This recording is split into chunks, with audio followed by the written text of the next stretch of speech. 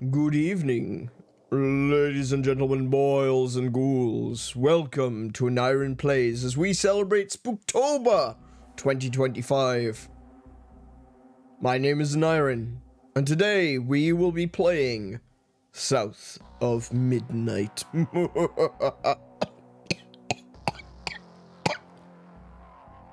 Okay, that one was semi-genuine, okay? Because I've been coughing all day. Yeah. Today's been a fun day. I haven't really done much of anything. I'll be honest. I feel a little bit lazy. But at the same time, I got up today, I had breakfast, immediately choked myself. It was great. Perfect day.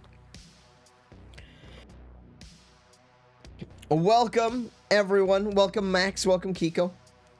How are you guys doing today? I'll alert the sheriffs. Yeah, go for it. Someone needs to take me in. Maybe I'll get someone to actually pay attention to my throat and chest not working properly. Hang on a minute. I just realized something. My air conditioning is off. It's quite cool in here, but it's actually gotten really humid. Everything feels like it's wet. I don't like that. I need to put the aircon back on.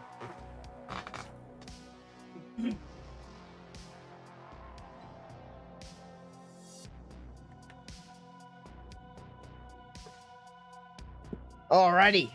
Okay. Yeah, so I had my aircon on today. I actually forgot to turn it off.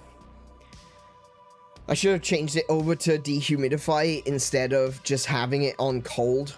So I came into the office like an hour ago, and the office was freaking cold. Like, I like the cold, and I was thinking, boy, it's cold in here. So instead of doing the smart thing and switching it over to dehumidify, I just turned my air conditioning off, hoping to bring the temperature up. But it's a really humid day. And so, as I think most people can imagine, when you've got a room that is already very, very cold, and then you turn the air conditioning off, moisture starts to accumulate. And yeah, everything kind of feels a little bit damp. I don't like that. I don't like that my desk feels damp. Like, it's not wet, there's no puddles or anything, but everything just feels a little bit damp. I don't like that. I don't like that at all. Today sucked. You feel awful? Yeah, I feel pretty bad too. I'm grateful that I've got a week off next week because I seem to have chosen the exact right time because my chest has been really bad today. And like I said, all I did, I was eating some Raisin Bran. No, it's not because I'm old. I like Raisin Bran, okay? I was eating some Raisin Bran and just a piece got stuck in my throat. And I was hacking and coughing for about 20 minutes because it just felt like there was something in my chest. Now my chest is sore, which isn't great. I gotta be honest, not the best. Sultana Bran? Oh yeah, sorry, no, it is Sultana Bran, isn't it? Yeah, don't call it Raisin Bran, or yeah, Sultana Bran. I love Sultana Bran. I think it's great. I've always enjoyed it. I used to, like, as a kid, my parents, like, as a kid, I used to like other things as well, like, Lucky Charms, Fruit Loops, Frosties, Rice Krispies, Cocoa Pops, you know. All those sugary cereals that kids are supposed to like, you know. But there was actually two different kinds of cereal that I used to have, like, all the time. And I think my parents were kind of surprised by this. And one of them was All Bran, which I really like. I like All Bran. That's not the flakes though, that one's the little chopped up sticks sort of things. So it was All Bran and what was the other one?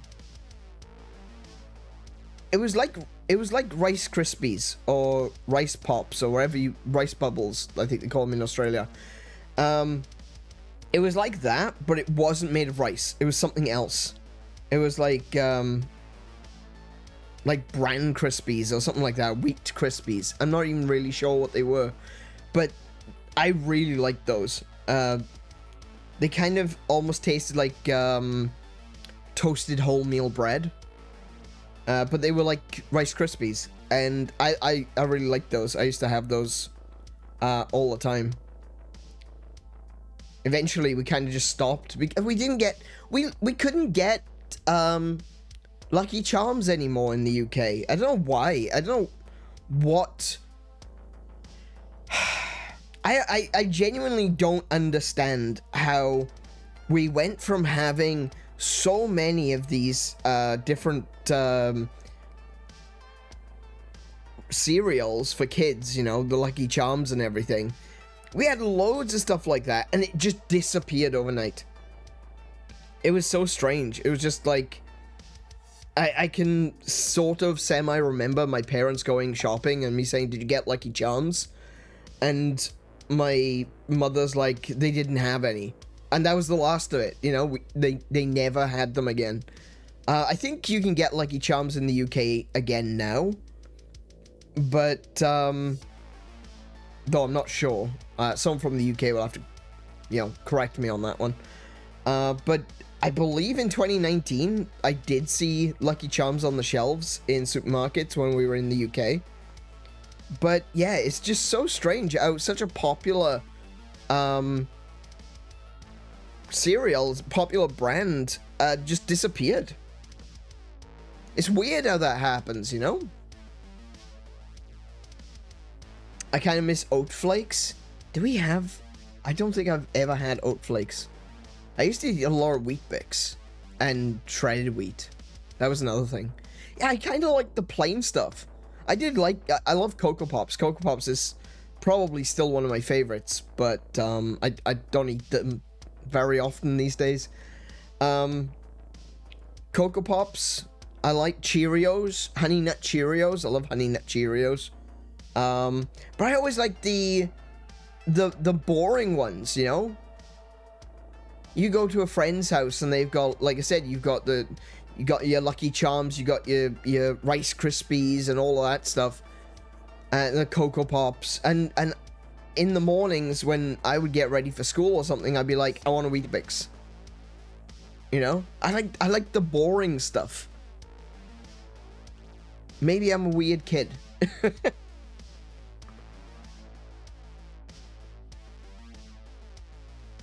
Oat Flakes are very similar to Special K, but lighter and ever so slightly more puffed. Ooh, that sounds... Oh, you just reminded me, actually.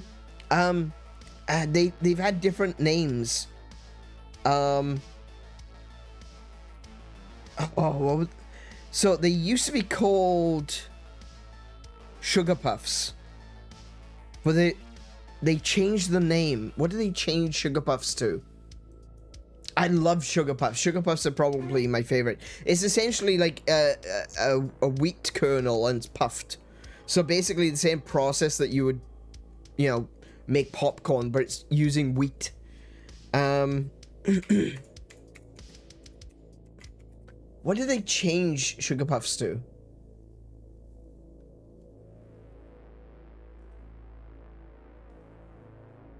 Oh, they still call them Sugar Puffs? Okay, interesting.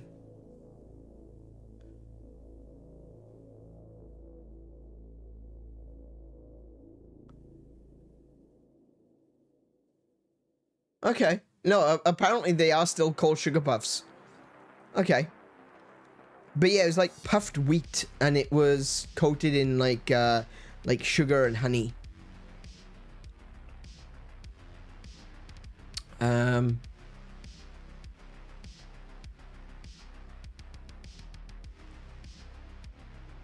Let's have a look what it says here. Sugar Puffs were first launched in 1957 with Jeremy the Bear as the cereal's promotional character. Who cares about Jeremy the Bear? Bring us the Honey Monster. The Honey Monster is great. Okay, interesting. Yeah, for kids in the UK, the Honey Monster, or back when I was a kid at least, Honey Monster was like a big deal. We had a lot of costumed mascots in the UK. You know, we got stuff like the Teletubbies. You'd recognize the Teletubbies, no doubt. We'd have lots of puppet characters, but like you'd have the Teletubbies. You'd have absolute abominations like Mr. Blobby. And you had characters like the Honey Monster, which everyone loved. Everyone loved the Honey Monster. He was kind of a big deal, you know? Ever since my parents were kids, you know, the Honey Monster was a big deal. There's a puffed wheat cereal called Honey Puffs.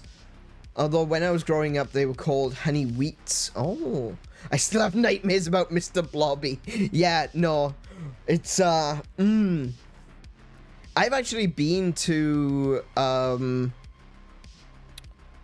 what was it called?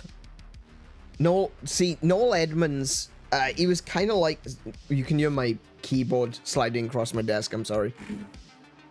That, I swear that is my keyboard, not an upset colon. Although the semicolon does look, pretty miffed.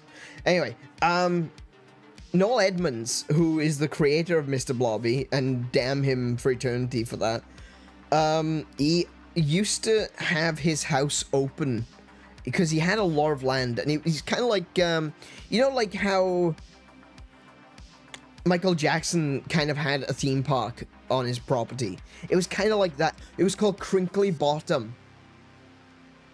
That was the name of it. It was called Crinkly Bottom. I actually went to Crinkly Bottom. It sounds very British, doesn't it? Like, if someone told you, oh yeah, we're going to this place, it's called Crinkly Bottom, and you'd be like, yeah, okay, that makes sense. It's the reason that you might remember quite a fair few years back, there was an ad to go to a resort called Sandy Balls. The reason I was so successful was because people actually believed it was real, even though it was a joke. But yeah, Sandy Balls and Crinkly Bottom. One of those is real. I'll leave it up to you to guess which one. That demonic metal sounding voice, you know, the echo on it, the reverb on it, when he's just like, blobby, blobby, blobby. It's like, no, thank you. I'm done. I'm out. Thank you very much. Appreciate it. Good idea, but no.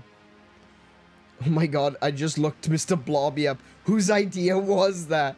Who thought that would make a good mascot? Noel Edmonds. His name is Noel Edmonds. He lives at Crinkly Bottom. And he has yet to be arrested.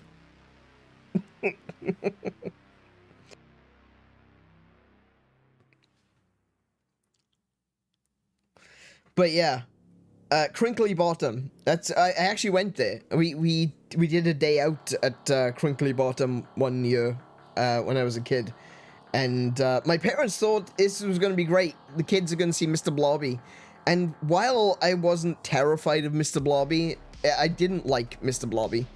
And actually, the only thing that I really liked about Mr. Blobby, call this wild if you must, is that Mr. Blobby had a brand of sodas. It was a pink lemonade, so it was like not passion fruit, a grapefruit lemonade and a lemonade. So it was yellow and pink, you know, like he was. And the sodas were great. That was like one of my favorite pink sodas, pink lemonades. And my grandparents used to get the sodas. So that's kind of like the thing, basically the only thing about Mr. Blobby that I liked was the sodas. But no, my parents decided we should go to Crinkly Bottom for, you know, for a summer getaway sort of thing, you know, good for the kids, have a day out. We could have gone to Oakwood Park. We could have gone to Alton Towers. We could have gone to Legoland. No. Crinkly Bottom. That's what we could have gotten on the ferry and gone to Disney World Paris. No. Crinkly Bottom. That's where the kids want to go.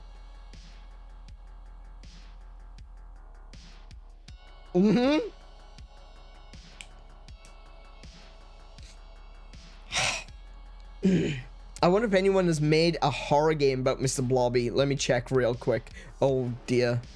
At this point in time, it wouldn't surprise me, honestly, but I don't think so. When you say the honey monster, I'm assuming we're talking about Winnie the Pooh. Oh, no. Different kind of honey monster. Yeah. Very, very different kind of honey monster.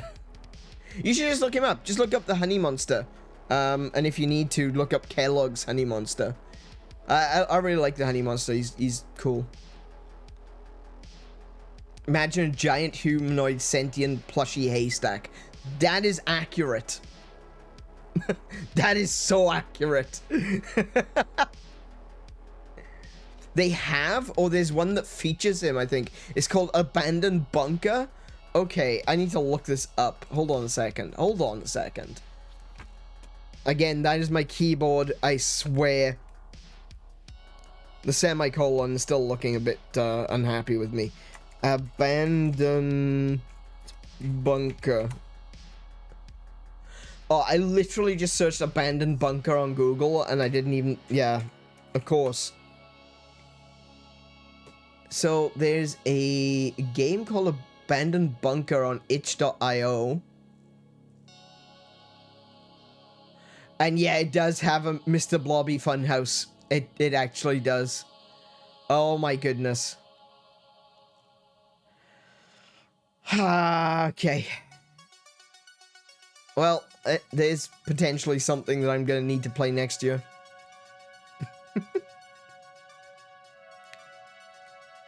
All right, I'll put that on my list.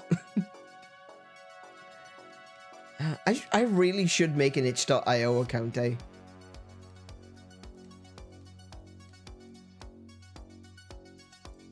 Oh wait, I must have one. I've gotten a couple of games on itch.io. I'm kind of curious how I bought them because I don't think I have an account. Whoops. Oh well. But yeah, no, that's Mr. Blobby. That is actually Mr. Blobby, and he is kind of scary. Not to go on about honeyweeds, but remember last year when you and we were talking old cereal ads? We went looking for old video archives. I couldn't find the honeyweeds ad then, but I found it now. Oh, cool.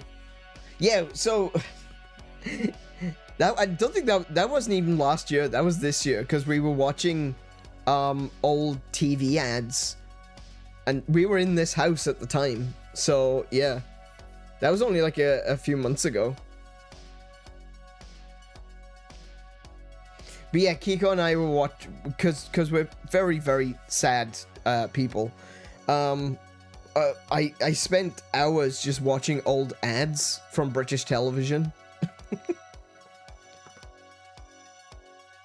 Loads of fun.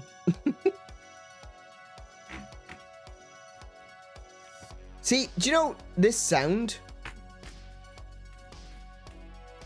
That's only happening because my desk is damp. It sounds disgusting, doesn't it? Sorry, I'm playing with my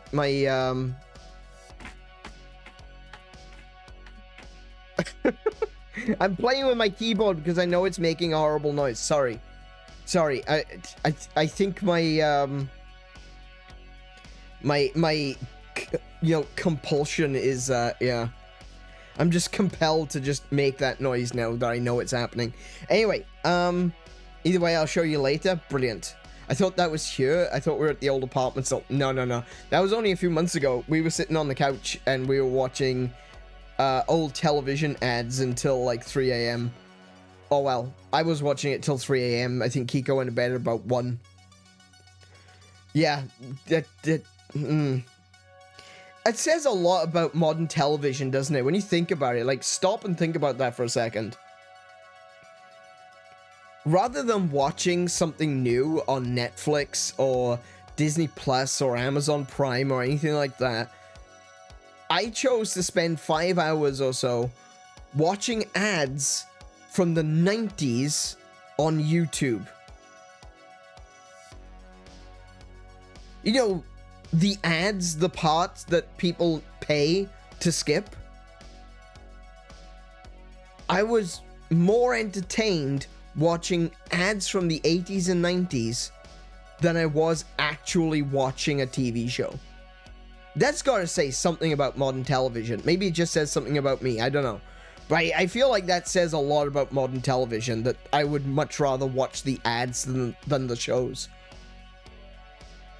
Maybe it's just that old ads were good and new shows are bad, or, you know, some combination therein. Some degree of slider between the two, you know?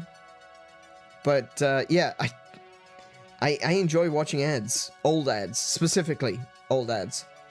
We should put a few playlists of those ads on the TV in the background during your birthday. Oh, no. Really show people how old I am. Yeah.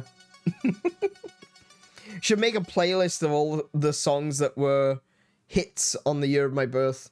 That'd be fun. What was the best... What was the greatest hits of 1985? Let's have a little look.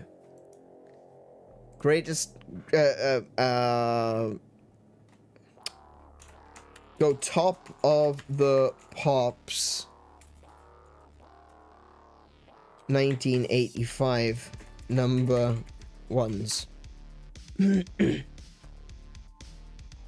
1985, some of the number one songs on the UK Top of the Pops was You Spin Me Round by Dead or Alive, Easy Lover by Philip Bailey and Phil Collins, not to be confused with Philip Collins and Phil Bailey, and We Are the World by USA for Africa.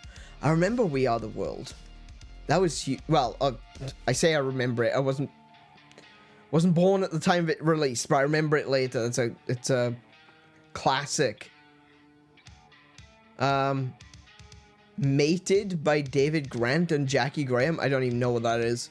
Sun City by Artists Against Apartheid. Oh, yeah, no, I recall that one as well.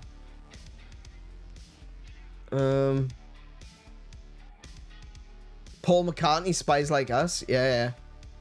You'll Never Walk Alone by The Crowd. That's right. So You'll Never Walk Alone was the theme song for the Liverpool football team, right?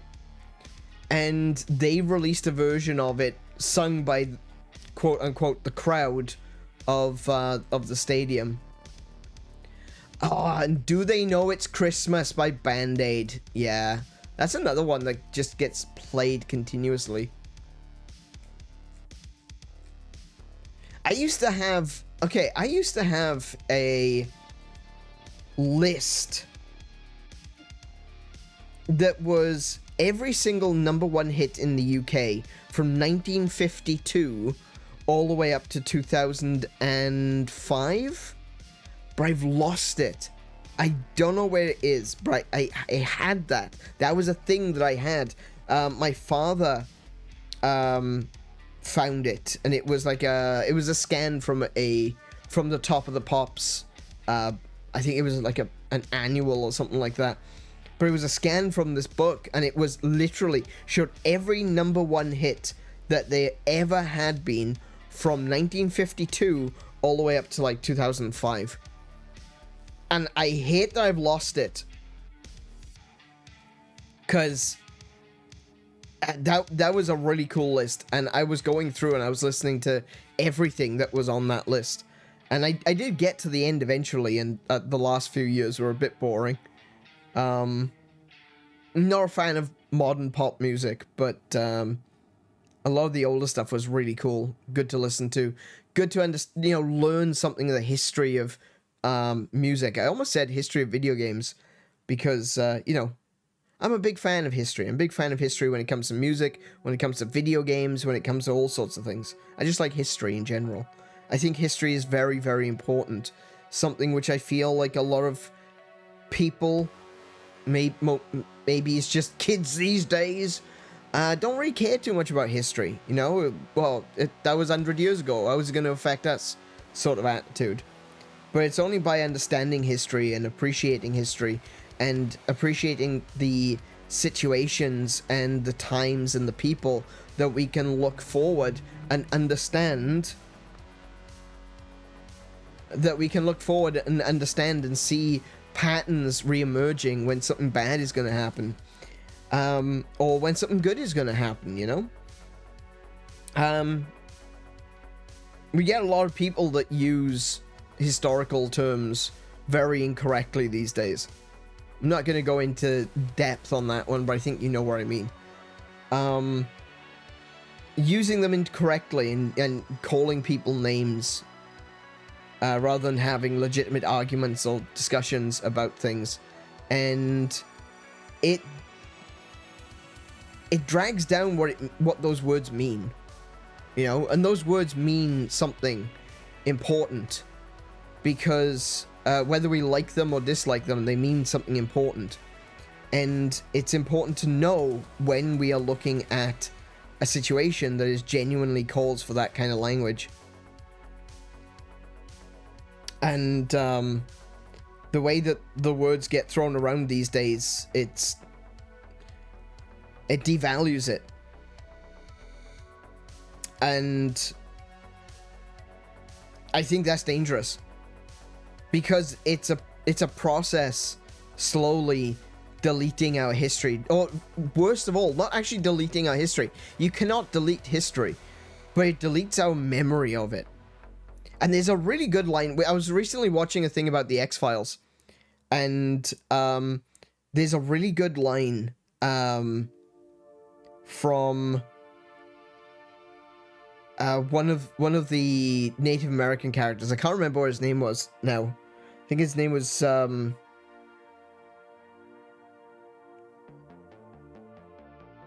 yeah, I can't remember what his name was.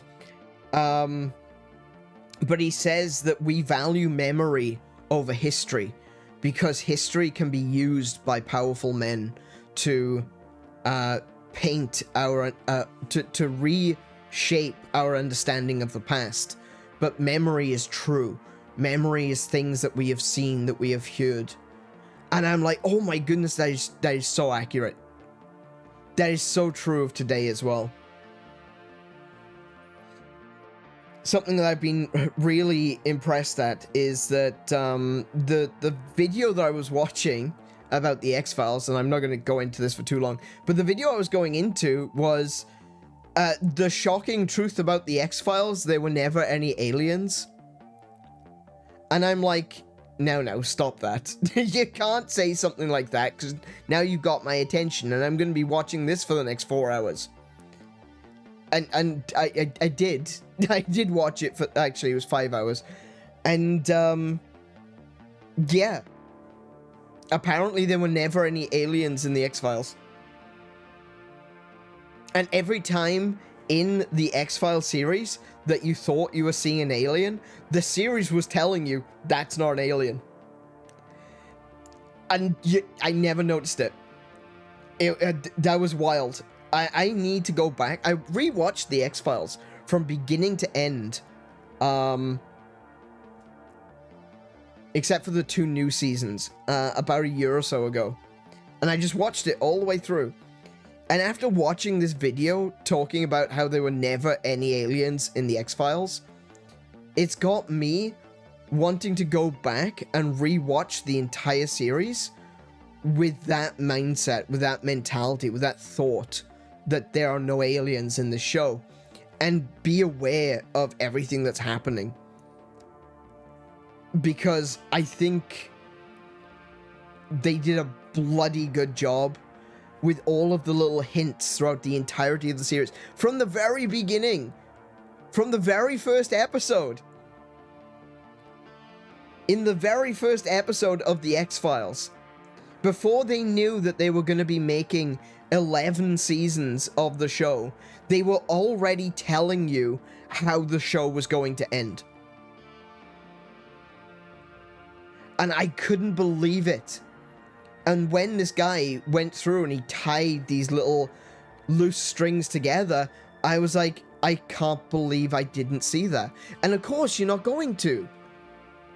You're not going to be able to tie together something that's said in the last episode of Season 9 to something that was in the first episode of Season 1 unless you watch them back to back. Because there's a whole of 8 seasons in between. Actually, there's a whole of 9 seasons in between. It's not in your head. It's not at the forefront of your memory. But that's a big part of what that that outro that was spoken by what was his name?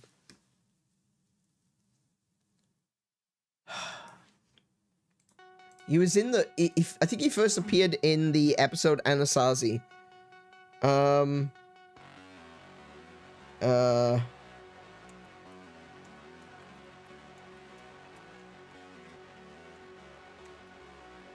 Have like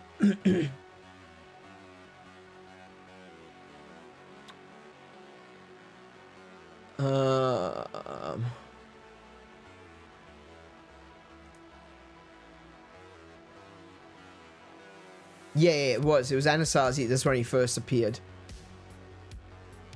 And then he reappeared in season 3 in The Blessing Way and Paperclip. What was his name?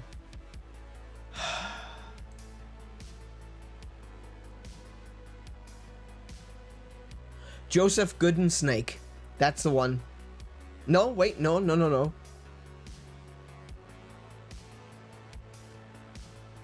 No, that was the wrong one. That's the wrong episode. I'm looking for the episode Anasazi.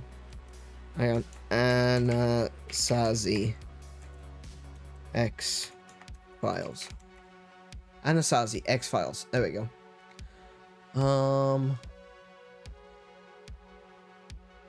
Albert Hosteen. That's his name. Albert Hosteen. He's the one that did the outro where he talks about memory being more important than history. And I kind of agree. And so the way that, you know, the way I like to do it is to keep history in our memories, you know? That's going to be important for some of the things I'm planning on doing in the future as well. I'm planning to do some long-form content starting next year. And a part of that is going to be exploring the history of video games. That's something which I'm really passionate about, something which I really care about. And I feel like a lot of people today... We talked about this when we were talking about Pokemon yesterday. Is that there's a lot of people that don't realize... There's a lot of people that love Pokemon, and they should. I'm not telling people that they're wrong for enjoying things. Definitely not. But there's a lot of people that love Pokemon, and those people focus in on that series, and they don't necessarily know what else is going on around them. You know? They don't play other video games. So they say things like, Pokemon is, you know, visually stunning, and they strive to do the best that they can in any generation. And for anyone else who plays a variety of video games, especially other RPGs and other creature capturing games like Persona, like the Digimon games. Actually, the Digimon games these days are not particularly great, but still.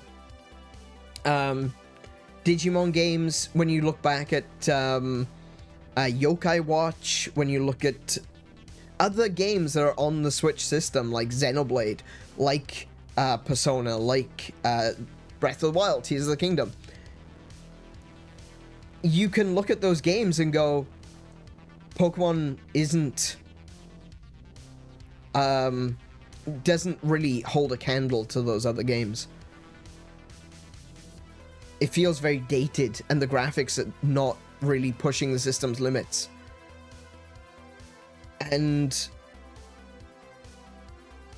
I think that comes from an ignorance, and I don't mean ignorant as in calling someone ignorant. It's not using that as like an insult. I think it comes from ignorance, like genuinely not knowing what other developers are capable of doing with the same hardware. And not realizing that there's so much more that the Pokemon Company or Game Freak or Creatures Inc. or, if you must, Nintendo, what they're doing with that franchise. And you can look, you could play, if you played Xenoblade Chronicles back to back with Pokemon Scarlet and Violet, it's a no-brainer. Scarlet and Violet is not doing something anything close to what Xenoblade Chronicles is doing. And I think that the way to combat that, the way to get around that idea, is through education. It's not through browbeating. This is something I was thinking about today. I woke up today thinking about consumer advocacy. And one of the things I was thinking about was consumer advocacy is about telling people that there's a better way. It's about telling people you are powerful. As a consumer, you are more powerful than the people trying to sell you things because it's your money. Consumer advocacy is about reminding the consumer that they have rights, you know? But quite often I see people, especially on like YouTube and social media, I see people using the banner of consumer advocacy as a cudgel. It's like, oh, you gotta agree with me or else you're not pro-consumer. Beat. You need to stop buying Pokemon games. Beat. You need to stop supporting Nintendo/Xbox/PlayStation. Beat. That's not what consumer advocacy is about. Consumer advocacy is about making sure that consumers are informed so that they can make their own informed decisions. It's not about telling people what they can and cannot buy. And I think that's something which I'm seeing a lot of, and maybe that's the reason why I was thinking about this this morning, because I just keep seeing it. I keep seeing people saying like, I would say to everyone, to anyone, you have to understand that Pokemon can do better. They can. There's no reason that the games are as lackluster as what they are right now. They are so unpolished. And they can be a lot better. They can do more. They genuinely can. But they're not going to. Because they don't need to. Because people will buy them. Doesn't matter what the games are like. People are going to buy them. And I can understand why some people are frustrated by that. But at the same time, I would never tell people that they can't buy a game. If you want to play a Pokemon game, Scarlet, Violet, Sun, Moon, not Sun, Moon, sorry, Sword and Shield, Pokemon Legends Z to A, and you are going to enjoy that game, that's all that matters. I feel like people enjoying the game is what ultimately matters. Like I said, I enjoyed playing Violet. I have no reason to go back to it. I enjoyed it while I was playing it, but I've got no desire to ever play it again. But I would prefer to educate. I prefer to tell people, hey, Pokemon isn't doing the best that they can. The games are pretty lame when it comes to from a development standpoint. There's a lot more that they could be doing. These games could be better. Now, if you still want to go out and buy them and play them, that's fine. I'm not going to tell you not to, but I see it all over the internet. I see it ever since Pokemon Z to A came out. It's been people saying, you shouldn't be buying that. Don't buy that. You're the reason that Pokemon sucks. You personally are the reason that this greedy company doesn't want to do more than the bare minimum. And that is not consumer advocacy. That's changing, that's swapping one mind control for another mind control. And I do think that's, to a certain extent, what a lot of these advertisements are. Because a lot of advertisements are not true to the game. Like, you'll always see stuff like a little notice across the bottom saying, not an example of actual gameplay, you know, stuff like that. So you get these ads which are like really flashy and suck you in. But then the game isn't like that. And consumer advocacy is about telling people, making sure that they're aware that this company isn't doing things for your best interest. You know? It's not saying, ignore the brainwashing from the advertisements, listen to my brainwashing. That's not advocacy. That's trading one tyrant for another. And I've seen a lot of that, and I don't like that. And it makes the conversation harder, because you want to talk fairly. You want to be a voice of moderation and say, hey, look, I'm glad you're enjoying this, but they can do better. But people aren't willing to listen to that because they've already been browbeaten so hard by everyone else telling them that they are the reason that Pokemon sucks. Pokemon is an example in this conversation.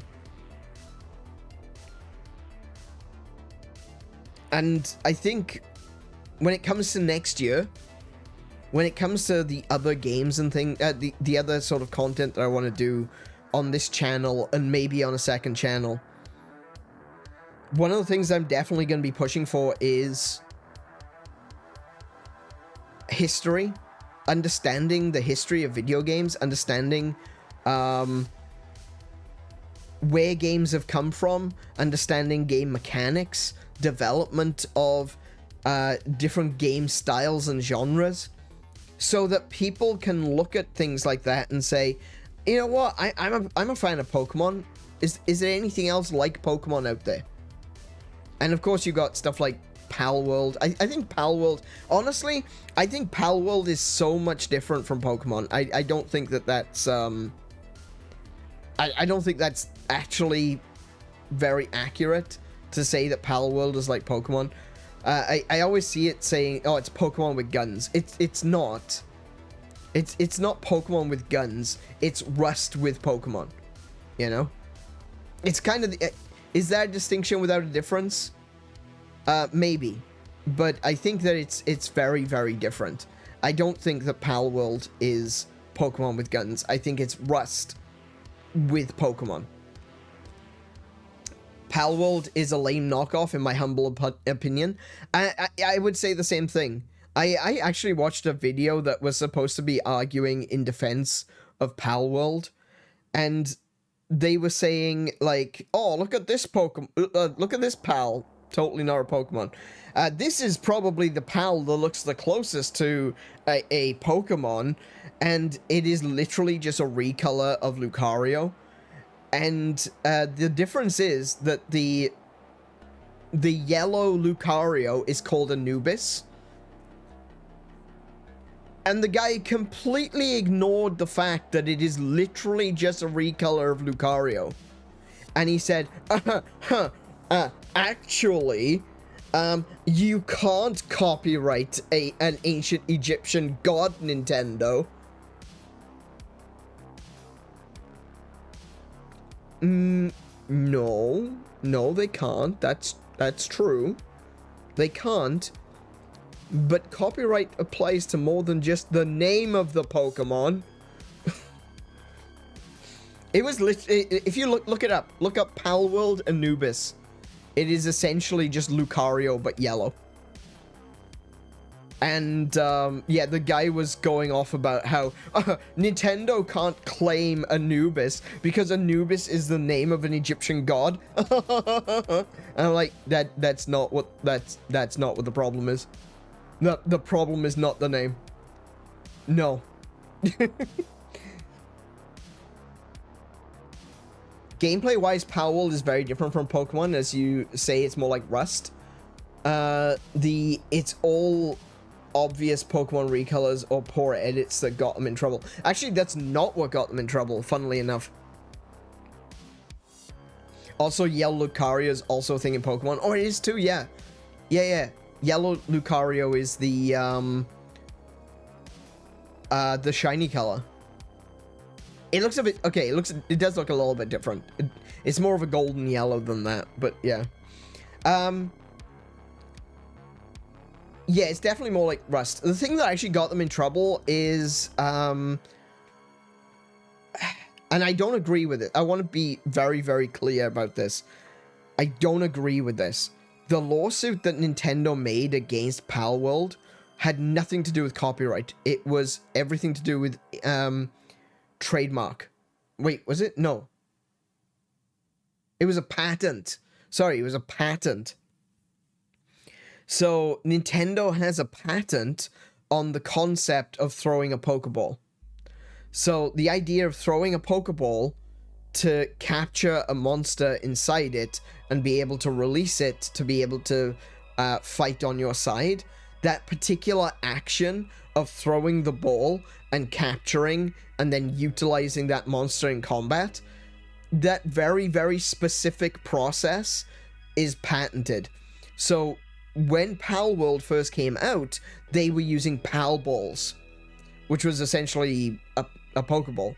They changed it afterwards, but yeah, that was what originally got them into trouble, was the patent of using Pokeballs. And this is why, you know, a lot of the American patent office has turned around and said that they probably shouldn't. Actually, it wasn't even the American patent office, it was someone who worked there, said that they probably shouldn't have granted that patent because it's way too broad. But the thing is that there are so many Pokemon clones out in the world right now. I think about Cassette Beasts, I think about Nexmon, I think about, well, even like Persona and Shin Megami Tensei, they are very much so capturing demons and using them to fight other people. The Pokemon patent doesn't actually apply to any of those.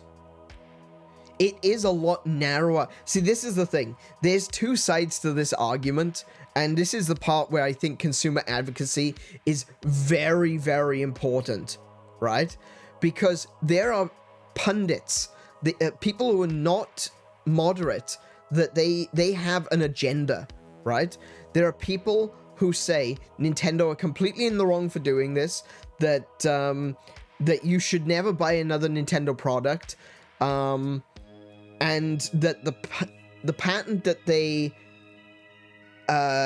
filed is so broad that it will literally affect every monster catching game ever. And then there are people on the other side that say Nintendo did nothing wrong, and the patent is so narrow that it only really applies to Pokemon and to Palworld. Unfortunately, the truth is somewhere in between. One, Nintendo really shouldn't be pushing a patent suit like this, just because they don't like the game. I completely agree that Palworld is stealing designs, and they should have sued them for stealing designs. They went in for the kill. They wanted to use patent law instead to try and take down Palworld entirely, and I do not agree with that. However, when it comes to the patent, it is neither so broad that it would basically apply to every video game ever, nor is it so narrow that it only applies to Pokemon. It's somewhere in between. And that's something that's important to understand, that there are a lot of people that say that they only care about the truth, but they are spreading biased information. Biased for and biased against. And there seems to be very few people in the middle. And the truth is that, yes, Nintendo's patent for Pokeballs could be abused. It could. It absolutely could. However, it's not difficult to not include a Pokeball. Or, I should say, an analog of a Pokeball, you know? A copy of a Pokeball. Just don't do it.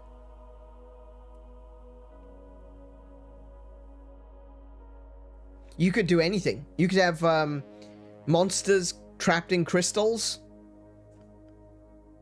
That's fine. You could have monsters like spirits or demons or... Oh, here we go. We can even make this one historical. Let's base it on the King Solomon from the Bible. King Solomon had a ring which allowed him to control demons. And he used... He basically enslaved demons to build the temple. So, how about that? Instead of having Pokeballs, what if someone had 4 rings on their finger, you know, a ring on every finger, so you could have up to 8 monsters controlled by a ring. There's a free idea for you guys. Go ahead, go make a new Pokemon game, but use rings. I think that's a really cool idea. You've got Digivices, which are completely unrelated to Pokeballs. You've got the cassette tapes and cassette beasts, which are completely unrelated to Pokeballs. I actually don't remember how you catch monsters in Nextmon, but I'm pretty sure you don't use Pokeballs in that either. That's the thing, though, is like... You can fall afoul of the patent, but if you think about it, if you plan ahead, if you want to do something that's like Pokemon, but different, don't just go, well, it's basically Pokemon, but I drew my own Pokemon. Do something new, do something special, do something interesting. Don't just throw balls. Don't throw balls. Don't throw your balls. Throw something else. Actually, don't throw it. Think of something else. Think of something new. Rings instead of Pokeballs means that there's a perfectly sensible reason to have a party size limit of 5 too. Exactly. You could have it so that you can only have... Well, I was saying 8 because you could have rings on each of your 8 fingers and you wouldn't necessarily have rings on your thumbs. But, yeah. Yeah, there you go. I think that's a really good idea. There's your party limit. It's 8. And maybe you have to go home to your home base or to a temple or something like that to switch out the spirits or the demons that you've collected and bind one of your other spirits to your ring. You know, like, think about like Ghostbusters. You know in Ghostbusters, where when they capture a ghost in the trap, that they take it and they put it into the vault? Well, imagine you've got some kind of demon vault, and you go back and you place a demon from your ring into the vault and you take another one out. It also, actually, do you know what, Plague Doc? Here's another, I just realized this is another piece. See, this is where the different ideas on gameplay emerge. It comes from these brainstorming moments. Something else which I hadn't considered. With Pokemon, you go out and you buy Pokeballs. So you could be carrying like 100 Pokeballs and you throw them and you collect a Pokemon and go straight to the PC. If you've only got 8 rings, then that means that you can't leave, let's call it your home base. You can't leave your home base with a full accompaniment of 8. You have to have spare slots to be able to catch other ones.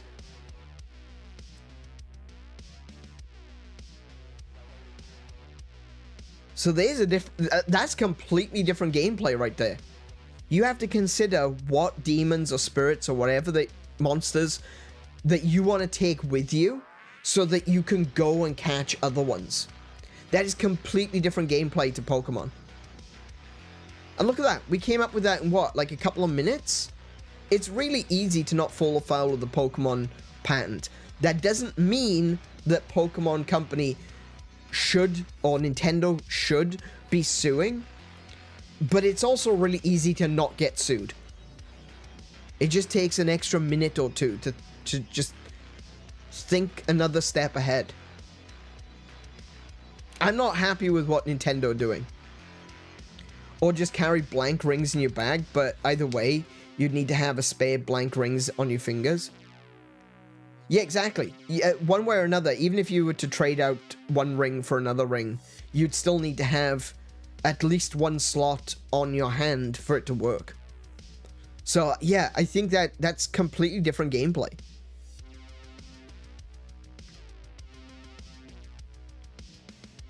That's really... I think that's actually really interesting gameplay. If only I could make video games.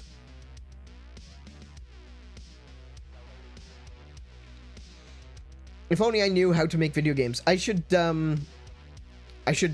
maybe send a message to Jor-El from Sungrand. Say, hey, I've got an idea for a creature catching game. Do you want to make it with me? I'll be the idea guy. You be the doing things guy, and I'll make all the money, and you can keep the rights.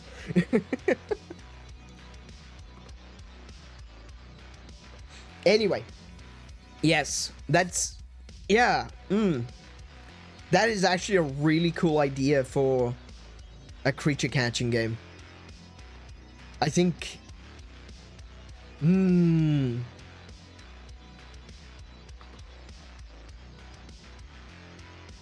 I would love to be able to make that. That sounds lots of fun. The biggest issue, actually, with monster catching games is the fact that you've got to balance them all. You know? That's the hard part, is balancing.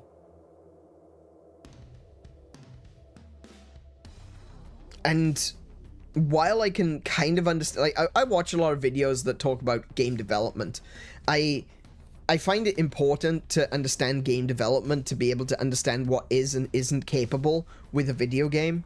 So that if a game comes out and I can put it on the Switch and go, actually, this is really good for this reason, this reason, this reason. And I think Jor-El with Sungrand Studios also does a really good job of that, because a lot of people were taking the piss out of Metroid Prime 4, and he was going in and saying, actually, this looks good for this reason, this reason, this reason. It's actually not a bad... the game doesn't look bad at all. It just looks bad in, like, a particular light. You know, it looks bad from a particular angle, but you're not going to be expected to see these elements from that particular angle throughout the majority of gameplay. So when you zoom out and you see the, like, Samus's bike, for example, it doesn't look bad from a distance, it just looks kind of bad up close. And that is because that they are utilizing they're utilizing the graphical capabilities of the Switch in a very particular way, so as not to have it dip in frame rate, you know?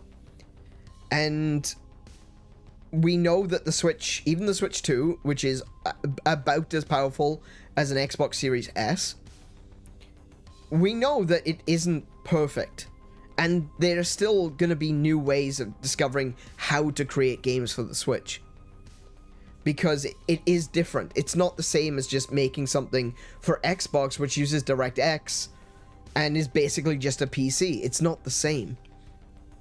So, as the years go by, we're going to be discovering new, more efficient ways of making games on the Switch 2, and the games will look better and better. This is the same for all consoles that have ever existed.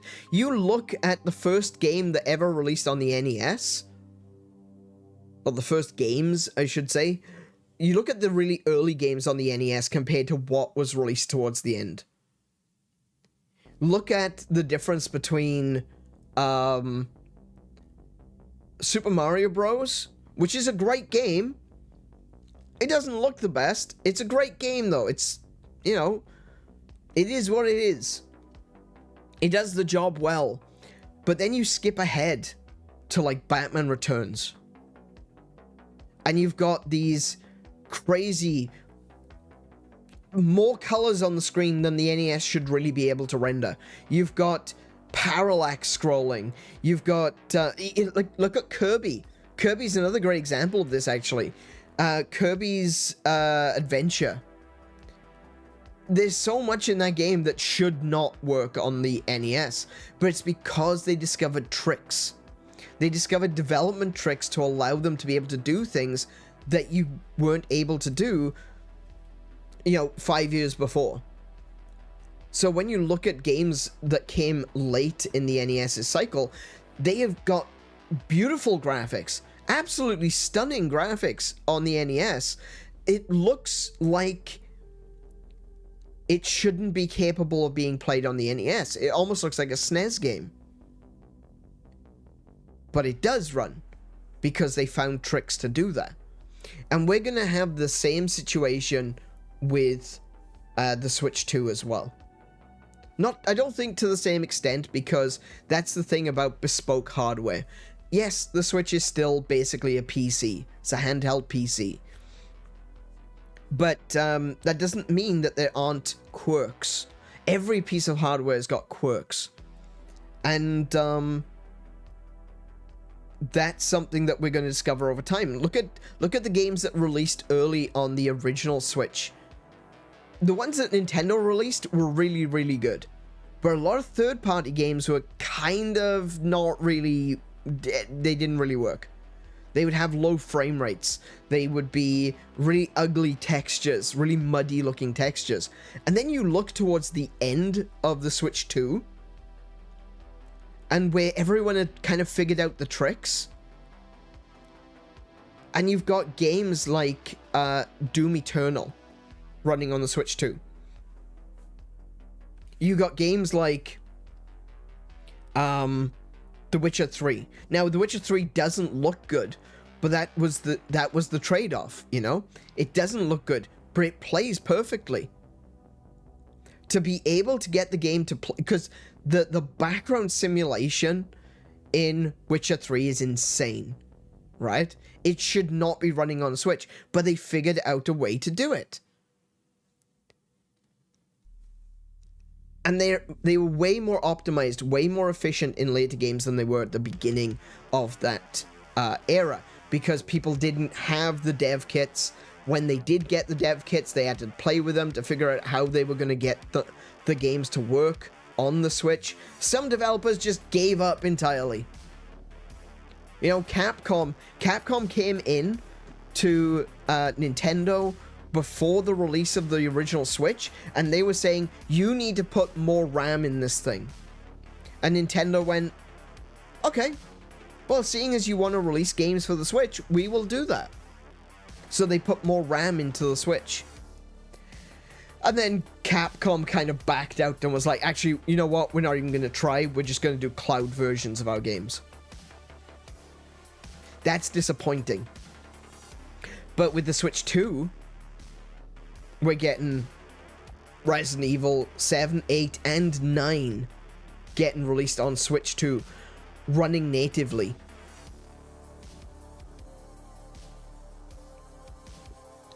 That's a good thing, you know. That's a bonus. That's definitely a benefit. But they didn't get the games running on the original Switch. But when you look towards the end of the life cycle of the original Switch, there are so many games that run better, or there's so many games that show they could have gotten Resident Evil 7 running on the Switch. They could have, if they put some more effort into optimizing. And I think that right now that is the situation, is everyone who has gotten a dev kit for the Switch 2, they're trying to figure it out, you know? Same with any other console.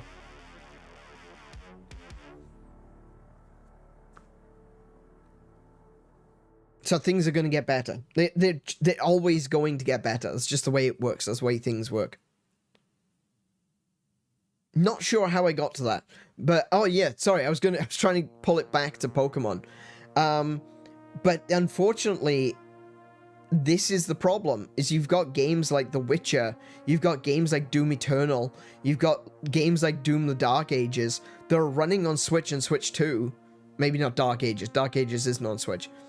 Oh wait, no, I think it is actually. I should look that up rather than just saying. But you've got games like that running on Switch too. And, you know, the best you've got from Pokemon is Arceus, sorry, not Arceus, Legends Z to A. That is an entire world of difference, and this brings me back to what I was originally saying. Pokemon need to do better. They should be doing better. And we should... It's not on Switch 2, thank you, Kiko.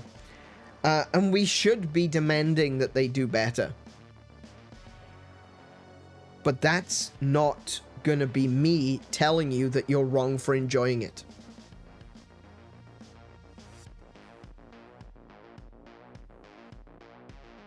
I want people to enjoy video games. I don't care how you enjoy them, just enjoy video games.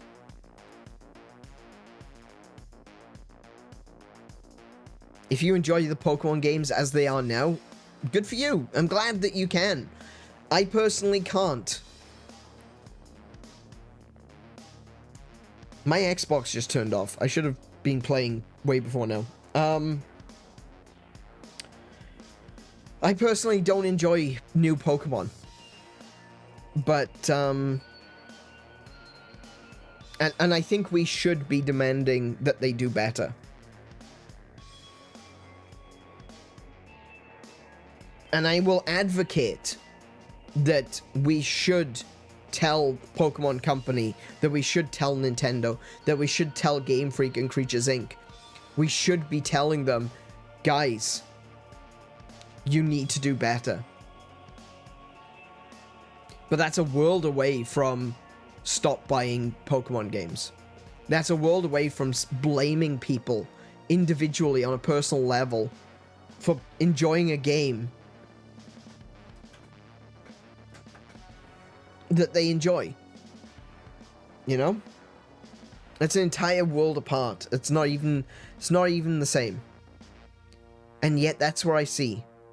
That's what I continue to see on social media, and it bothers me. It gets to me because I see it, and I try to have genuine, open conversations with people, but I can't, because they are already primed to be aggressive back, because so many dickheads have turned around and said, you are responsible for why video games are bad.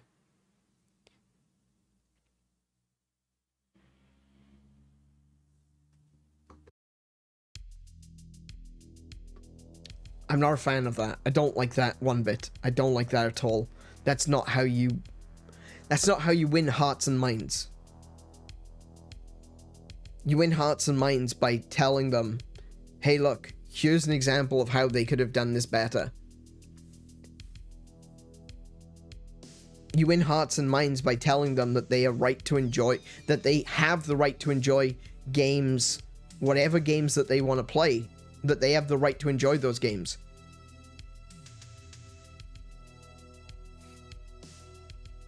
But telling people that you are wrong, you are evil, you are a stupid consumer, that doesn't get the point across. It just makes people defensive. Anyway, as Kiko has been saying, you know, we need to start doing the loading zone again. And we will. I'm already looking into it. I'm already looking at ideas for doing loading zone. There's a few ideas that I've had. One of them is that we just do like an earlier stream on some days. We do like 2 streams on a couple of days, like Monday and Wednesday, maybe one Monday and Friday. If we do switch back to doing Wednesday off, currently we're doing Thursday off because that's late night shopping here, so we can still go out and do shopping when we need to. So I switched those over. We're currently doing Monday to Wednesday, then Friday and Saturday. But I was thinking maybe we could do Monday and Friday, perhaps. do Loading Zone as a separate stream. But the other side of it is, I have discovered... I specifically asked... I specifically asked people at YouTube, like, is there some way of editing a stream and cutting it up into multiple videos? And they said no, that doesn't exist. That's not a feature that they have. And recently I've been going through and I've been editing my streams. You'll be able to see which streams I've edited because they all have a little a P in a circle. Now a minute. They have that symbol.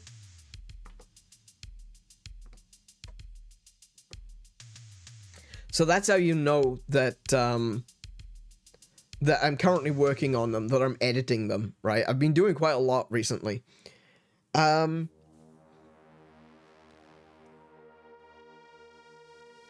I've been doing that, I've been playing around with different ideas and different concepts, and I've discovered that, yeah, you absolutely can. You can edit a section by cutting a segment and setting it to save as a new file. That exists. That's a thing. That is available on YouTube. Even though I was told that no, it doesn't exist. That's not a thing. So there's also the possibility that maybe on Mondays that we would start the stream with the Loading Zone, and then we switch over to Monster Hunter, you know?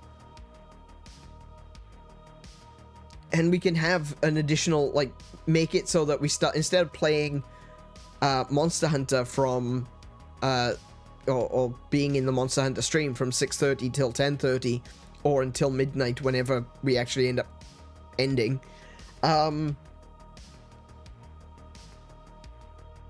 what we could do is start at, like, 3.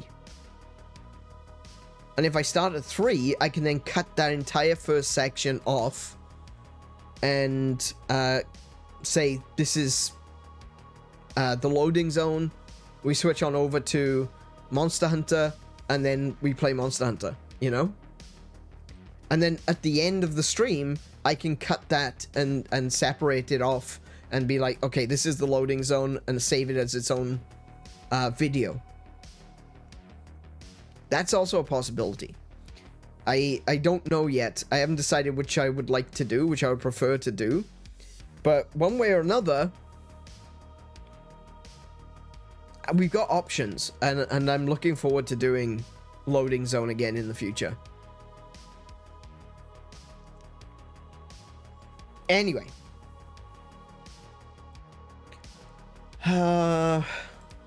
Anything else before we move on? Yeah, I guess there is just one more thing. You probably would have already seen this by now, but let me just bring up the schedule for this week. Today we're playing South of Midnight. Tomorrow we're going to be playing more Corpse Party. Thursday we're going to have a day off. Friday is going to be more South of Midnight. And on Saturday we're going to be finishing Corpse Party. So that's the plan for this week, is basically it's just Corpse Party and it's South of Midnight, and we're going to just play through, and we're just going to hopefully finish them by the end of this week, and that will be Spooktober done with. And as of next week, that is November 3rd through to November 11th? I don't actually have access to a calendar right now. Oh, there it is. I got a phone. I've got my phone. Calendar. November. Yeah, so, 3rd to 9th. Why did I think 11th? I don't know what's wrong with me. So, from November 3rd to November 9th, I will be taking that week off. But when we come back, we've got loads of games to play, right? We're going to be back with Monster Hunter. We're going to be playing Monster Hunter Wilds on the Monday. We're going to be playing Hyrule Warriors Age of Imprisonment. I'm really looking forward to that one. I was hoping that I didn't realize that Age of Imprisonment actually releases on the Thursday while I am not streaming. I would have liked to have played that on the day of release, but you know, it is what it is. But we'll be playing Age of Imprisonment when we come back, and I've also been looking at a retro game. I want to play we'll also be playing Silksong as well. We'll be back to Silksong when we return. But yeah, as I was saying, I've been wanting to play a retro game, but I've only got a couple of weeks to actually be able to play a game before we then move on to Atari week for the final week of November. And I didn't want to start a game, do like 2 streams, and then have to stop playing for a week and then come back to it later. So what I decided to do was I was going to find a retro game that might be fun to play, but I could probably do in 2 streams. And I found one. It's a game that I've been wanting to play for a little while. I didn't realize it was quite as short as it is. But you may have heard of it, and maybe you haven't. It's a game for the Mega Drive called Crusader of Senti. So in America, it's called Crusader of Senti. In PAL regions, it's called ＳOCIAL. And in Japan, it's got a Japanese name. In Japan, it's Crusader of Senti.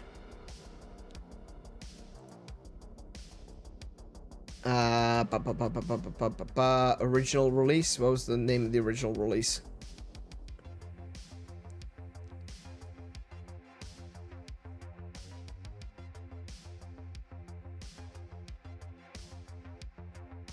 Great.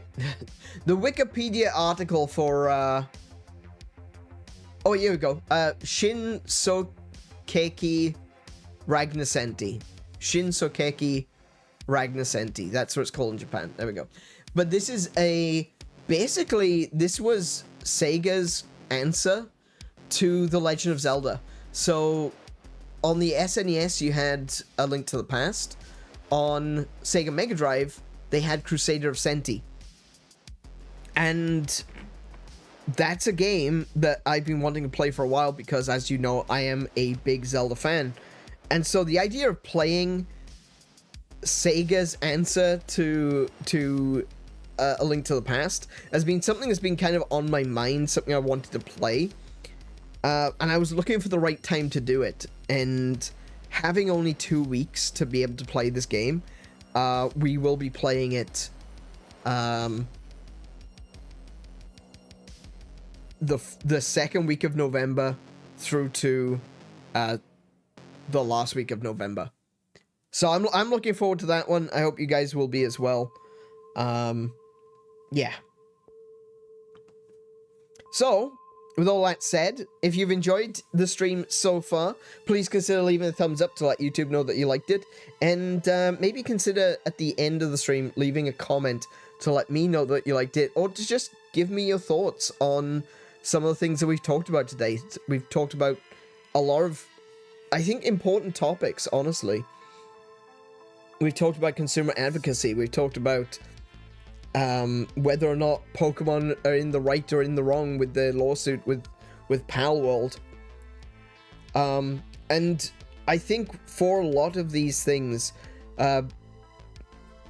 being the fence-sitting enlightened centrist that I am, you know, I feel like the truth is more gray than it is black or white.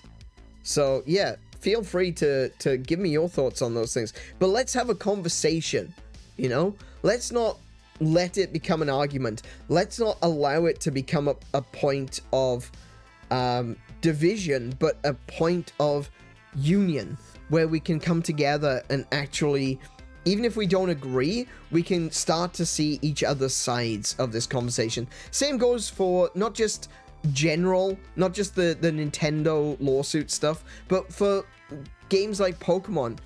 I think it's safe to say that anyone can look at the Pokemon games and say rationally and reasonably that they could definitely be doing better, you know? It's just the way it is. But let's have a conversation with that. Let's reach an understanding. Let's reach a point of agreement rather than being at each other's throats, you know? This is something that I've been talking about for a while now. And it's the idea that if we want to see a change in the world, if we want to see less people attacking each other, then it's got to start with us. Having arguments all the time, fighting with each other, that's not going to work. Let's have conversations, and let's reach out to other people and have conversations. I'm sure we've got a lot more in common than we have differences. And one of those things that we have in common is our love of video games. So let that be our point of union. Let that be our rallying cry. And let's enjoy gaming fellowship together.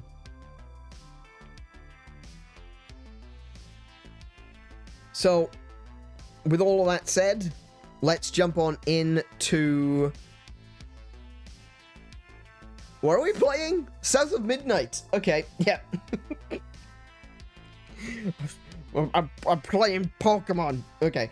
I'm trying to figure out if that game released in Australia originally. I think not. I don't think Crusader of Senti released in Australia.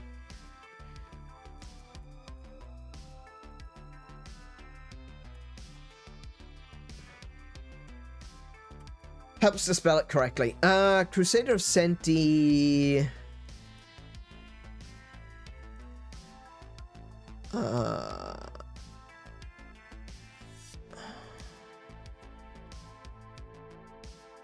It doesn't specifically say that it was released in Australia, but it also doesn't say that it wasn't.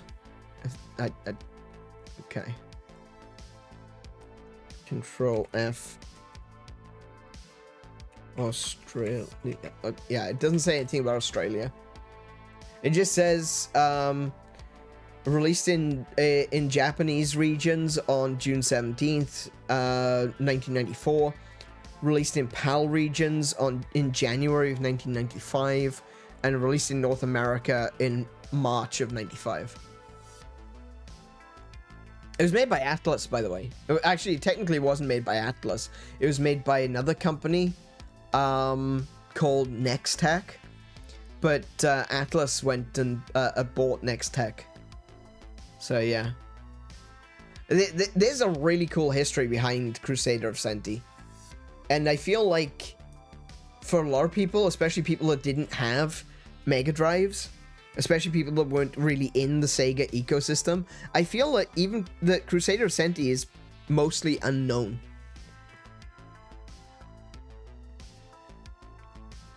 Like, there's a lot of people, I know a lot of people who are big retro gamers that do know of the game, obviously.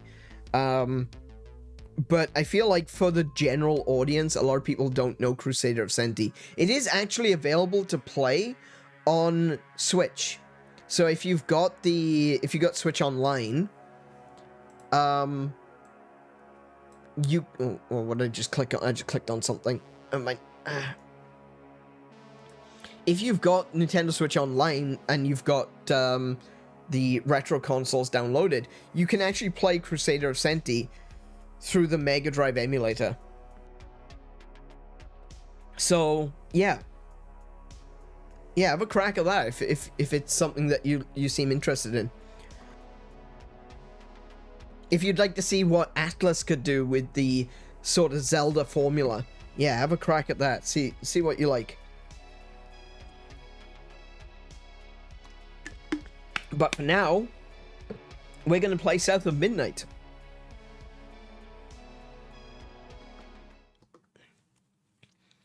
Which I've already got loaded up. So, in the last episode, we basically had to fight our way away from Two-Toe Tom. And we went into Bunny's cottage. And she gave us this spiffy new outfit. and basically told us to go along our way, but we've got to be on the lookout for Hugging Molly. And unfortunately for me, Hugging Molly is a big, scary spider monster. So I can't imagine I'm going to have a lot of fun with that.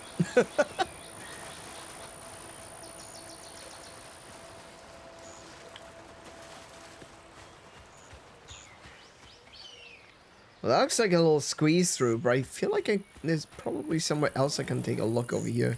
What is this? Is this leading me somewhere?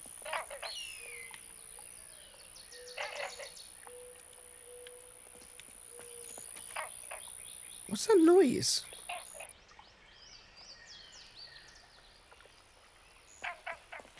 What's that noise? There's a little animal around you somewhere. Where are they?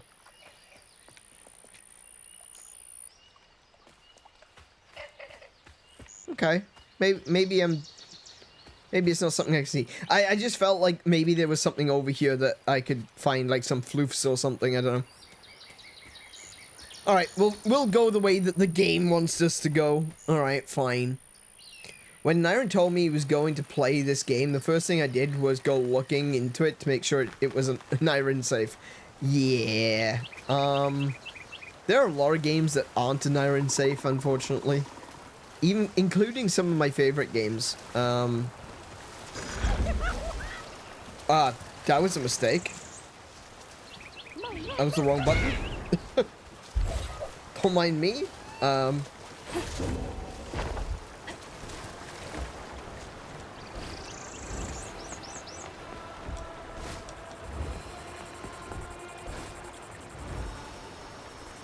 Ooh. I do like the platforming sections of this game.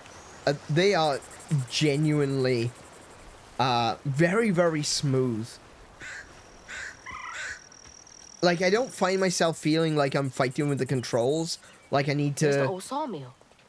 Juke joints nearby.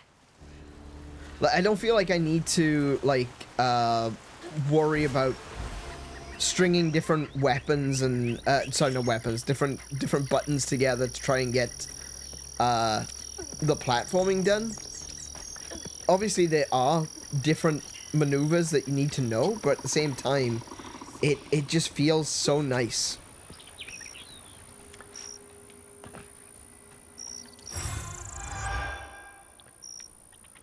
Alright, how do I get out here? Oh, what's this? I found this little runt of a boy, Laurent. Oh, that's where we're going to... That's one of the people we're looking for. We found this little runt of a boy, Laurent, wandering around covered in blood. Won't hardly talk about what happened, but his ma and pa are dead. He's little, but stronger than he looks. He can move crates and keep lookout for the fuzz, finding the operation. Oh, we're talking about a Shiner business, are we? Interesting. Ron, 1922? That can't be right. He must be a junior. Oh, wait, is he, like, lived longer than he should have?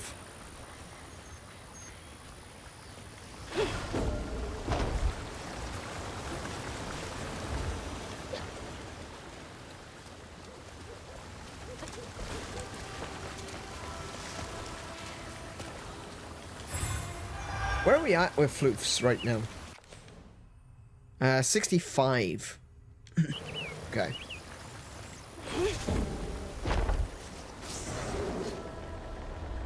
Oh, straight into a fight. Okay.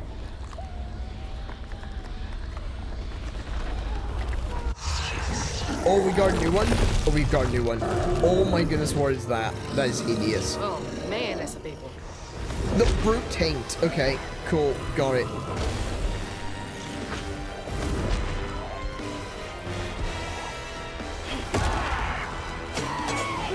Oh my goodness, I need to get rid of that. Okay, you know what? You help me.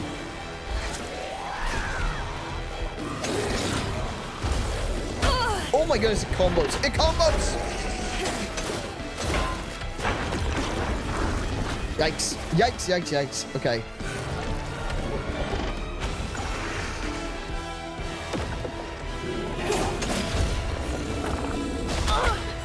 Oh my goodness. Okay.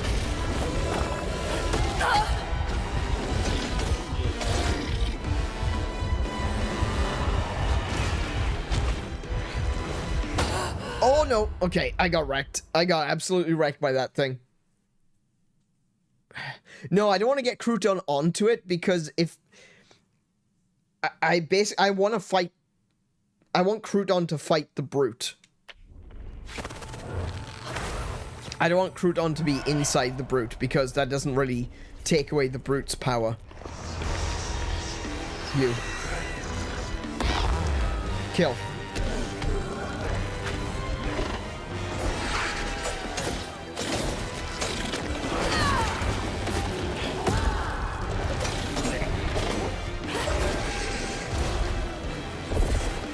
That didn't do anything either.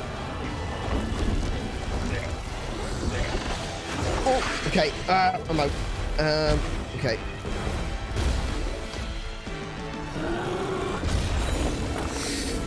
Oh my goodness.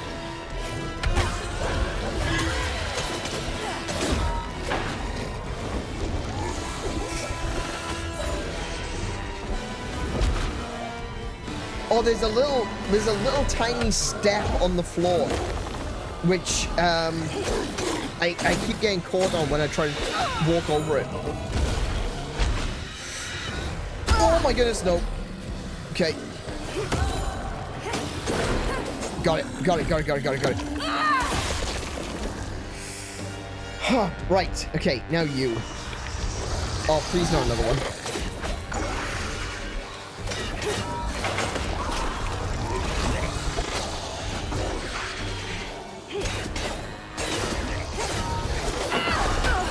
Ah, goodness, get off me.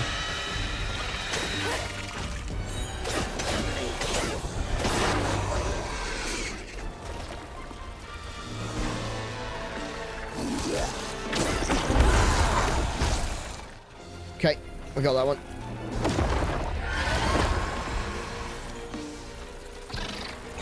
Go away, go away!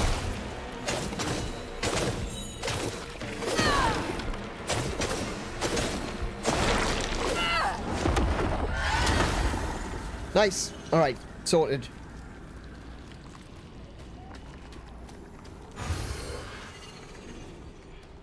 Yeah, those brutes are really strong. That was rough. Oh, wow. I imagine I'm gonna have to fight, like, a lot more of those. Ooh, okay. Wait, do I have... Oh, I've got 70 points in total, okay. Lumber used to be a huge business here. I wonder what happened.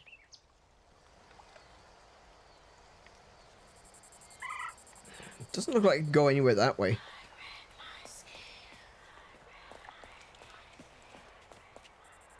There's whispering. It's very quiet, and I know that you guys won't necessarily be able to hear it, but there's every now and again there's something whispering to me when I stand still. Ooh, HP. Yep, I was right. Shining business. You're a sight for sore eyes. Okay, so I got one of those. Need to get another 2. Yeah, it looks like these guys were shiners. Makes sense. I heard the whispers but couldn't make them out. Yeah, same. I've got, oh, actually, that's something I should probably mention. I do have the volume down a little bit lower today than what I have done previously. And the reason for that is I've gone back over my streams, and there's a couple of things that I've noticed. Some which I talked about a while ago, which I've now gone back to doing, and that is I sound like I'm yelling. Like it's not necessarily that I'm shouting really, really loud, but I've just got that kind of tone to my voice in a lot of my streams where I sound like I'm shouting over the game. And for the most part, I can't hear the game as well as you can sometimes, because I've got the game turned down low so that I can hear my own voice. And that's to try and stop me from shouting. But I feel like over time what I've done is I've been turning the volume down on my headset so that I'm not too loud in my own ears. And that's obviously, that's not the point. That the whole point of me being able to hear myself is so that I know that I'm not being too loud, you know? So, what I've done is I've turned the volume of the game down ever so slightly, because that's the other thing as well, is like the balance between my voice and the game, especially when I was going through the Silksong streams. It seemed that Silksong is really loud, and so I had to, I'm gonna be more conscious about bringing the volume of the game down a little bit, so that, one, I don't have to shout over it, and so it doesn't sound like I'm shouting over it, and so I'm not straining my voice, because that's something which you do have a tendency to project louder when you don't need to. Yeah, and that's the thing, is that I have noticed at the end of streams I've had a really sore throat, and that's because I have been, like I said, I've been turning down the volume on my headset so that I'm not as loud in my ears. But that's the point. That was the whole point of me having the ability to hear myself, was so that I know that I'm not too loud. So I'm gonna be more conscious of that. And if someone hears me and says, "Oh, hey, you know what? I think you're shouting a bit. Maybe you could turn the volume down on the game or something," feel free to let me know. Because ultimately, I don't want this to be a strain, you know? I don't want people coming here and going, bloody hell, I can't listen to that guy for very long. You know, these streams, they're 4 or 5 hours long. I would like you to stay. So please feel free to say, hey, you know what, maybe turn the volume down a little bit on this one. Maybe turn the volume up on this one. Let me know. Tell me what's happening. Tell me what you feel. Anyway, promoted Laurent to lieutenant this morning. We all had some drink to celebrate. He's a mellow fella. It was nice to see him excited. He had a little too much to drink and got to crying about his folks. Masterson teased him for crying. For a split second, his skin went taut and twisted.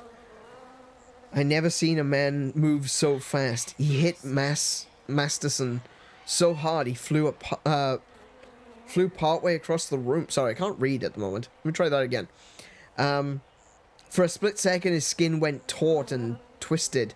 I never seen a man move so fast. He hit Masterson so hard he flew partway across the room.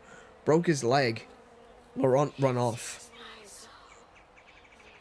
There's definitely more to Laurent than we...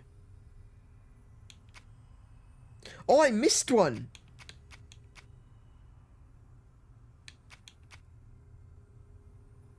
I missed one of the notes about Laurent. Okay. But yeah, it does seem like there's a lot more to him than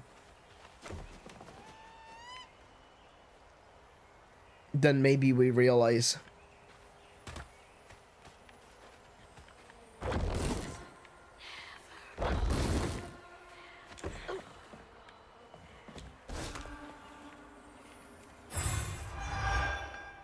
For me, it's usually that I struggle to hear the game. It'll be up to other viewers to leave you messages and comments and help you adjust it. Yeah. Like, the whole point is... Obviously, I don't want the game to be so loud that I'm fighting with it. But at the same time, if you can't hear the game at all... How do these keep ending up out here? That's also bad, you know? She held on to this?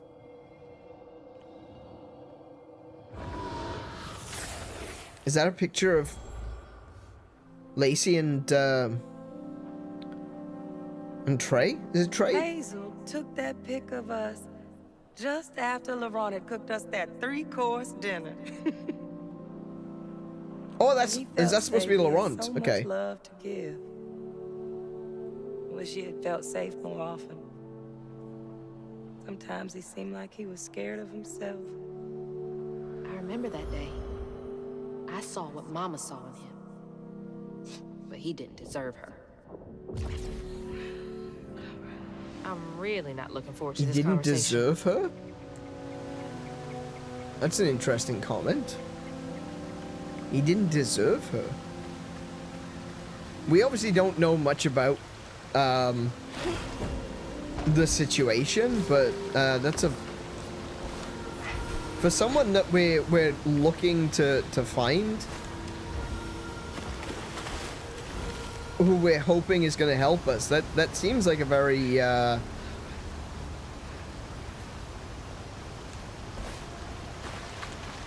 it's a very interesting comment to make. He didn't deserve her. Okay.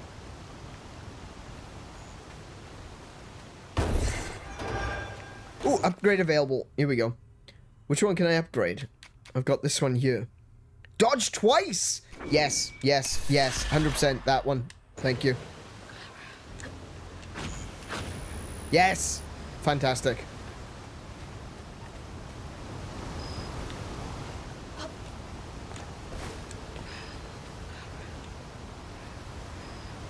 I don't know if I'm supposed to be up there. I don't think I'm supposed to be over here.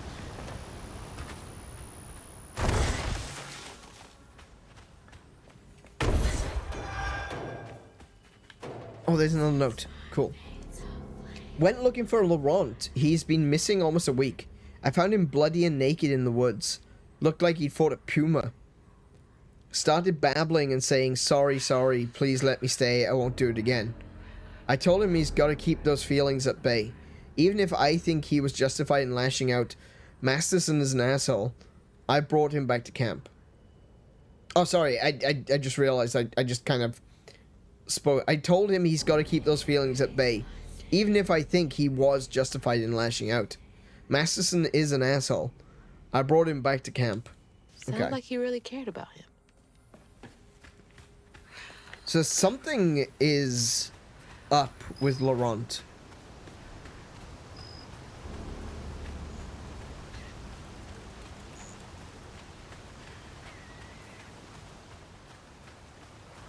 The whole being covered in blood twice, you know, as a child. Did he perhaps kill his parents? Accidentally, though it might be. Maybe he's got some power that is, that he couldn't control?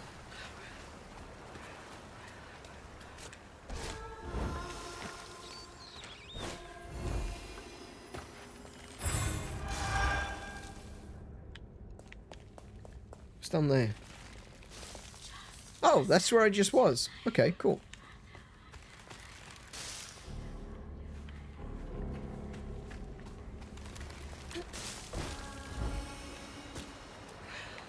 Let's see now. Nothing to climb. Alright, we'll go this way.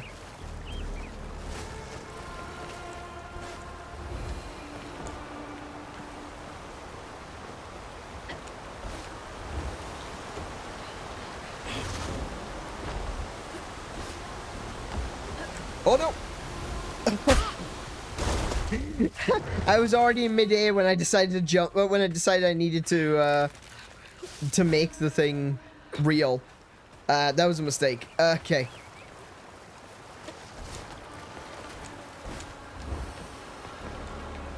Apparently, you can't make something real while you're in midair.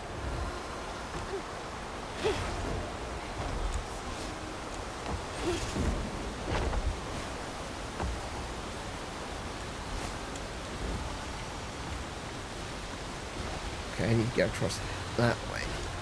There we go. Is he a wolf man?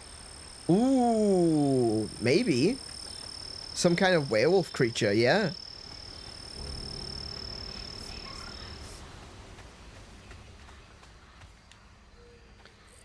I found Laurent, what, 10 years ago almost? He shot up like a beanpole. A good boy. I swear he's aging slower than the rest of us. Where I find grey hair and new wrinkles every day, he's got that baby face. He's been learning the business well. I think he could take it over.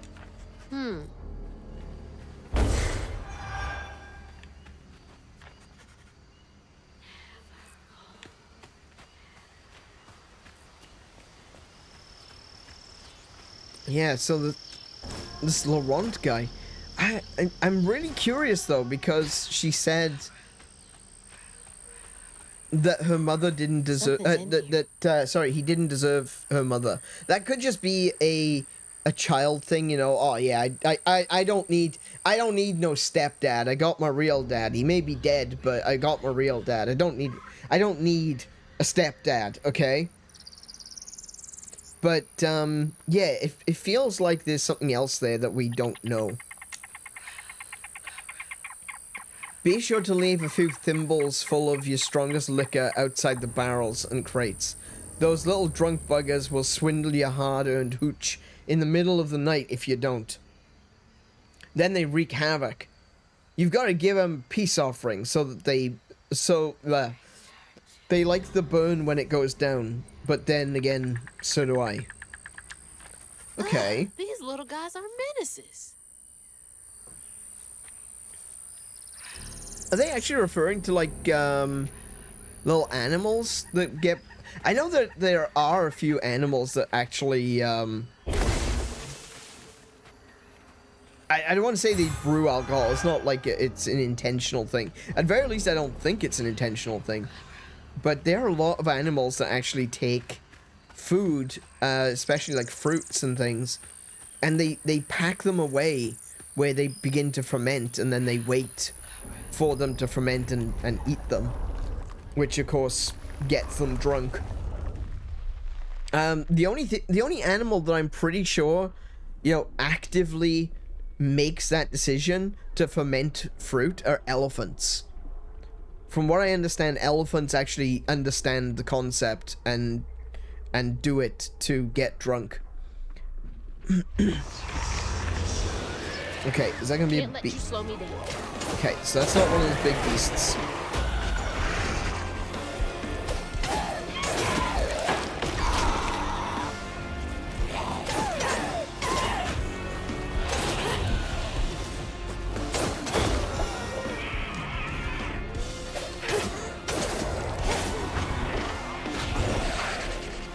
Do you know what? Having the double dodge makes it way easier to avoid being hit by that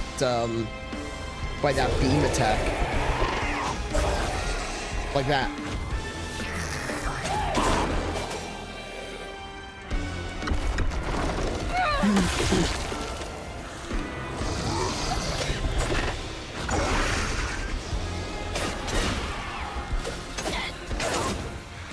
Oh, that's a fair few of them. Ow. Ow, ow, ow, ow, ow, ow, ow. Okay.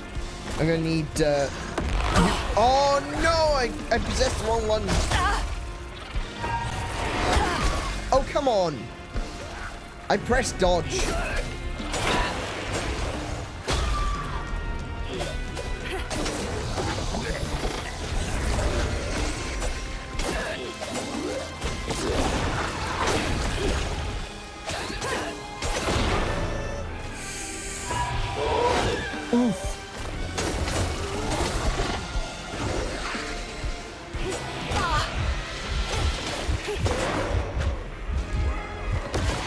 Need that.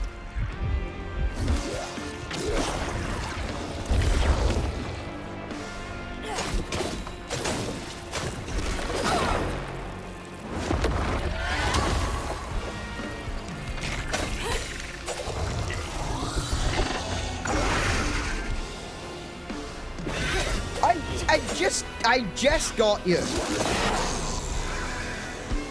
Knots around here somewhere.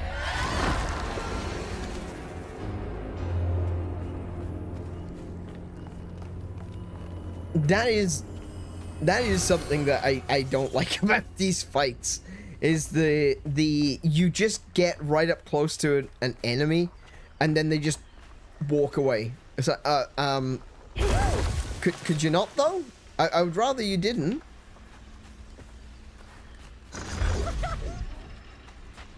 Wait, is the knot underground? No way.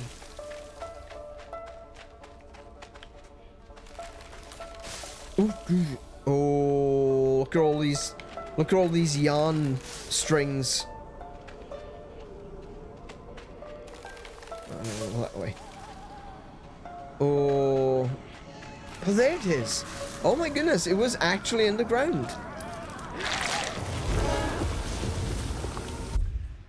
Got it. Stigma's clearing up. Okay, I kind of want to go back under there now. I want to see if there's anything else.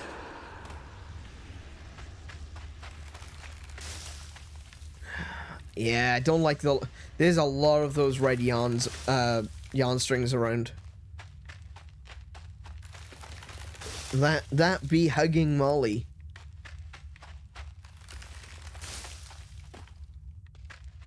Anything else in here? Oh, maybe they were talking, but you know when they were saying that they like to steal the hooch? Maybe they were referring to the burrowers. Okay. Maybe that's who they're referring to. Which does make a lot of sense, actually. They were? I don't know if they necessarily said that, though, did they? They just said they. At first I thought they were talking about raccoons. Because that's why I went on a big tangent about animals that like to brew. And, yeah.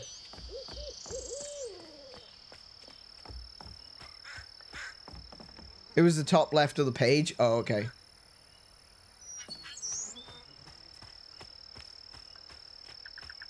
Okay, I missed that. End of Prohibition. Ah, there we go. See, I did know that Laurent owned a bar. But, yeah, it definitely seemed like that they were shining. Prohibition was repealed. No one needs our moonshine and bootleg wine. Demand is way down. I'm thinking of heading out west to find my fortunes there. Asked Laurent if he wanted to come. He politely declined. Said he's going to make something of himself here. Remember, it's the 21st Amendment, because you can't drink till you're 21. Oh. Oh, that makes sense. I hadn't even thought of that. That is an easy way to remember. Yeah, the 21st Amendment made it so that you can't drink until you're 21. Gonna have to find a way to get up there. Okay. That is a good way of remembering. I can't believe I'd never made that connection before.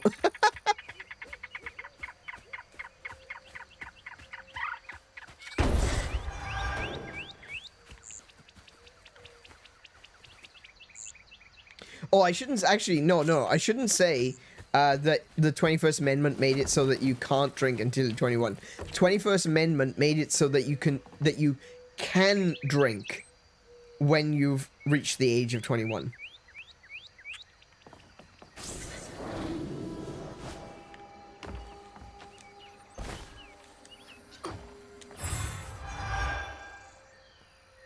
Ooh, hello.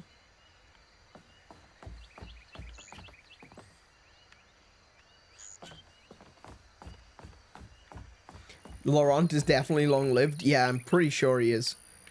I don't know what he is, but he seems like he's a little bit more than your regular folks. And yeah, the first time that they found him was like in the 20s. So it was, I think it was 1922 is where they discovered him, and he was 10 years of age.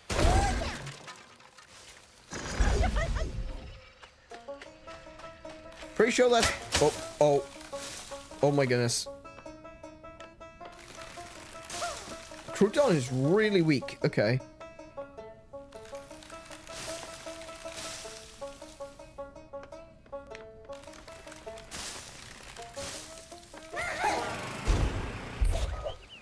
Okay, so that got the power running.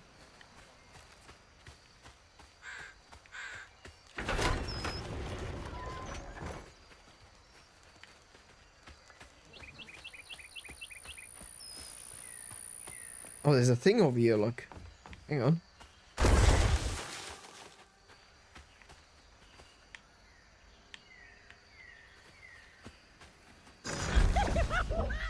that was the wrong button. I don't know why. Recently, I've been having trouble with left and right. Like, I don't... I don't usually have a problem with left and right. But I've been getting it backwards a lot. And not just, like, following directions, because, usually I know where I'm going. Like, when we went out for a drive the other day to check out the car. Like, I knew where I was going, so I wasn't getting, like, left and right backwards, but I was getting saying left and right backwards. If I needed to turn right, I would say, okay, we're going to take... Oh, excuse me. We're going to take the next left. And I don't know why. I don't know why that's suddenly happening. It's not something that I've had much trouble with throughout my life. Can't really blame it on any sort of,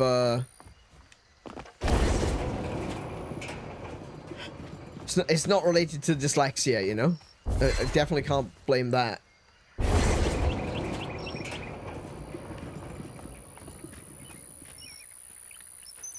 I think that's in a good place.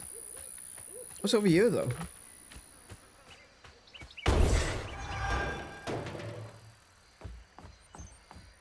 Ooh, hello.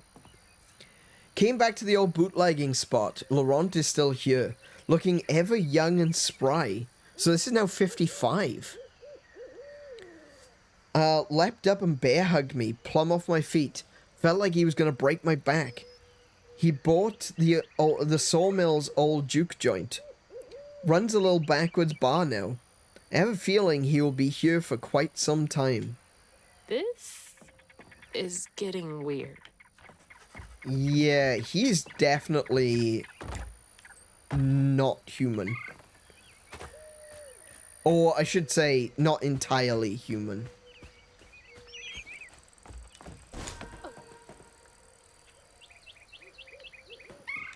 Oh, no, I can't do that.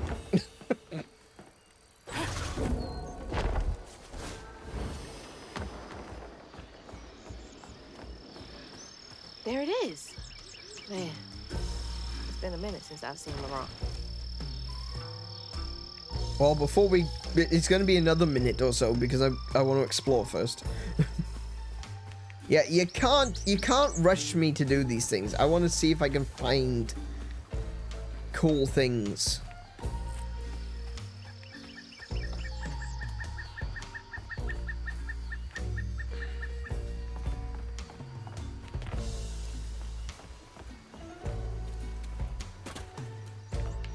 Oh, it's one of those, sewing, things for making lumber.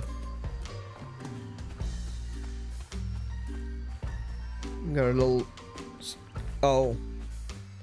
Oh. I was kind of hoping that there would be some physics to this. I'm a little disappointed. Oh, what's this? Nothing. Nothing. Nothing.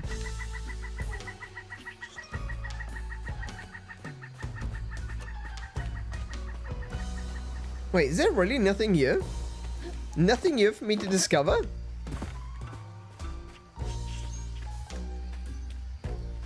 Really? You've got this really cool location. And there's nothing here, not even a note.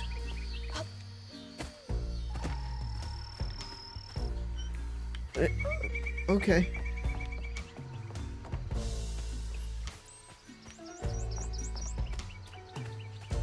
I feel like we should have met a borrower by now. Maybe. Hey, look, we've got another Frogger moment. Okay, let's see. Can jump across to that one. To that one. Okay.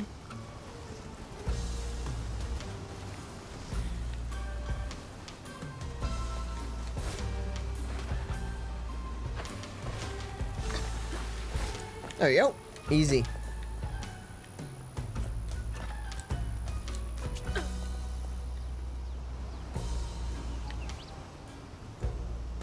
there's nothing.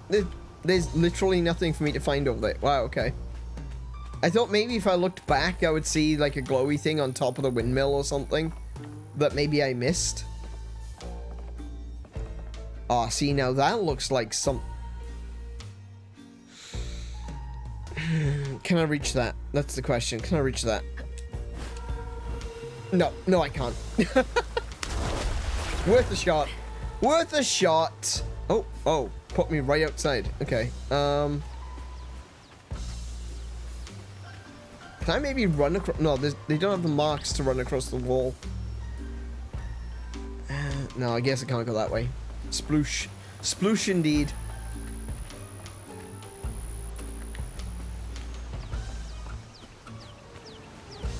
She's falling in the water.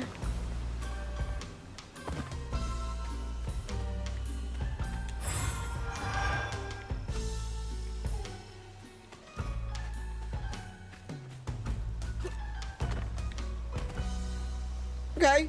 I think I'm on 75. What do I need for the next thing? 100, 100, 100, 100, 100. Okay, cool. So I got a little while yet before I can upgrade. Oh, look, there's a cat. Hi, cat. Is that a little TV or a little microwave? There's TV. Meow to you too. Was that you? What was what me? The... She's falling in the water. Yeah, that was me.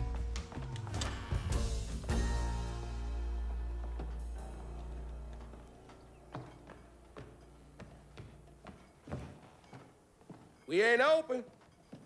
You are for me. Hey, didn't you hear what? Hazel? What are you? You've grown. It's been a while. Yeah. How you doing? Do you know where I can find Hugging Molly? Don't know what you're talking about. Yes, you do. I think you do. Bunny said. Bunny. As in Bunny Flood, your absentee grandmother? Explains why you dress like that. Whatever. She's just trying to help me. Right. Because Bunny's known for giving you a helping hand. This is different. I saw how she treated you and Lacey. And how did you treat Mom? I treated Lacey well. Until you didn't. You just up and left us one day.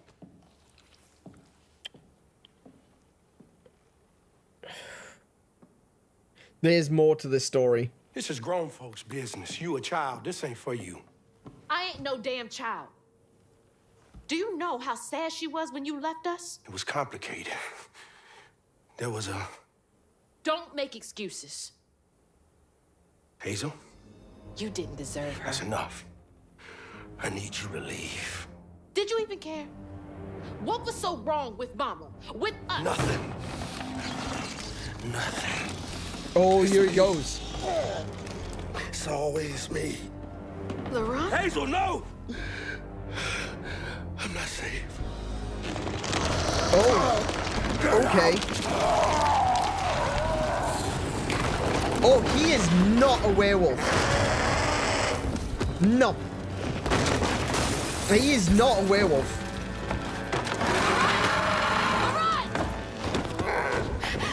Shit. Maybe I can reweave him. I have no How idea. long has he been like this? Well, he just destroyed his bar. I'm gonna take a bunch of this. What? Hello? More of these invisible blocks. There's a piano.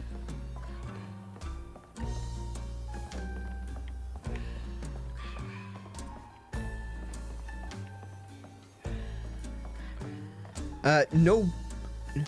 Intoxicated patrons will be evicted. No biting. Cash only. I'm sorry. Okay. See, this is the thing, right? Every sign has a story. Okay. Cash only Very simple story. Very, very straightforward story. You know, cash only. There's the story. You know, they don't have a means of processing your card, so they only take cash. Pretty easy, right? Intoxicated patrons will be evicted. Also makes perfect sense. If someone gets drunk and disorderly, they kick you out. This has a story. Not a big story, easy to understand story. This one, no biting? Who be biting? Who be biting who? That it needed to be made into a sign. How often did that happen? That it required to be made into a sign?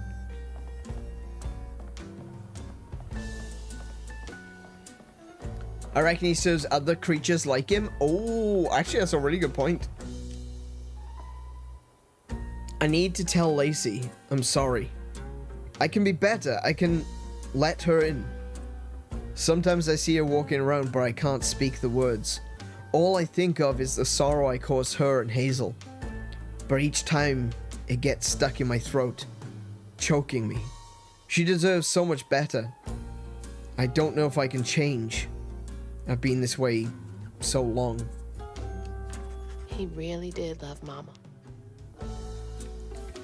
I mean, if you're a giant monster man that turns into a giant monster, and at any point you can go full bird squatch, then yeah, that's a very good reason for leaving. To be fair, when it comes to reasons for just upping and leaving, there's not many that are particularly good, but becoming bird squatch, that's a good reason. I think that's a fair reason.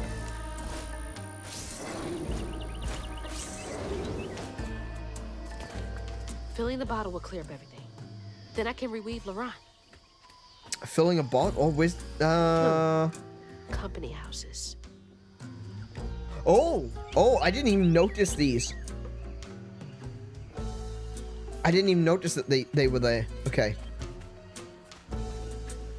Let's see now. We'll do a little bit more exploration before we rush off to the knots to be reweaved. I want to get some more points. We're on 80. We need another 20 points. Oh, that'll be a good one. Yes, thank you. Thank you. 10 points. There we go. Lovely.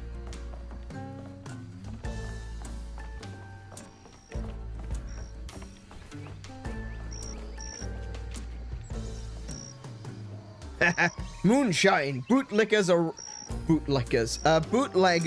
rampant in Chickasaw County. That is basically an advertisement to come live here. Think about it. Oh, I can see another one. Oh, I can see another one. There's another one. That's another 10 points, I think.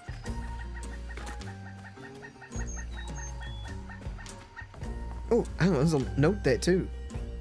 Dear Mr. Baptiste, first, we appreciate your many years of service, which makes this decision much harder. We received your request to swap company scripts. Oh, sorry, scripts? For cash. Oh, okay. We received your request to swap company scripts for cash to help pay for your wife's medical billing. Unfortunately, the company is unable to comply with your request at this time. Our policy is firm. So is that going to be like, I imagine scripts are like ration books? I need to look that one up. Let's have a look. Scripts. Scripts can refer to a document that substitutes for legal tender, like a gift card or reward points, or a certificate representing a fraction of stock or share. Okay, so they were given scripts in lieu of money. I would assume in that case, we mentioned this in the last stream as well, I mentioned the song Company Store by Johnny Cash. I imagine their script in that case was something that was issued by the company to be used in the company store for goods. So obviously he doesn't need the scripts. What he needs is cash money, and they obviously not allowed, or they're not willing to swap the scripts for actual cash. It seems like it was company policy, so it would seem to me that it was like company credit. I would imagine intercompany credits. I don't know about necessarily intercompany, because that's the thing, is that's what the song Company Store is all about. Was the song called Company? No, the song isn't called Company Store. Company Store, Johnny Cash. Was it called Company Store? Oh, the song's called 16 Tons. Yeah. That's what the song was called. 16 Tons.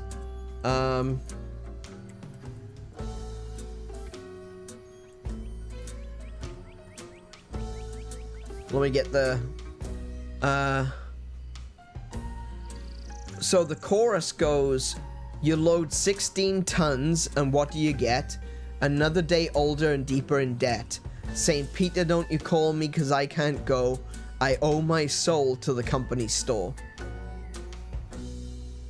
And the whole point of this is, like, you would be mining, you would be paid cash, either paid cash or you'd be paid in credit, and then you go to the company store, which is basically a grocery store, basically like a not really a supermarket. It wasn't quite that big. It was like a grocery store, but it had a bunch of other things like hardware and stuff like that as well.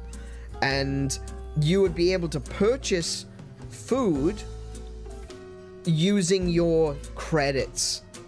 So the whole point, the whole point of the song is, like, it's just a cycle where you work your ass off to get paid, but as soon as you leave work, the money goes straight back to the company.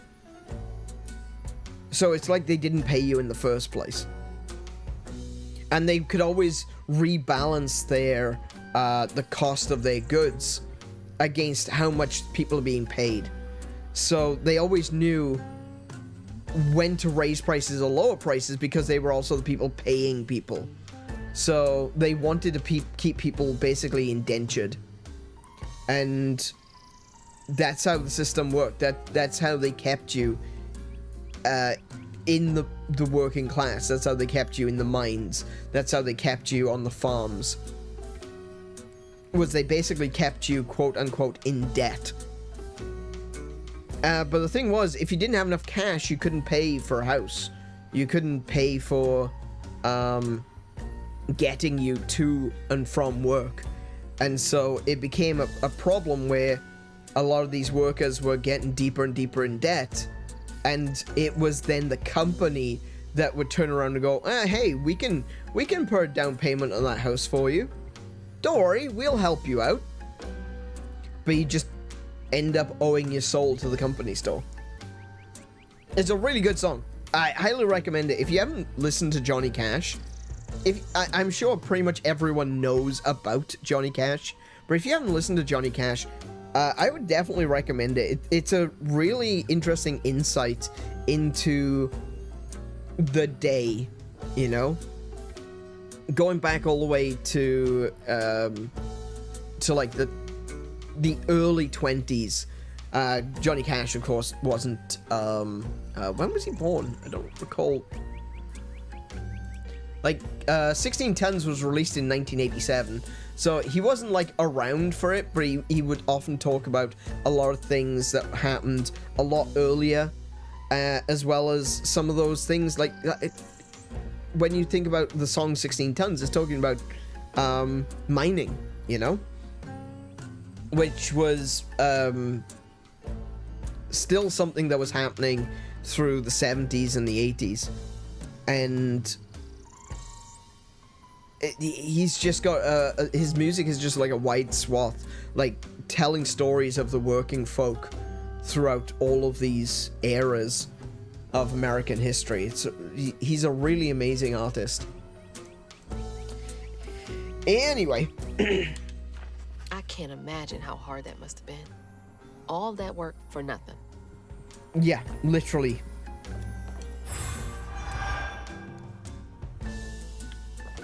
Okay, so I can do another upgrade. Mother's last words. I can feel my time on this earth is coming to a close. I'm going up yonder to be with my lord. I hate to leave my beautiful boys behind, especially Teddy. He's hurting so much, but won't show me. Thinks he's gotta be our rock. But even the hardest rock can be worn away by the streams of grief. I know he goes and cries. I've known him half of my life. He can't hide from me that easily. I should talk to him about it. He's gonna have to be a good example for Laurent. They will need each other. Laurent is the younger brother. All we got is each other. What's it like knowing you had to leave it all behind? Hang on. This one didn't have a date on it. So this must have been... Because they said Laurent was... When he was found, he was 10. So it must have been right after this. Or unless he's still even younger still.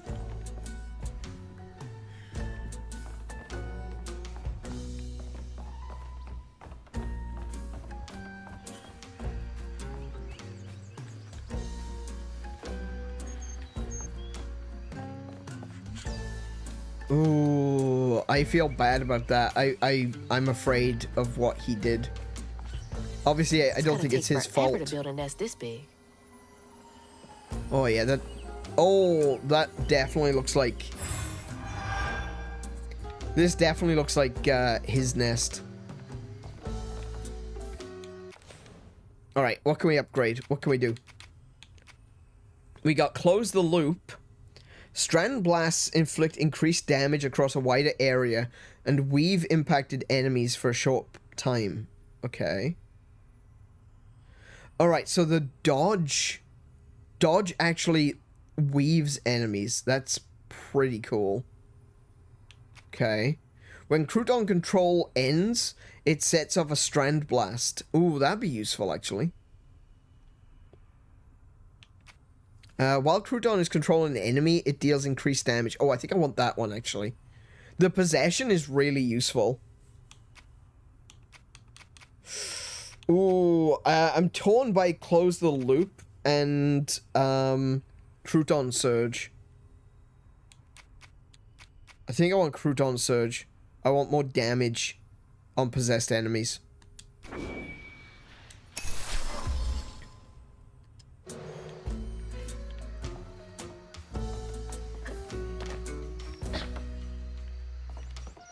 Yeah, this is definitely a giant bird nest. Okay.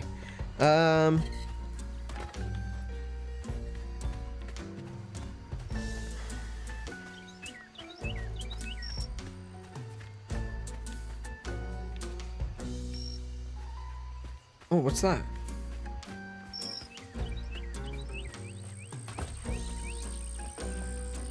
Oh, that's how I got up here. Never mind, never mind. Never mind. That's just how I got up there. I got turned around. I didn't realize I was going the wrong direction. So if I had a look up here... Did I? I got turned around, so I don't know where I've been. Yes, okay, I have been in here. Alright, cool. I need to go this way. So there's wherever this building is. Oh, hello. Oh, hello. Okay.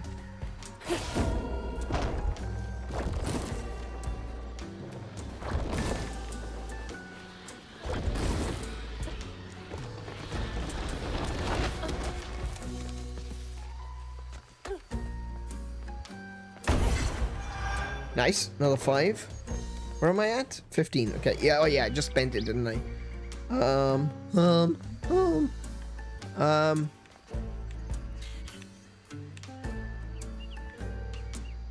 Oh, that one's right there. Oh, wow. Okay. Okay.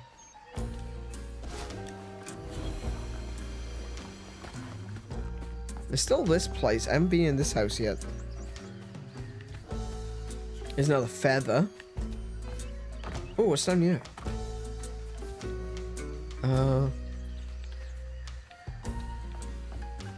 Nothing.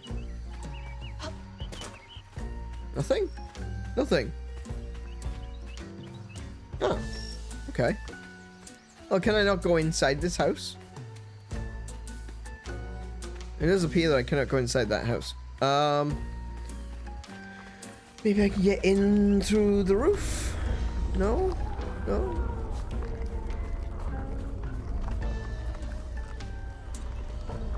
I can't really see anything in there. Maybe I just can't get in there. Can I go inside this place? Oh, here it is. Here's the company store. This is it.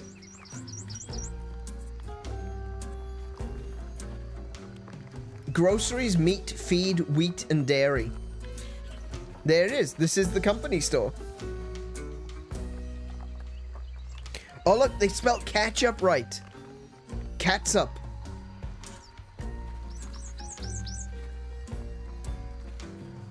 Oh, I like this. No booze sold here. Nice. Emmanuel's chili.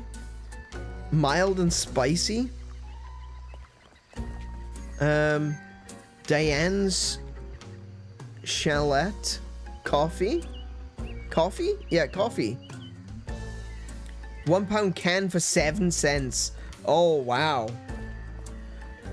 Oh, maybe that's 87 cents. Actually, that looks like 87. Man, a £1 can of coffee for 87 cents. Fresh green beans, £3 for 12 cents. What the frick is catsup? Ketchup. It's ketchup. That's how you used to say ketchup. Oh, I used to write it. And I bet you as well, the ketchup or the catsup that they sold, it wouldn't have been red. It would have been like probably like a pale brown color.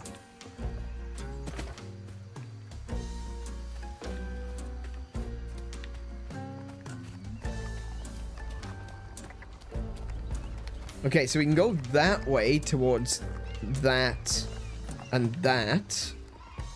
Alternatively, the closest one is right here. Oh, we got a big boy? No, that's fine. Ow, okay. Cemetery? Damn it.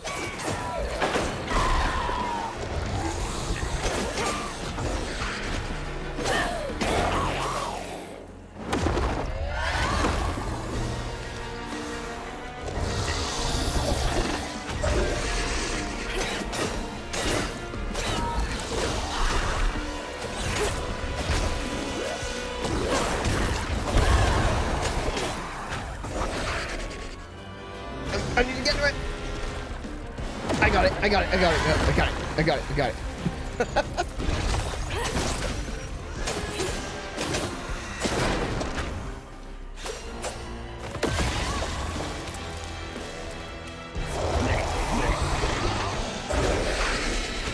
Oh my goodness, they're all flyers. Okay. You can...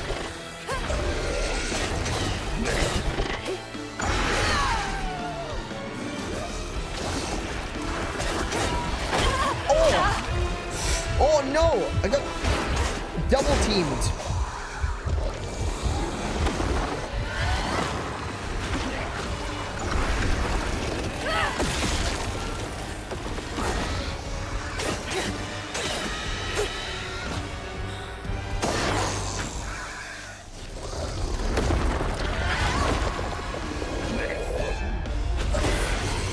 Ooh, oh, we got a slug. Ow, ow, ow! Oh my goodness, no. Oh my goodness, no. I need to possess something. You'll do. Go fight the slug. Oh my goodness, I dashed straight into the attack.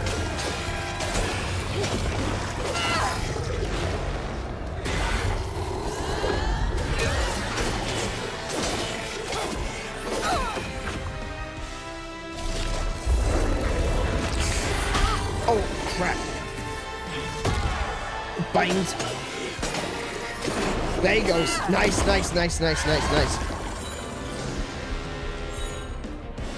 Just got this guy left.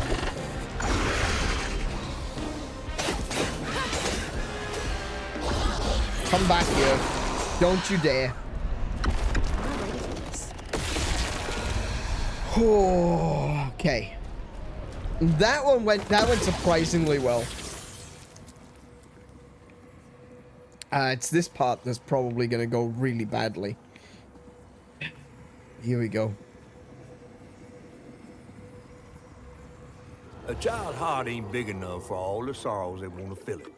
With a doctor, Laurent's mama might have lived, but Daddy only got paid to accompany a script. And doctors only took cash money. Mom always said Laurent had a tough childhood. Tough doesn't even begin Yeah, to cut. there you go. That's exactly it. That is it. The doctors only took money, but they only got paid in script. That's how you keep them indebted to the company. I don't want to think about dead mothers right now. Yeah, probably not the best thing, but still.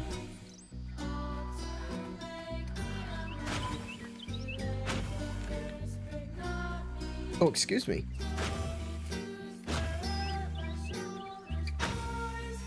I just wanted to see if there was anything else here.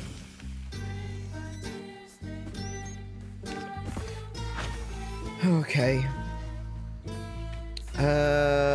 I guess we can go that way?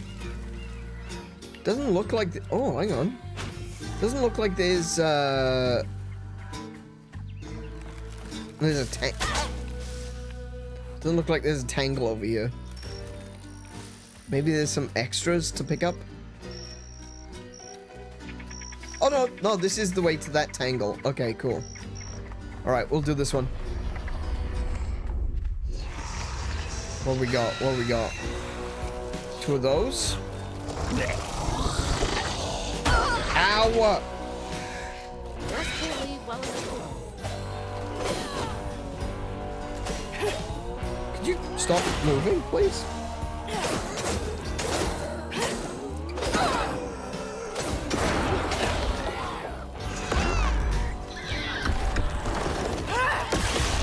Okay. Go fight something. Thank you.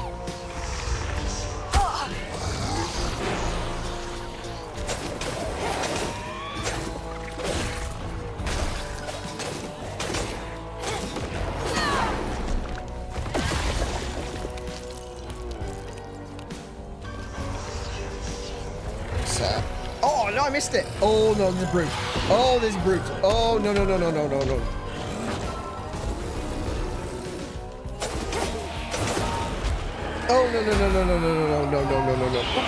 Ow, oh shit.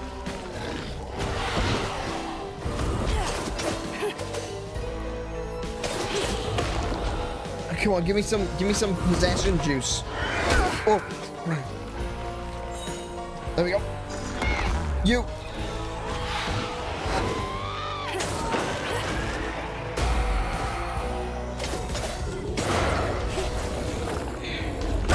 Oh no! I need this. Thank you.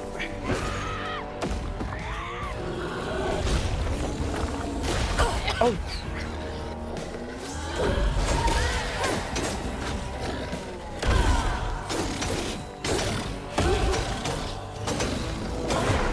There he goes. Nice. Got him.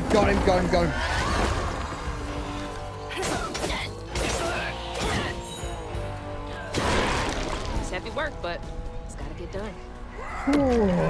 Those brutes are scary. They do so much damage.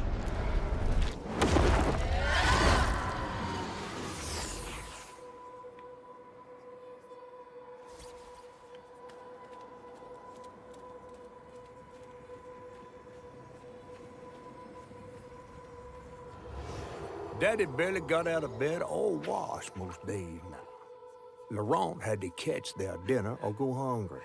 He was all alone, trying to press down on a wound too deep to mend. Poor Laurent.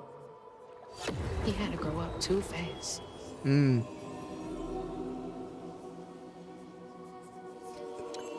So I've been watching this game too intermittently to know, but what exactly are you doing there? When you defeat an enemy, sort of absorb them. So, the enemies are called Haints. H-A-I-N-T. And what they are is a manifestation of wounds in the Great Tapestry. And the Great Tapestry is like, this culture's version of, you know, the threads of fate. When there's too much sorrow, when there's anger, hatred that is, you know, huge, generational, it leaves scars, it leaves wounds in the Great Tapestry. And those wounds become monsters called Haints. So when you kill the monster and you do that, like, it's not really absorbing them. What you're doing is you're unraveling the knot. So you basically, the weapons that you use are little crocheting hooks. And so what you're doing is you're pulling the knot out of the tapestry. Now, there was something, yeah, something here. What's this? Looks like that sawmill boss came to a bad end. Oh, right, okay.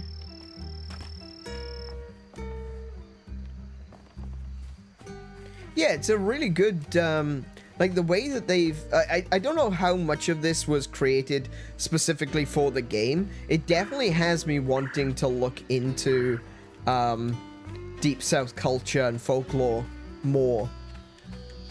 But it's such an interesting story, and this is what I was saying in previous streams as well, is that there's...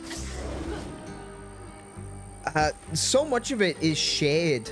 Like, we wouldn't necessarily think that these things are shared, but there's so many cultural tropes which are shared across so many different disparate cultures.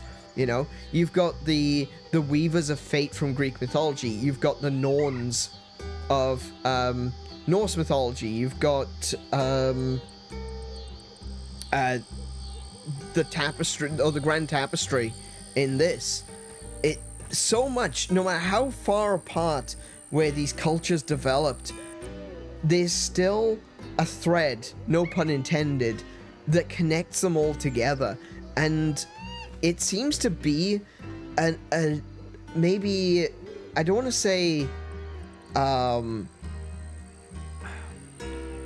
it seems to be a known truth, you know, an understanding of how the world is, that we have this concept of everything is thread, everything is woven. Even in science, sort of, we call a certain element, you know, we've got string theory, you know, and we call it the fabric of reality. There's so many things that connect back to this idea of fabric and tapestry and strings. It just makes so much sense how everything just kind of comes back together.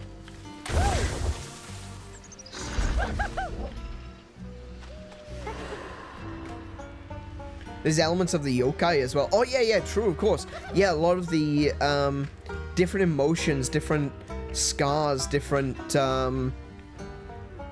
can I jump across there? Nope. Oh, hi. They all kind of lend towards this unified folklore theory, you know? Two-Toe Tom comes to mind in particular. Yeah, a creature that... Oh, hello. Oh, this little bunny is reading a book. He's sitting in the chair reading a book. Maybe the burrowers are the animals. I thought they were like little goblins, like the brownies of Celtic mythology, but it seems like they might actually be the animals.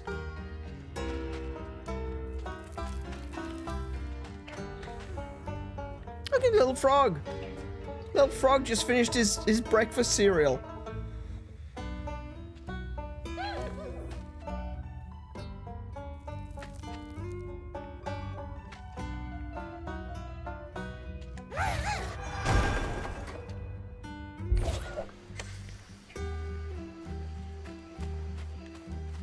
Okay. Oh, I can't get up there. Okay, I need to push this box. Let's go with yank. And another yank.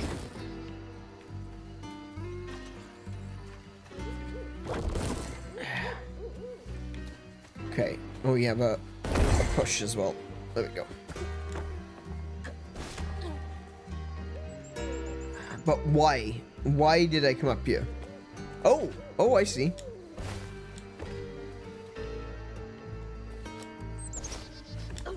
I almost love how the animal homes are just not explained. Yeah, I do too.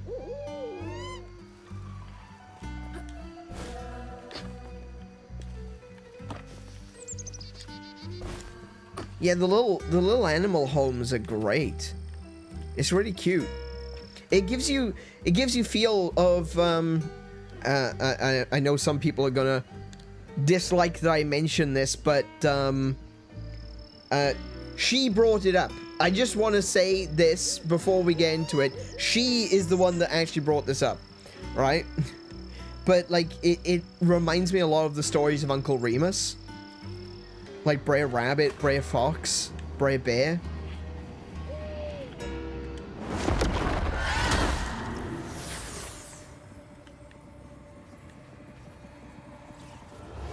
On his mama's birthday, Laurent ran away, crying out like a wounded owl. Daddy always warned him not to show his pain. You got to hide it, Daddy said. Push it down and bury it. Yeah, she as in Hazel. Hazel is the one that actually mentioned Brer Rabbit at the beginning of this game. Laurent found himself consumed by it. Sometimes I want to go into the woods and holler too. Ah, poor bugger.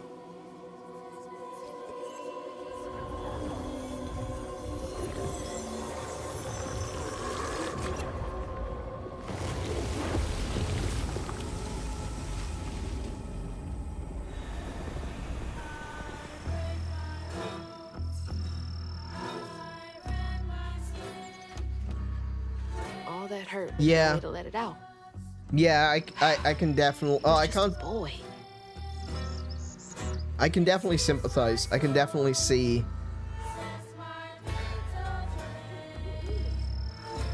It's sad. It's genuinely. Oh look, hopscotch.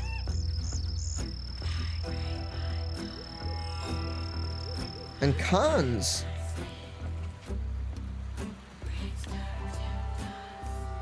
I guess they're not actually cans. He probably just stacked rocks, but yeah. Oh, this is a little... Oh, I see. That's like a little, little stick tent. Oh yeah, I definitely think that Hazel sympathizes with Laurent. Is this where I came from? This is where I came from. I've gone the wrong way.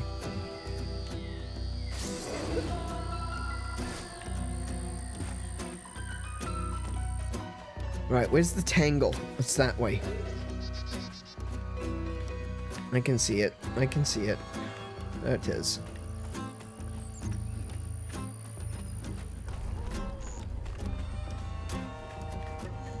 Okay, so that's the way it wants me to go, so I'm going over here first. It is the way. It is the way we do things.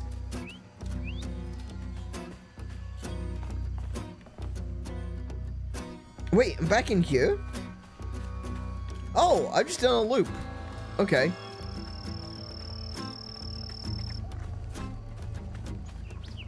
Alright, let's go fight the things. Let's go fight the horrible things. So we got... Hurry up! I ain't got all day.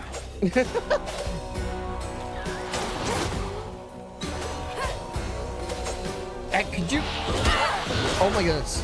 Okay. Oh shit. Okay.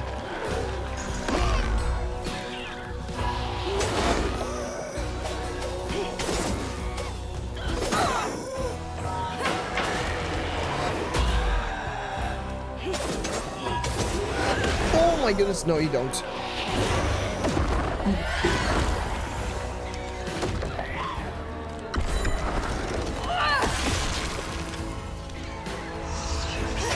Oh. Here's another one.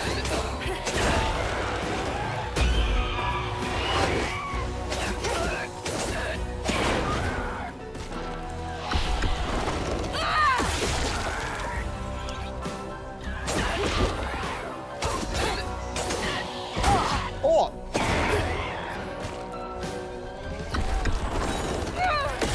Okay, I've got my possession back. Oh.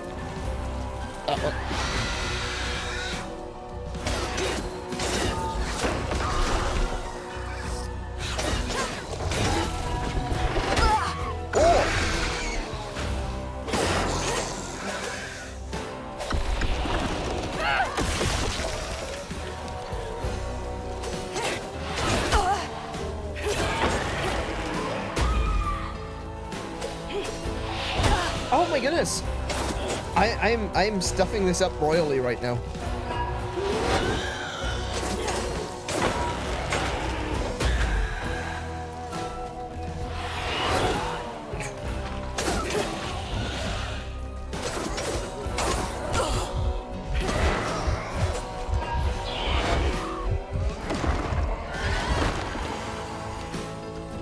There's gotta be another one. There's no way that they're just throwing little mobs at me.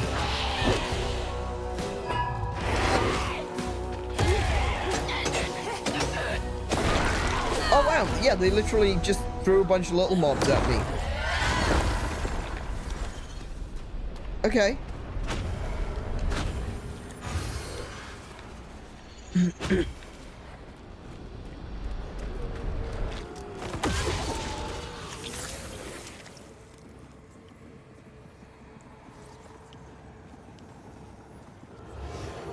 Each time Laurent saw that sawmill boss drive by in a fancy car, he felt like a knife was twisting in his belly, cutting deeper each time.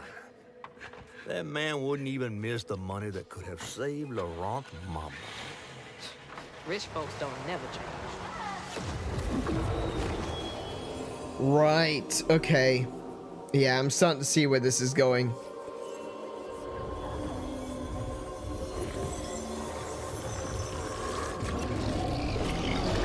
So the accident that the sawmill owner had, I'm gonna go out on a limb and say it wasn't very much of an accident. Yeah, I've had enough of you now. Oh, crap. Whoa!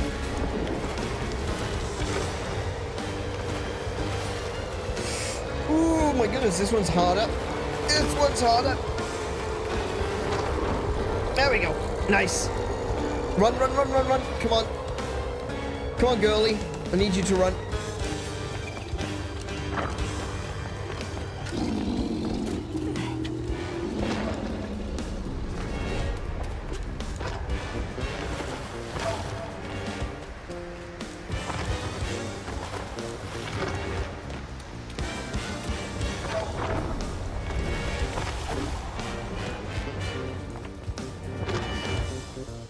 Oh no, I missed!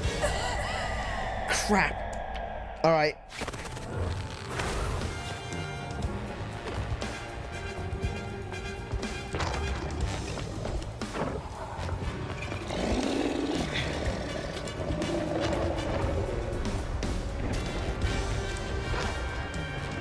Oh no.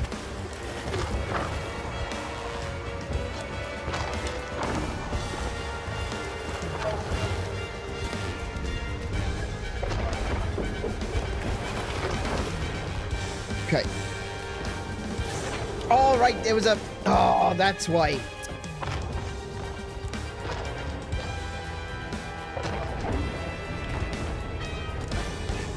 Oh my goodness. Climb, please.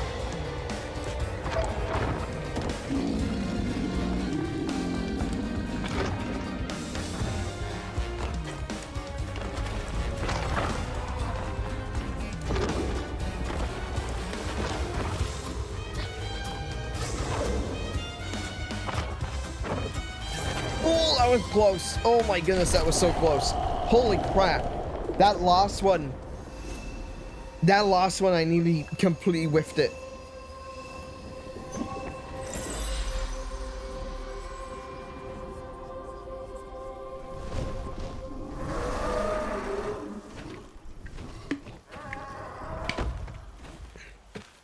Well, I'll be battered, fried, and dipped in grits. I just seen a Rougarou. A That's Rougarou. LeBron. Well, best not run into him again. We'll find Molly another way. No, I need to reweave him like Benji and Tom. Says who? Laurent ain't some kind of tree or big gator. Bunny said, Bunny, with her newfound kindness, sending you after a Rougarou to find Molly. A little odd. spit it out, fish. Look, there's whispers of Bunny in these swamps and hollers. Dark magic. A corruption sprouting from her house. She might have her reasons. Yeah. Reason enough Yeah, to send I think her she does. granddaughter chasing after danger when her mother might not even be alive. That's enough. Hazel, I'm sorry. I've got this far, ain't I? I know you want to see her, but just be careful out there, all right? You know what that is? No, I actually don't know what a Rougarou is. I just never heard that word before. Sorry, if it sounded like I knew what I was talking about, that wasn't the goal. I was just like, a Rougarou? What the hell is that? That was more a shock and surprise sort of, feeling. Wait, there might be more down there. Hang on, there might be more down here. That's the bottle tree.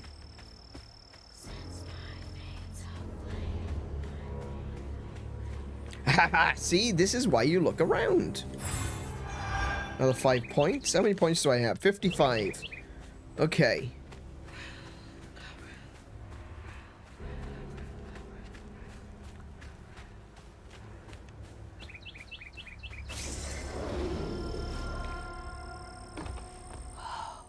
Never seen a blade so big. Might come in handy with these roots. That's a hell of a saw blade. Oh my goodness. Okay. Dang it. Needs power. Oh, of course it does. Of course it needs power. It needs to be able to spin before you can throw it into a plank of wood. What have we got here? Ooh, hello.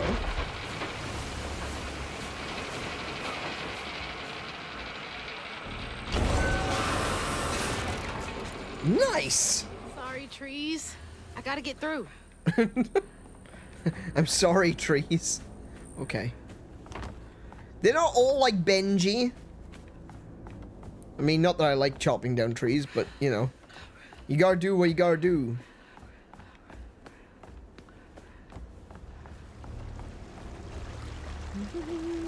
Anything out here? Doesn't look like it. Alright. Oh, that looks like something. Hello. Oh, another 10 points. Nice.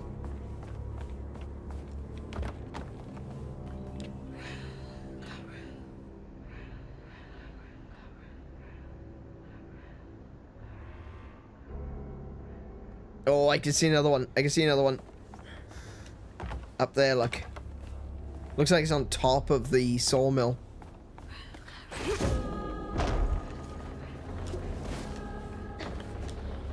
Could you please? There we go. Oh my goodness, stop.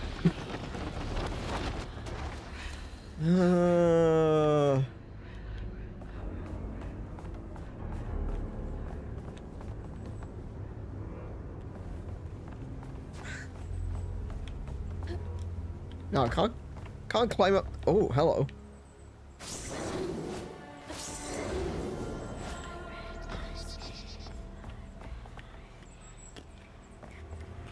Oh.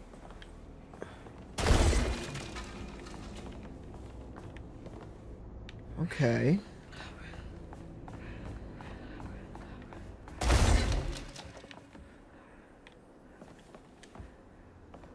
Lost a few workers due to the accident on the 25th.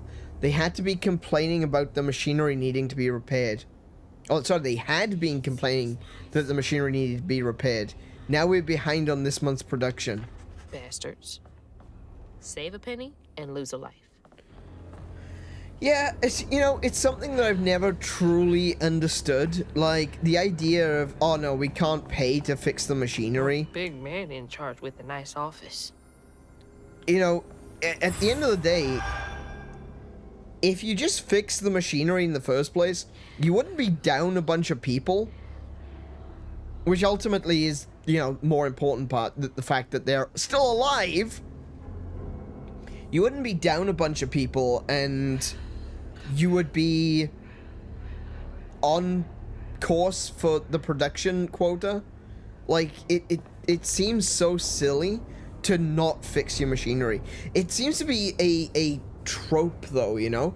In any sort of game or TV show or whatever that seems to focus on this kind of class dynamic between the owners of the company and the workers, and it's like, now the workers can die, their lives are less important than the product. It doesn't make sense when you start, you know, doing things that impacts the product. It just seems silly. It seems a little bit trite. Next month, we are cutting everyone's hours by 12%. Why? Why would you be doing that? That doesn't make any sense. We will still require the same amount of output. See, that makes no sense. You already aren't paying these people. You know? You're already not paying them. You're giving them bits of paper that they can spend in the company store. What? How do we... Okay. Also, let go the 3 most senior loggers to free up salary space. The wife is nagging me about buying a house on the Gulf with an ocean view. See, that doesn't make any sense whatsoever. I'm sorry. I always find these types of stories, like I said, trite is the correct word for this. We're gonna fire a bunch of people so that we literally cannot do as much work so that I can make more money. Explain. Explain, please.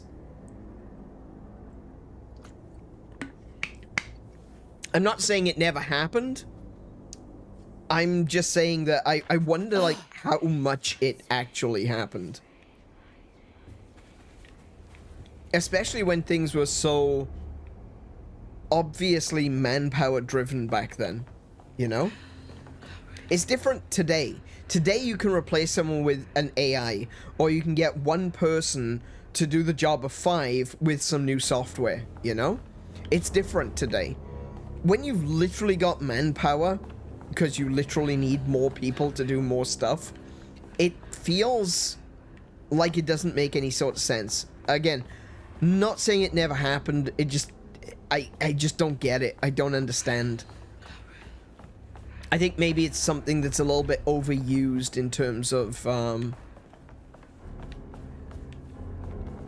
the trope, though. Can I go that way somehow?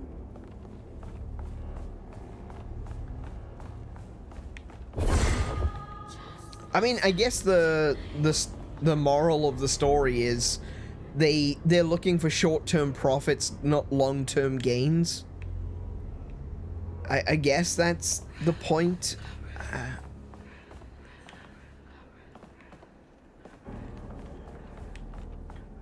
I think this was just like oh, can I maybe walk across there? No, that doesn't seem. Looks like I need to go that way, but I can't quite see how I get up there.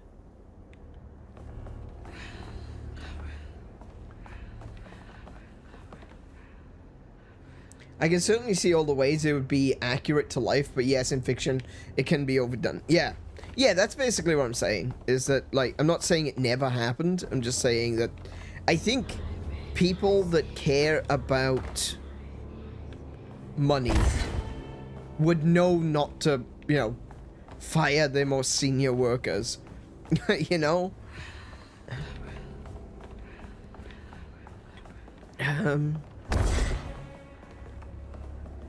I think I need to get through there, but I don't know how. Unless I can jump across. Maybe there's something I missed out here.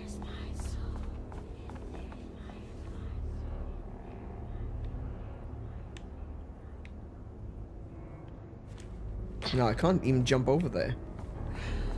What have I missed?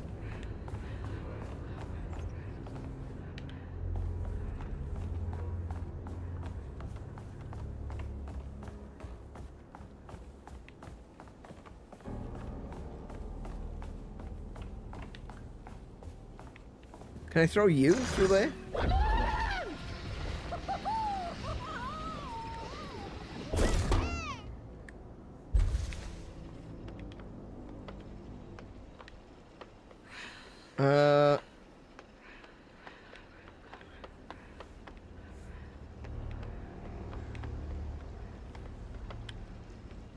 Oh wait, there's a staircase here.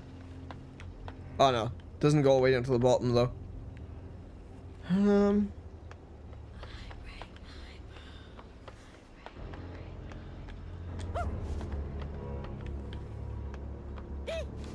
Oh, no, that was not the way.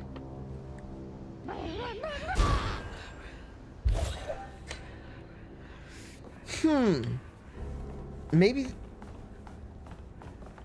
this isn't the way to get forward. Maybe this is like a secret area. I don't know.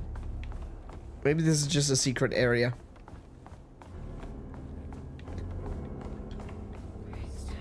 Oh, hello. Wait. Oh, wait. What's this? Ah, no. Okay. I think I found it. Okay.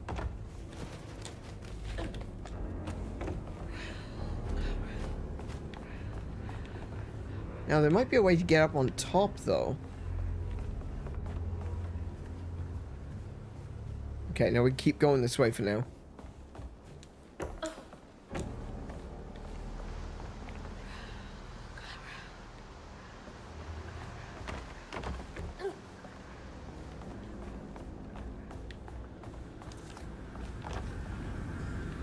Oh, okay. Hang on. I don't want to go. Oh, whoa. Hold up. I don't want to go that way yet. Where did I see? Where did I see the glow?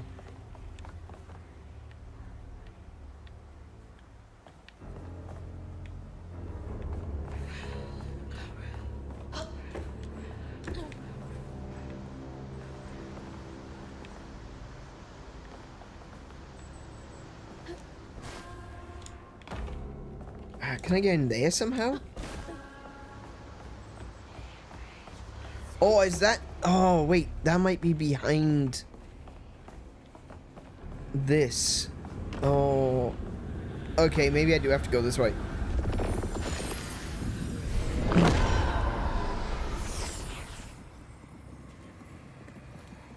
Laurent missed his mama so much he couldn't stand it. He went to fight the factory boss to tell him all, but his daddy tried to stop him.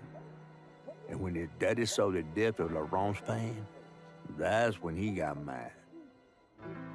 The boss was always afraid of his workers. That's why he kept a gun in his office. Oh, He no. didn't mean for it to go off. Probably. Didn't stop the bullet from punching through Daddy's skull, ending his life in a blink. With his daddy's blood dripping down his chin, Laurent couldn't hold his feelings in anymore. They burst through his skin like feathers. His anguish seemed to lift him up into the air. The terrified sawmill boss drove away as fast as his fine car would go. Laurent flew after it, carried aloft by currents of his own torment. Oh my God. Laurent couldn't help it. That man orphaned him. Yeah, I'm on Laurent's side, I honestly. wonder if Mama knew Laurent's secret.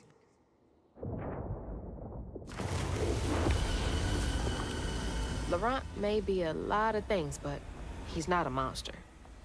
He told me it wasn't safe. He was trying to protect me back there.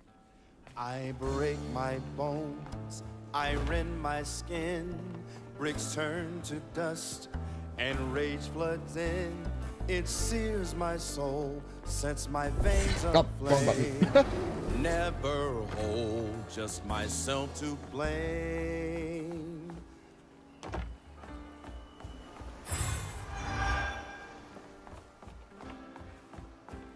Here we go. We gotta find him. Don't look down. Oh, don't look down. Oh, yep, nope, okay. Yeah, the music in this game is so good. Honestly, this game is kind of like a musical. Like, every character has got their own song to sing, you know? They've got their own part to play. Oh, there he is.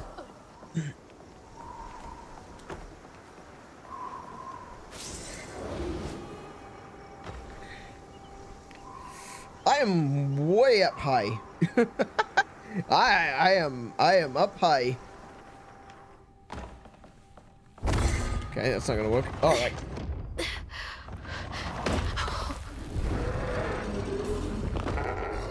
There he is. Laurent! I didn't mean to upset you. I had no idea. Oh my goodness, Stop that me, it's face. Hazel. It's a skull with like, You don't have to looks let like this consume muscles you. just I can stretched help you. across the skull. That man was the Okay, I'm You gonna don't fight. gotta LeBron. me, he hurt me, all to make me a man. He laid the first brick, not me. Told me to square up my shoulders, boys don't cry. Brick by tears they break, I saw my pain inside. Okay, that was close. That was. Oh no, wait, I can't walk on that.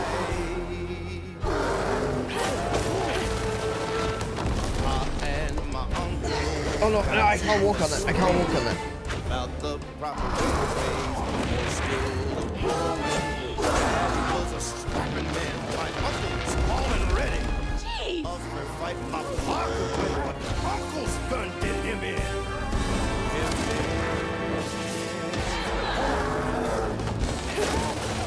Oh no! Oh, that was close.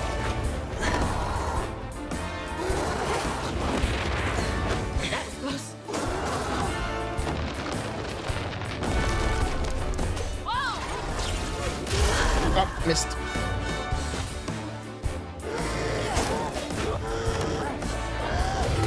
Mama wouldn't want you to hurt like this. Oh no, that was a bit much. Overcommitted on that one. Can I bind the guy? Oh, a little bit. Oh yeah, I can.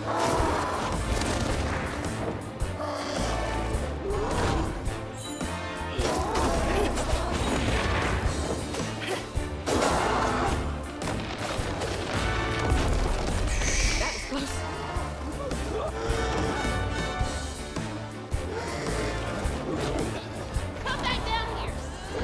You were wrong. I'm sorry.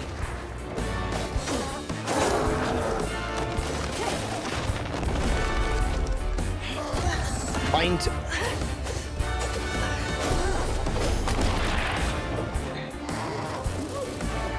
Yeah, the creature design in this game is also amazing. Like, I've been talking about the music, I've been talking about the art direction, but also, like, creature design. Creature design is so good in this game. Yeah.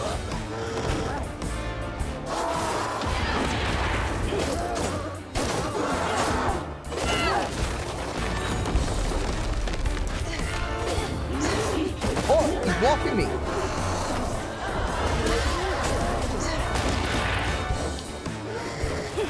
Oh no, I missed!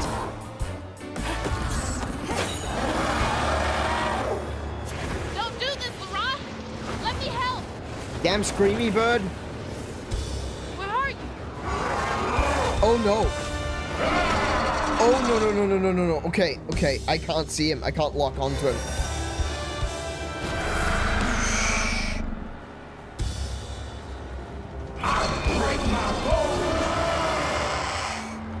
Wait, how do I hit him?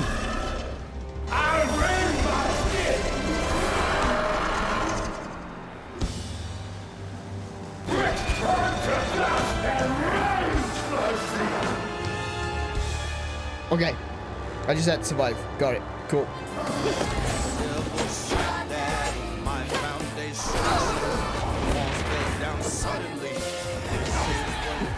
That didn't work. Damn it. Oh, oh, oh, oh, whoa, whoa, whoa, whoa, whoa, whoa, whoa, whoa.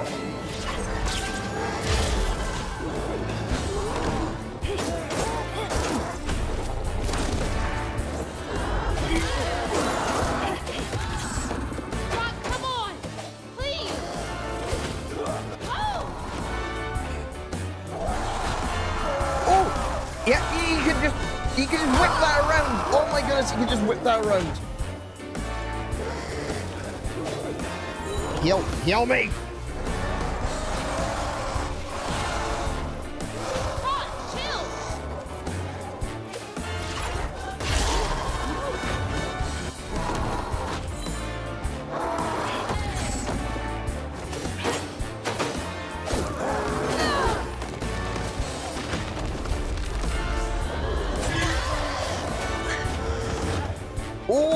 Oh, that's what that is.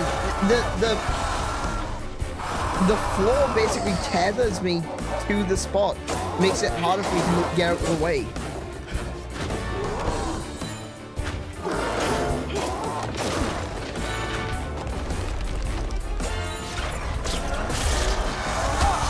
Oh, ow. Okay.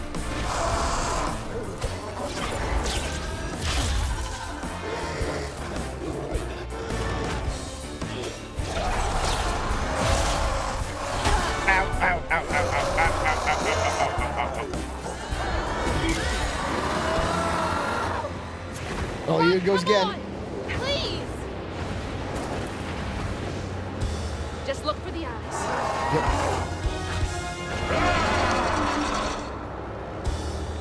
Where is he? Where is he? Where is he? There he is.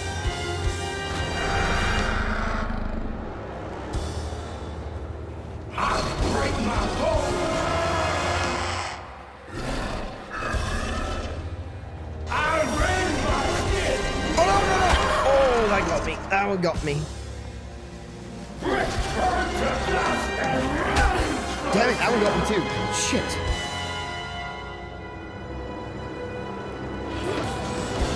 No, you're in there. You don't want to hurt him. I break my bones, I rend my skin. You need to use this as well. And rage floods in. That's two. I've used both of the healing fountains. I can't do that. I don't have the power to use that. I break my bones, I rend my skin.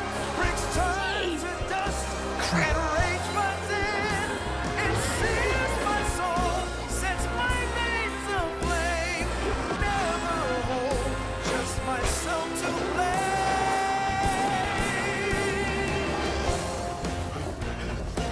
Where'd he go? Where'd he go? There he is. Oh, damn it. Still got me.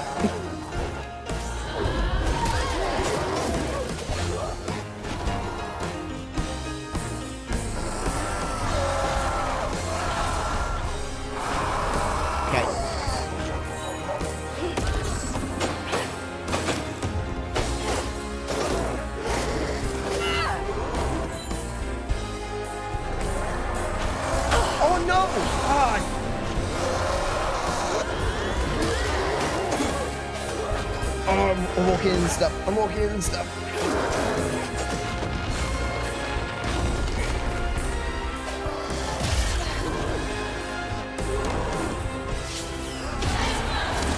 Oh, that does not do a lot of damage, does it?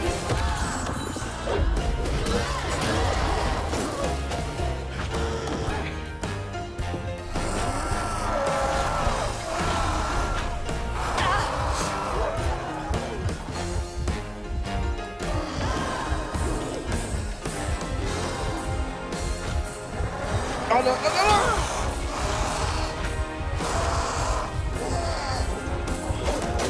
There he goes. Oh, that's the last of him.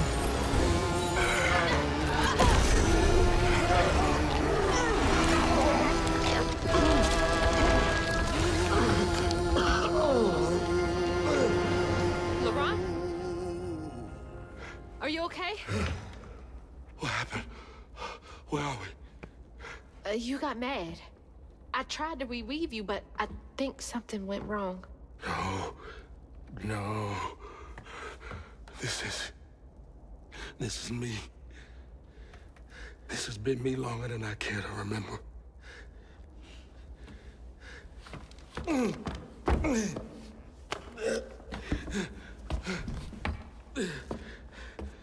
I'm sorry.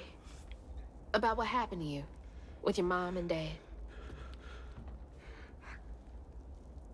My mama died, it broke me.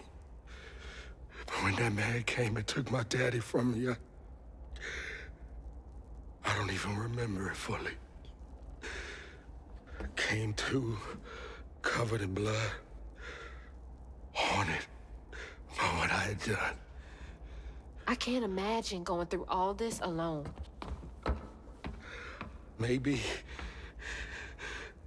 this pain just festers in me. I try to keep it pushed down. I don't want to hurt nobody, especially you and Lace. I mean, I remember her laughing a lot when you were around. She was happy then. I could tell. She saw me too clear. I felt laid bare. Scared me. Scared you?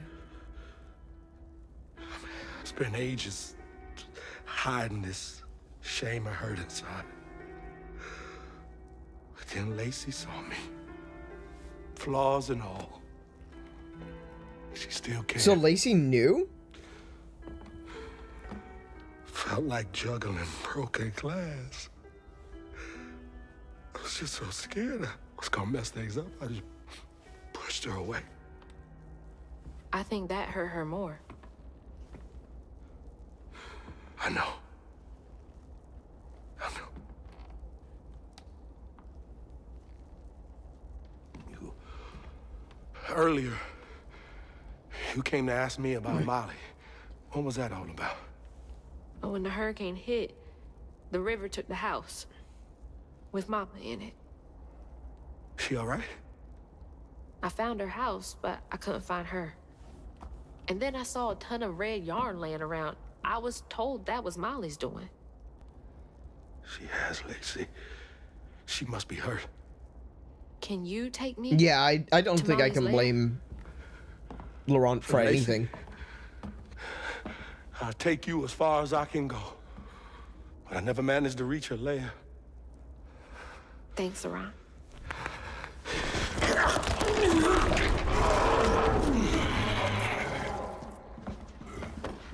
Oh, that's what she meant by something went wrong. She could that was too deep. She couldn't fix him. He's still the Rougarou. Hazel asked Laurent about Molly's whereabouts. The mention of Lacey stirred him up, turned him into a giant owl. Hazel was shocked to see someone she knew transform him into a creature. Using her magic, she reweaved Laurent's old wounds, bringing him back to his true self. but the guilt and shame would take its own sweet time to fade away. Once Laurent got himself together, he and Hazel headed for old Molly's lair. But Hazel felt uneasy. Even a giant creature like Laurent seemed unsure he could take her all the way. Well, I've seen the size of Molly. Molly is huge. Thanks for the ride. See you around. Molly's up there in the witch's nose with... These hills won't stop me. Just hold on, Mama. All right, let's go.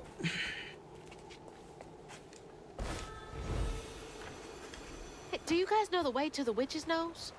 Is that a wind tunnel? Oh. Jump into a gust of wind, then use the left stick to navigate the wind tunnels. Oh. Whoa! Oh.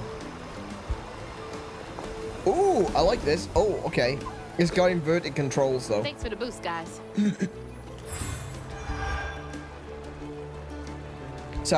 Sorry, I feel like I've got something stuck in my throat.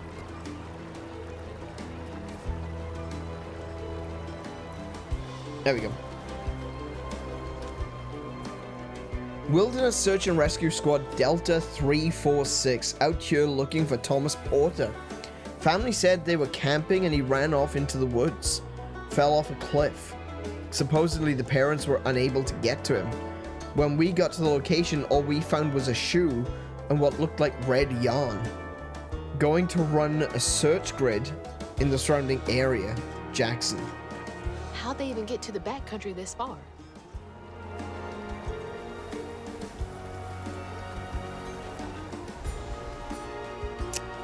How did they get to the backwoods? I would imagine they just walked.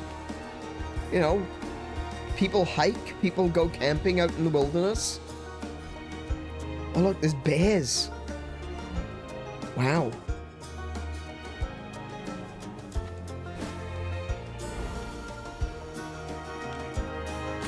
Oh, right, okay. I'll do it. Oh, shit! Yeah. Oh, no, that's not. Okay. Still get to grips with this. Actually, it's not inverted controls. That's the problem. It's not inverted controls. Down is down, up is up. That doesn't work for me. That's not how I fly.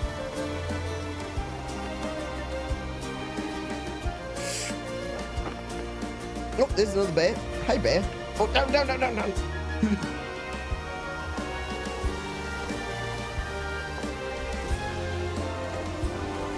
Oh my goodness.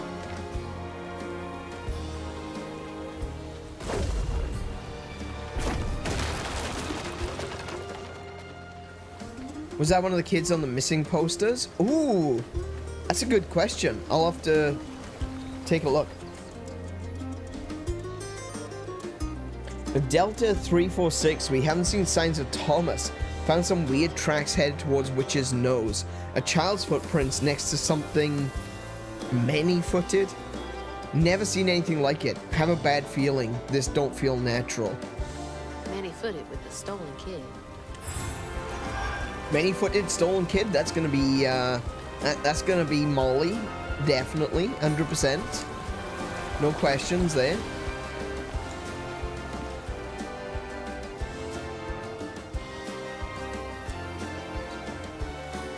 I don't want to go. Ooh, what's this? Delta 346. We were trying to cross a ravine. Fontaine fell, broke his leg, and shattered the sat phone.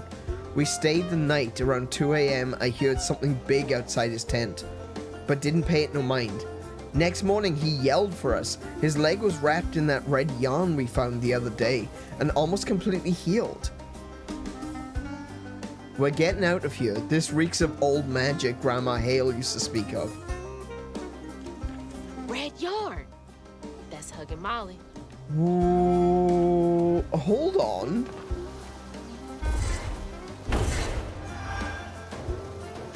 Why was Molly trying to heal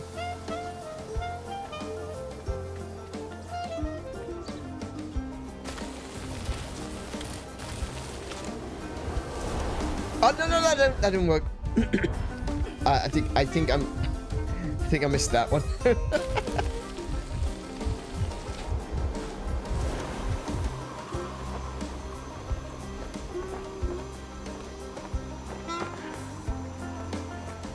I think I'm getting the hang of this. I tried to get off there, but I couldn't.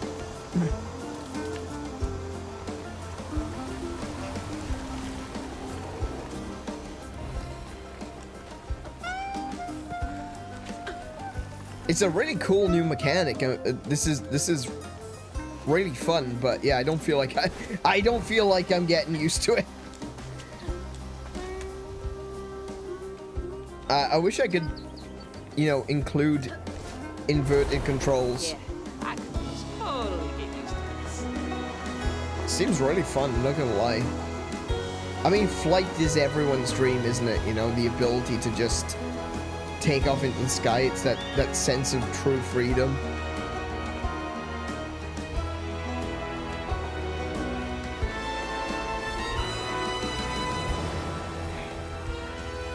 All right, back down to earth. Okay, where are we? We're getting closer.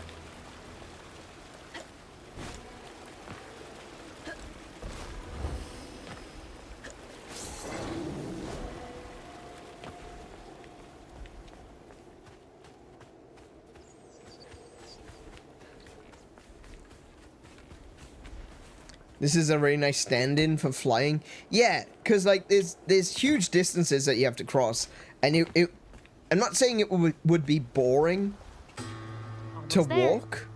Obviously, if you can come up with a way of making it fun, but including like a flying mechanic like that is just really cool.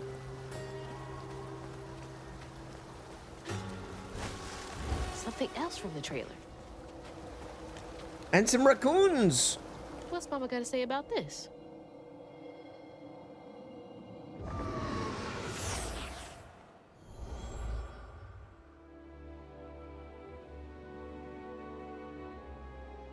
Always bring a first aid kit.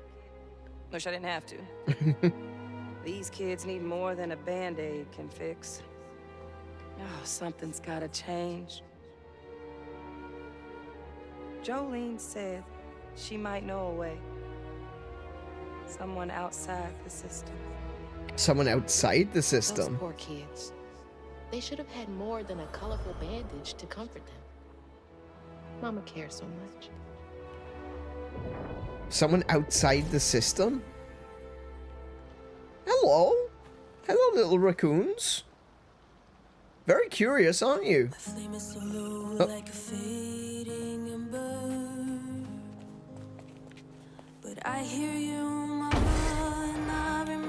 Oh, sorry, I interrupted the music. Sorry.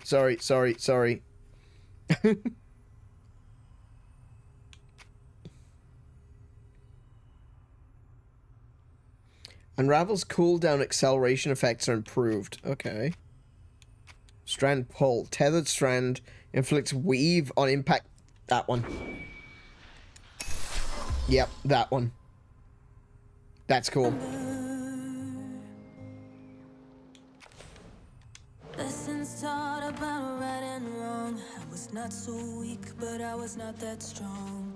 The answers were there. What kind of injuries are we talking about? We're talking about probably like... I mean, she was a social worker at the end of the day. We're talking about what we don't want to talk about. You know?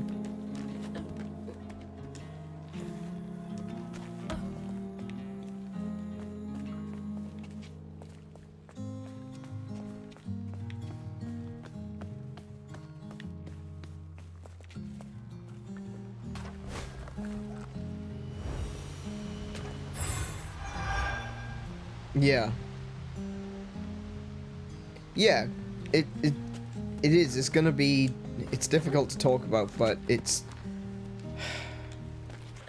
We live in a world where people are incredibly selfish. They do things. They hurt people. They hurt kids.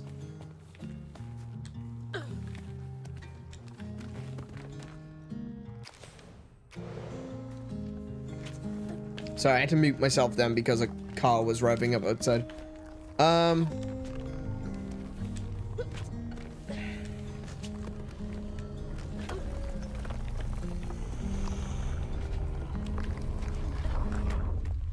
Oh, here we go. What have we got this time? Something new? What is that? No. Why No. is this one gonna have so many arms? Overseer hate. Overseer. You, I need you. Oh, I see. It's controlling. It's not controlling. It's that did so much damage. Oh my goodness, that did so much damage. Okay, so the one with lots of arms is actually able to protect one of the other hates. So we need to... Alright.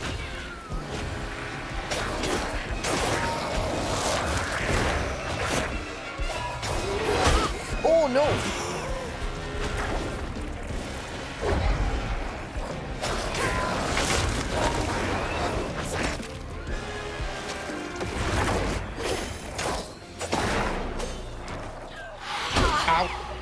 Could you try to unravel? Stop it.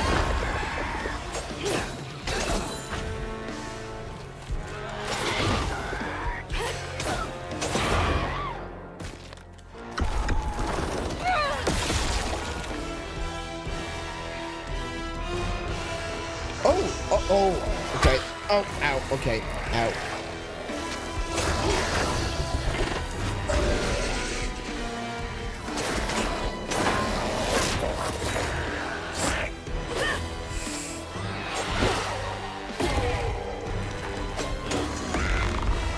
It's...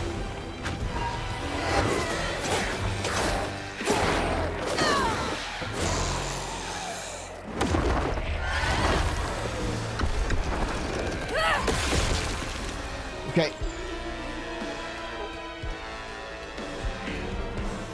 Just gotta wait for that one to explode, and then... Ow.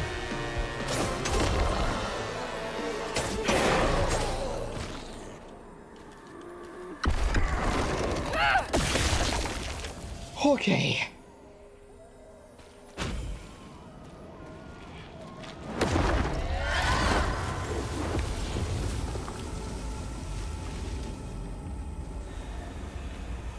So there's something up there. I'm assuming... Wait a minute. Oh! Oh! Oh, nice. 35. Oh, look, a little owl.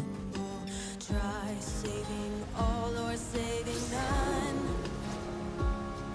'Cause life is a fight to be won. This cave must lead to the mountain pass. My footsteps, they echo, I'm hearing Delta 346 found a note, a kid's handwriting. Said, I'm safe and fixed. I don't want to go home, please. It's better here. Sorry about your leg. With a little heart. I don't know what to do. I think we're gonna call off the search. That's just what my heart is telling me. I hope this is right. I can't believe they just left that kid out here. What is going on?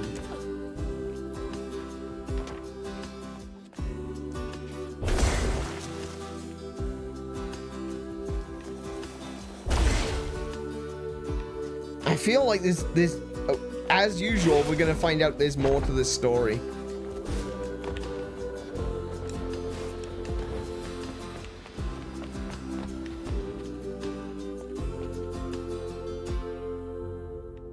Oh, hello.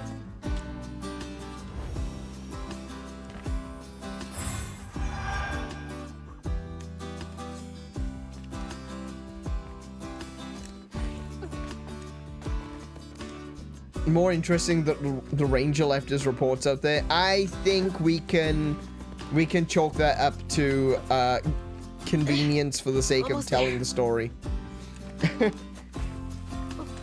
I don't think we need to look too deeply into that.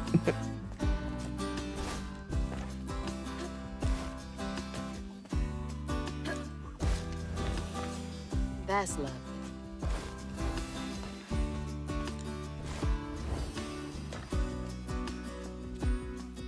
Hope this leads outside.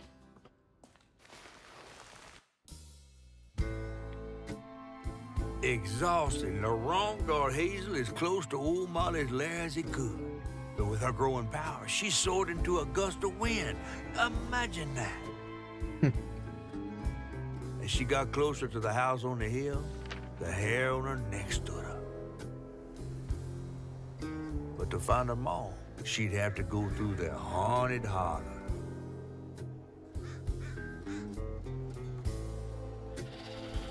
Of course. Oh, come on now.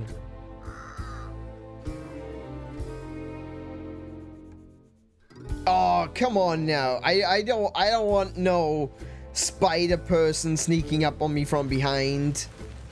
No. Even the shadow creeped me out then. No, I didn't like that. Gotta be close.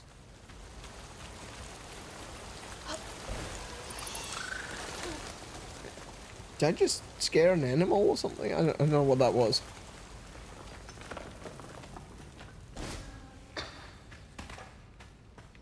Chapter 8 was short. Oh look, the bunnies are fighting.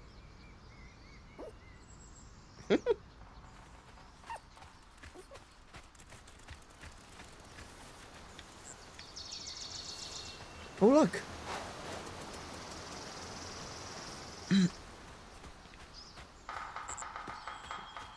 What happened there? Could be tied to hugging Molly. I'm coming for you, Mama.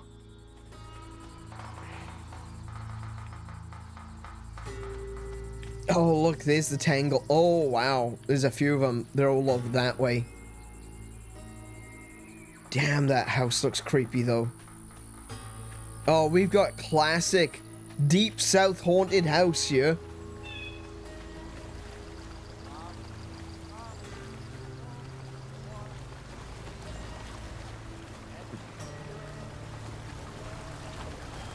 I can hear someone talking. Well,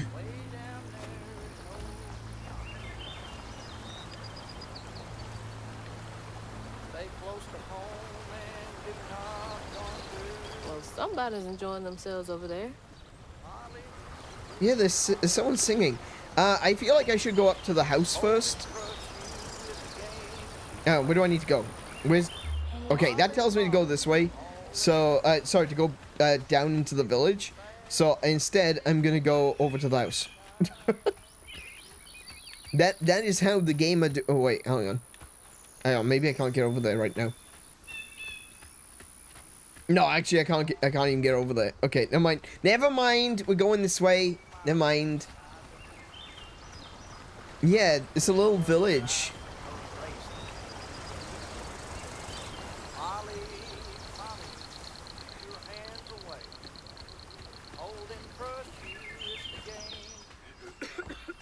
Whoever it is, they're singing about Molly.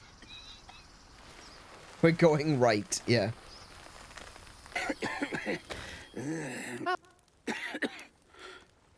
Oh, hey.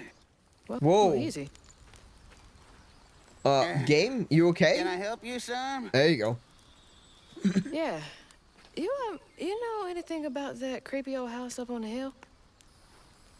Well, sure do. Sure do. Yes, that was once the home of Huggin' Molly, the nasty she-devil who plucked all the little children in this here holler right out their beds. Oh, yeah, paid them good and used their guts for galluses. Me, they call me Itchy. I'm the only schoolboy she ain't never took. Okay. Ain't been easy reaching my golden years out yonder, but this here holler's better than old none. That's a nice story. You mind if I take a look around? Oh, sure don't, sure don't. You can see every place old Molly terrorized and more. Now for the low, low price of $1.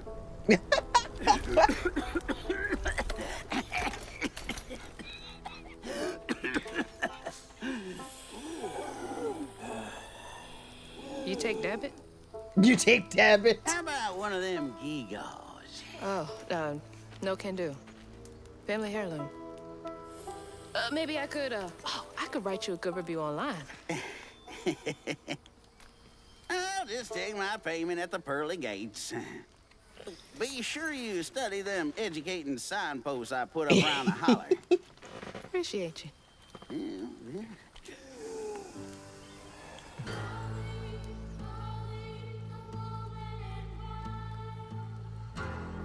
And immediately I get the song shouting, Molly, Molly. No, thank you. Don't be yelling to no Molly. I don't want her nearby. Oh, look, and he fishes over here. Oh, he's got a nice chair. Oh my goodness, that is such... I bet you that chair is so comfy. Holy crap. That looks like such a comfortable chair.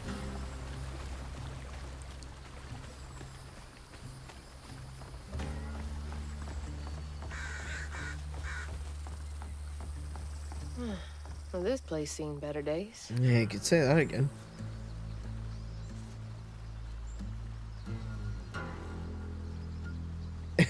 On that? You mean in the washing line, Missy?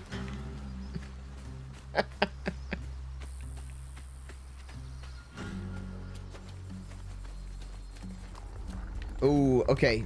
So we're basically, so the last section was free houses, right? In this economy?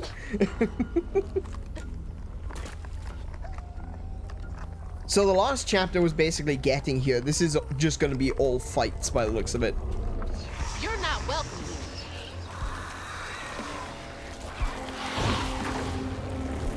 Oh, there's one of those guys.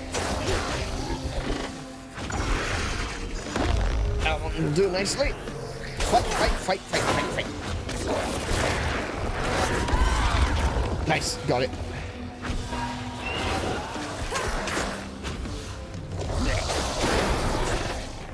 Oh, you spat at me, you little shit.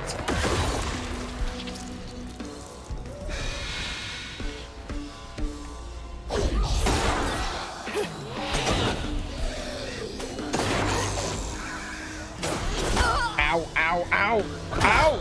Stop stun locking me! Woo!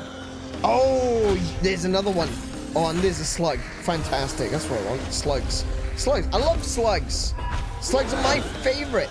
Are you serious? Stop. Stop now. Oh, and there's a little one of these as well.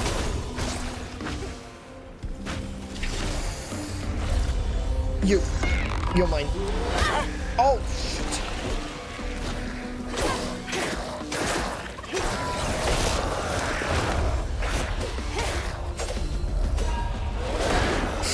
Oh, you almost got me. You almost got me.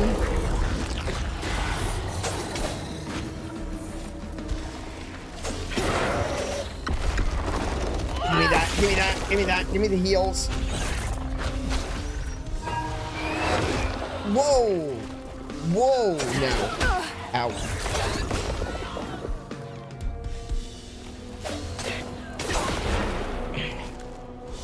I'll take that.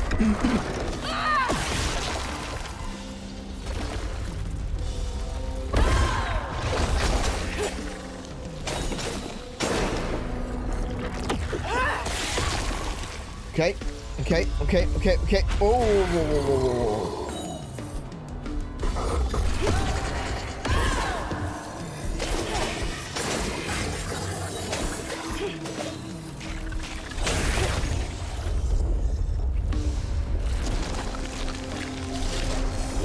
Oh, watch out, watch out, watch out.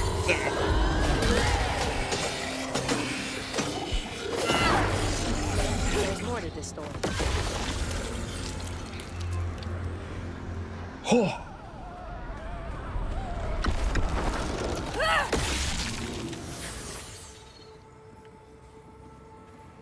Well, here's what we're gonna find out. Live in the holler, calloused hands and hearts. Ever grown up itchy turn to treated children like nails or wheating a hammer. His pappy? Well, he did worse. Come night, Itchy dreamed about peculiar angels who'd enfold his aching body Oh, no, I didn't like that. No, no, no, no, no, no, no, no, no, no, no, no, no, no. I didn't like that. No, no, no, no, no, no, no, no, no, no, no, no, no. No. Ah.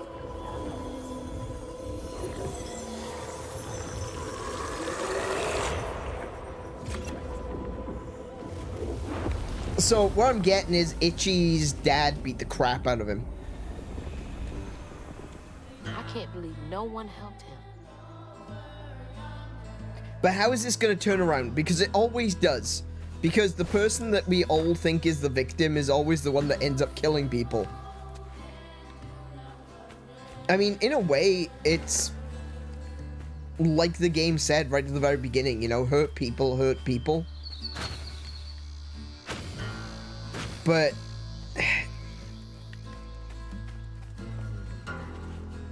it's got to go bad somehow. It's just the way this game works.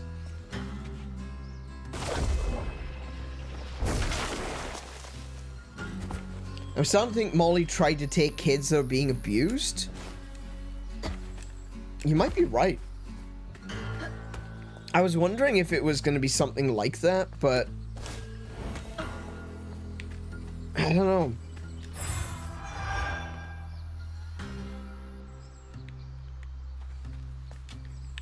I think, like everything else in this game, it's not going to be so... It's not going to be so cut and... I thought the game had crashed then. Oh my goodness. It's not going to be so cut... Game? You okay?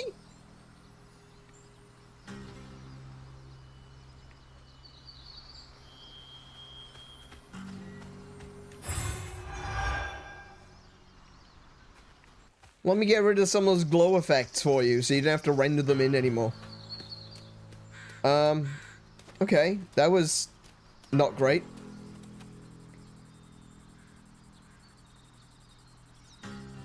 She tried to take Trey and we saw Bunny was treating him. I'm safe here. I'll stay here. I don't want to go back.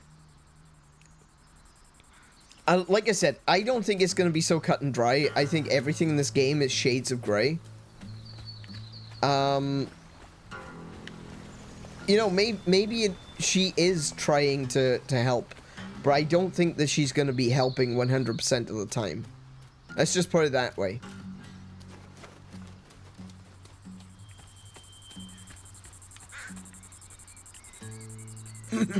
Is this Itchy as a kid?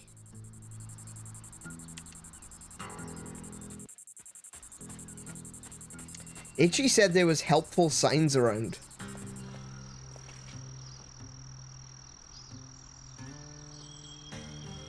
I don't think it'll be that simple either, but the binding of the ranger's leg has spun me out. Yeah, that one caught me off guard too. The only thing that I would say is, it didn't make sense in that case for Molly to take all of the other kids but leave Itchy. Why would she take every other kid but Itchy? The only thing I can think of is that Itchy was abusing kids.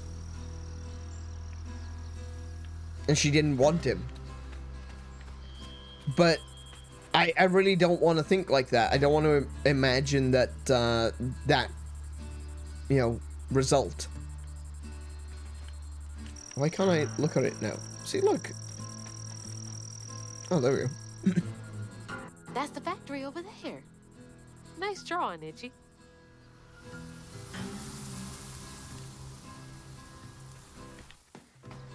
So Molly was seen over the top of this. How do I get in there? Well, use your magic, love. Come on. Oh, chicken. Hey, chicken.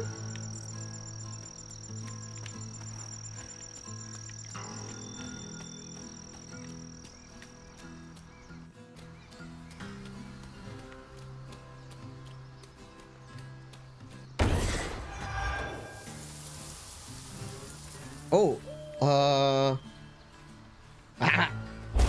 Buy me some electricity.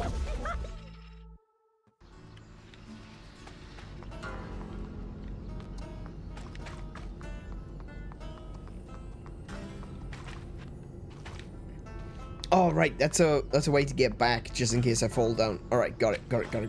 We'll go this way.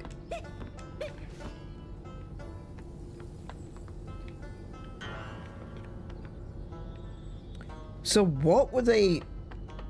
What is this? Is this a soda factory?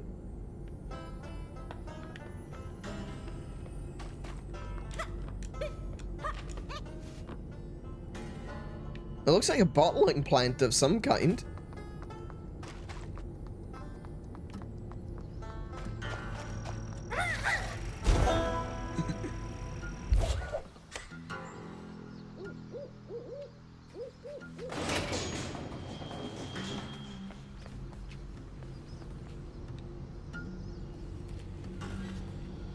Well, there's the, wait, that was just open. There's nothing here to fight? Okay.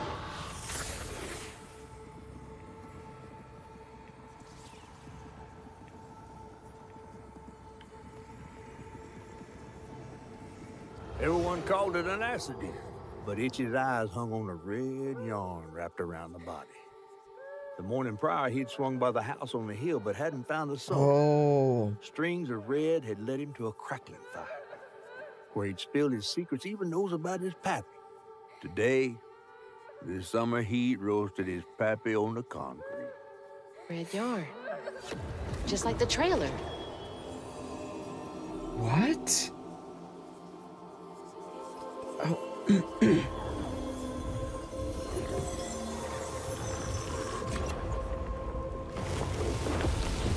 So many folks in this holler failed these children.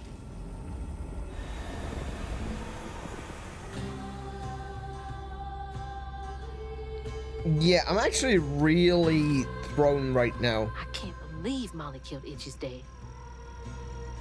Why are we looking at a barrel for that? I can't believe Molly killed Itchy's dad. Why are we looking at the barrel?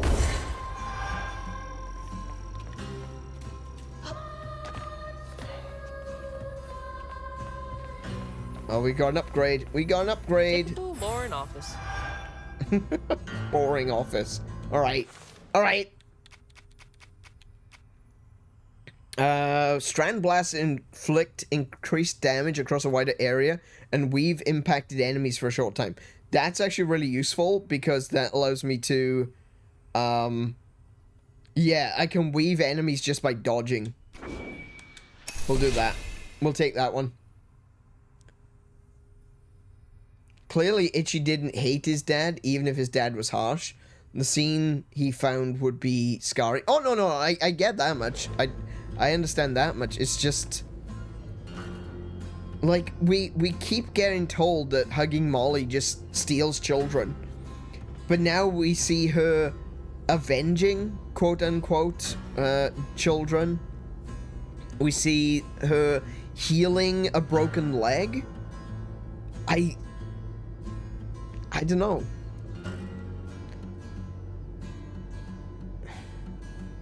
She's clearly got her own, like, a law unto herself. She's doing things that she feels is right by her reckoning, which obviously doesn't jive well with regular folk. But it's... there's gotta be more to it than that. Why would she have such a bad name? Why would she be known as a child stealer? Why would she look like a spider?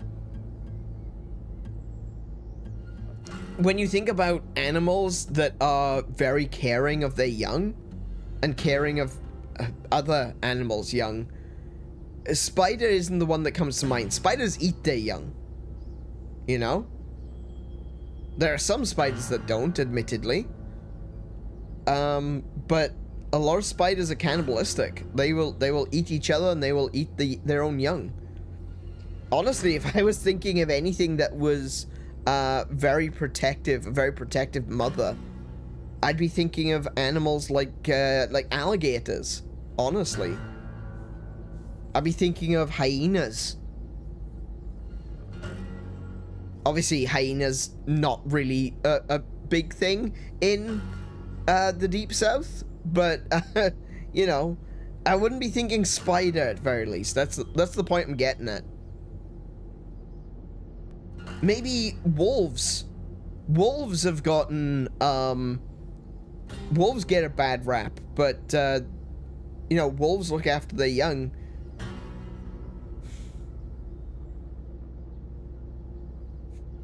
Yeah.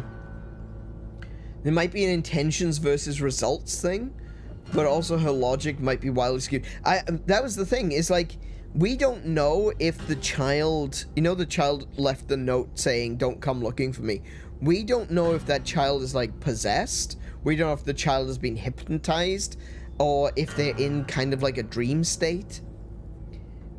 It might be true that the kid is, you know, comes from a broken home, comes from a family where they're abusive.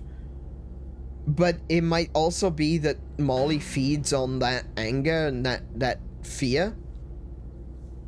And it doesn't make sense that Itchy is the only one that wasn't taken, at very least from what we've seen so far. And it's possible that she tried to heal the ranger purely just to stop him from following the trail, you know? Maybe she healed him as a, look, I've let you go, bugger off. Don't come any closer, because I will finish you off. I don't know. Managers, there's a mandatory overtime this weekend before the break. No exceptions. If people are unable to commit, they will receive PTO. Oh, they will not receive PTO. What's PTO?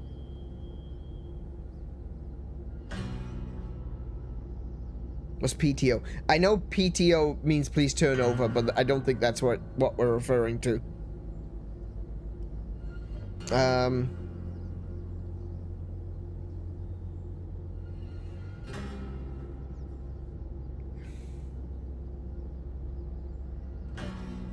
Yeah, I don't know what PTO is. I expect to hear numbers by EOD. Paid time off. Oh, okay. Reminds me of my job. God, I hate that place. Oh, he seems like a jolly fella.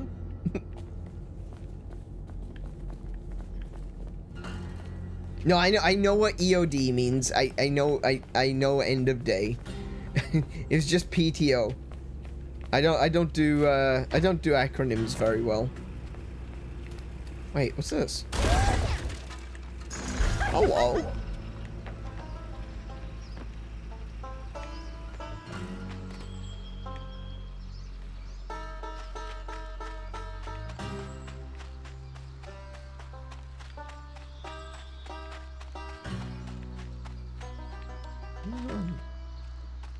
Oh, wait. How do I get up there? Oh, over there, I see. I'm just explaining for the viewers too. Oh, okay. See, I think the viewers are fine. I think they can understand a lot of those text prompts that I can't. Collect that.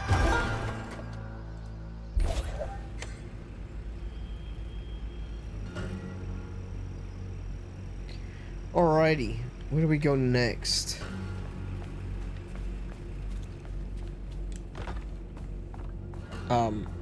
Excuse? Oh wait, no, not that way. There we go. Ooh, what's up here?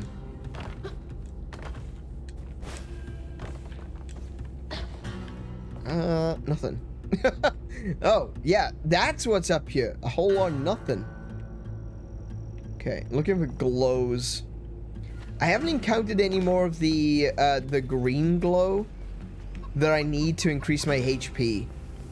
I've got one, and I feel like I've probably missed one, given the fact that I still only have one.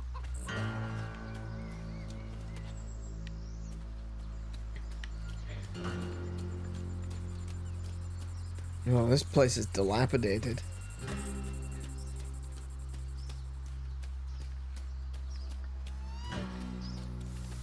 Wait. Another ticket booth? Chickens.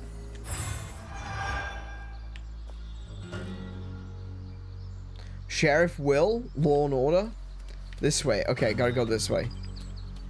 Itchy's Horror Holler Tour. The Child Eater hugging Molly. See evidence of the world's most terrifying living creature.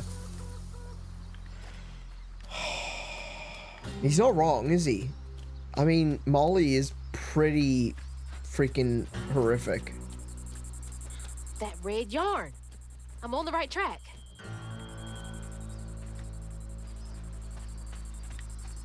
This place looks nice. Doesn't look as destroyed. Oh, wait. No, never mind. I was going to say, doesn't look quite as destroyed as the rest of it, but look. There's leaves growing everywhere. Okay. Oh, wait. I know where I am. I've just done one big circle. Okay, cool.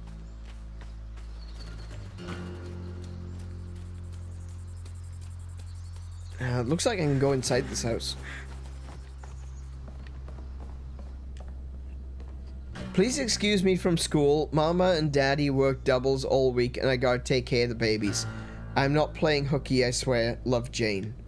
Jane cares about those babies so much. I don't think you can tell from just one little letter like that, but alright. Dear Santa, I've been mostly good. I need shoes. Could you take me to the North Pole with you? I would go barefoot if you would just take me with you. Is it very cold there? I don't mind. Love, Jane. P.S. Could the babies come too? Someone's got to take care of them. Maybe Mrs. Santa would help me with them. Okay, now I'm starting to think that she really cares about the baby. I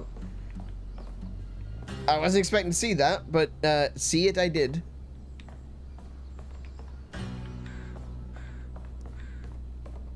So if kids were writing letters to Santa, if kids were writing letters to, there's a bottle tree. If kids were writing letters to Santa and the letters to Santa were take me away, that might explain hugging Molly.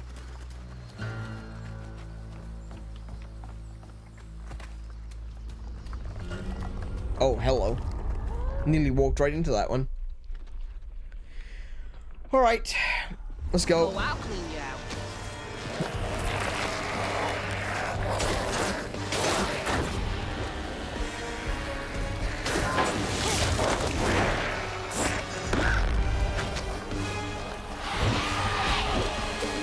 Where'd she go? Oh, I killed it. Oh.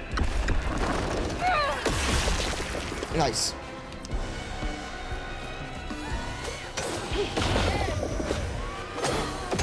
Yes, that works so well.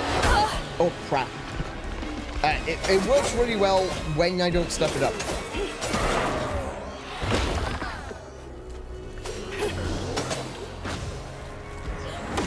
Take that.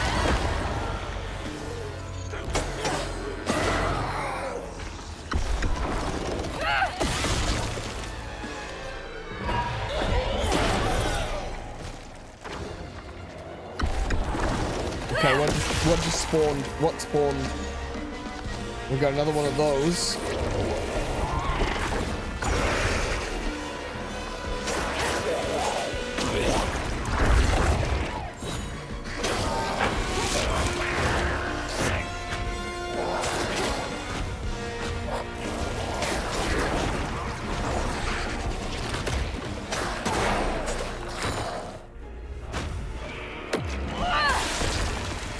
Okay.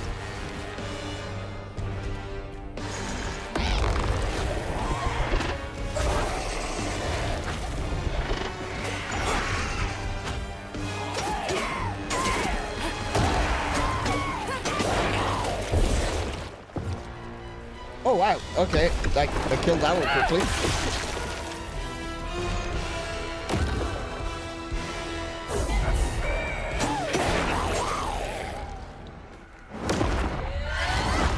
Oh.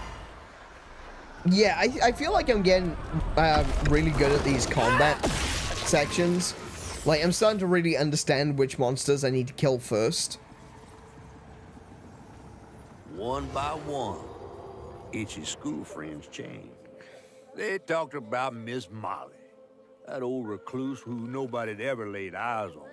But them brave enough to venture into her house on the hill came back with toys and treats and clothes that weren't hammered down. Itchy couldn't help but reckon about all the possibilities his old pappy had beat him out of. Oh, she must have been baiting them. So wait. So it seems that before she became the spider, she was just some kind old lady? I guess that's kind of what happens, isn't it? It's like she's the strange witch lady that lives in the woods, you know?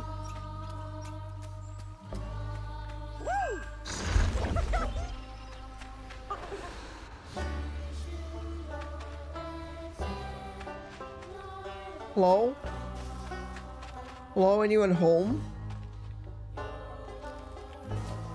Hello? Who's down? Anyone down here? Oh, hello.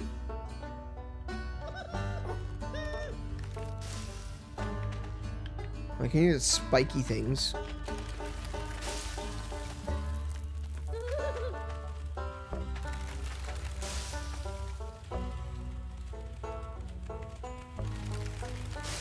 Ooh, that's a lot of spiky things.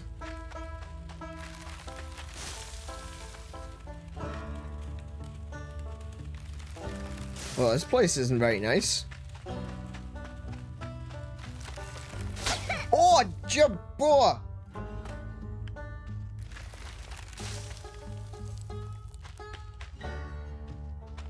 Okay.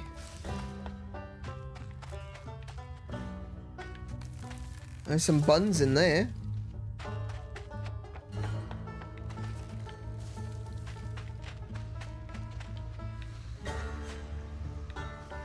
Wait. Oh.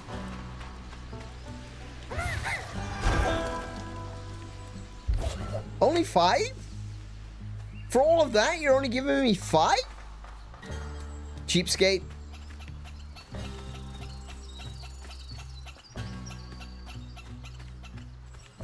Where's the knots? Over there.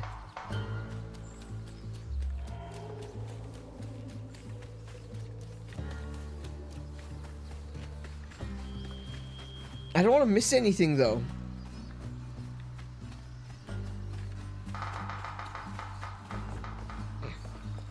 Can't get in there.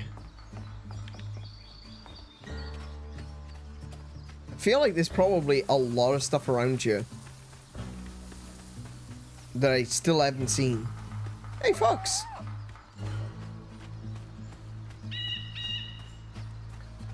By the way, Buns.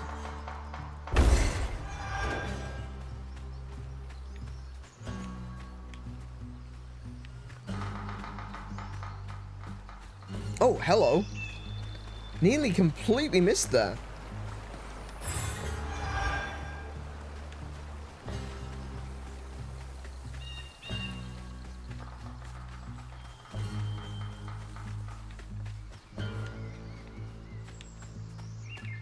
Where's the... Oh, there it is.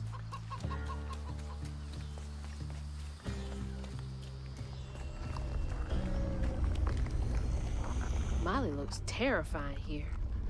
What does she want with those kids?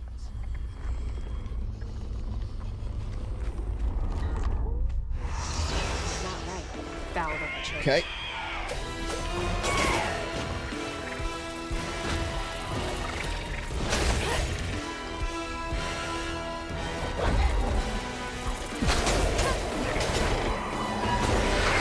Oh, that was cheap. About $1.50. Yeah, you take that. You take that in the face.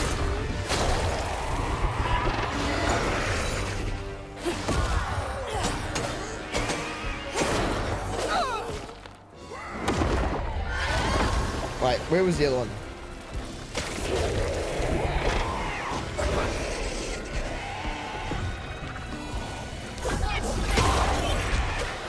Oh, it's a brute. Oh, okay. You're mine.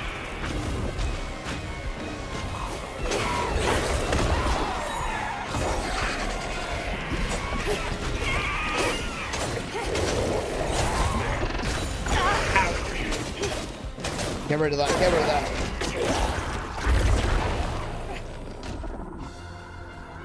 Heal, heal, heal, heal. And heal off that. Oh no, I missed it! Oh no!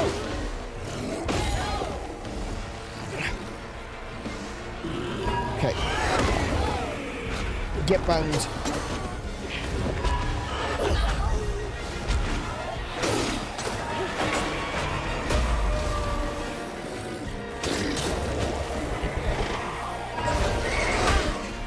Come on!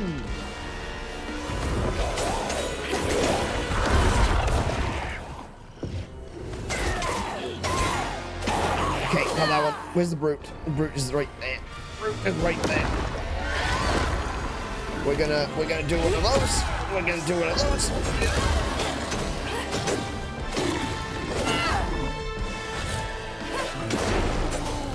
Show me what else. Oh, there we go. Could be the same kind of witch ladder that witch ladder? That she shoved kids into the oven? Ladder? What do you mean by ladder?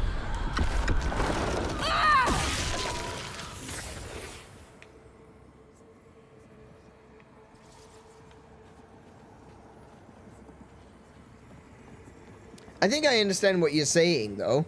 She could be the kind of witch that, you know, shoves kids into the oven. Yeah, Hazel and Gretel again. Raised to do. He blamed himself.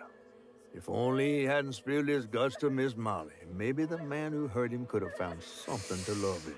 Oh. He sought some divine absolution for his guilt, but someone else would listen. Itchy shouldn't have had to bear that guilt. It ain't his fault.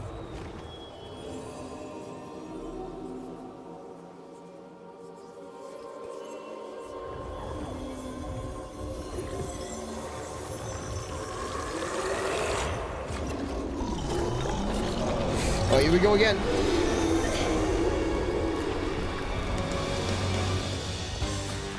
You a tenacious little one. This is my only option. I have to find her. Rue? Who the heck is Rue? Who's that?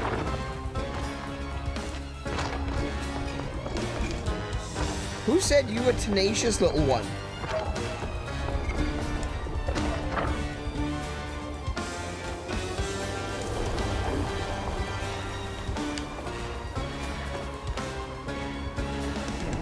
Is that the fog?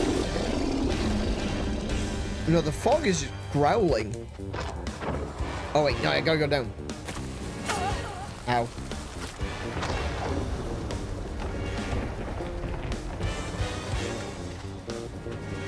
Yeah, I don't know what that is. All I know is it's a fog. That's all I know.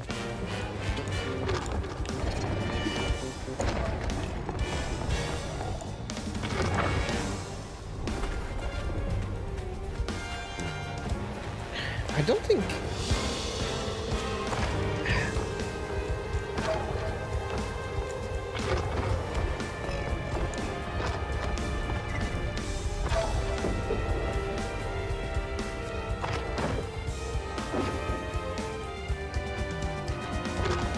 Oh, I can see the place I'm aiming towards.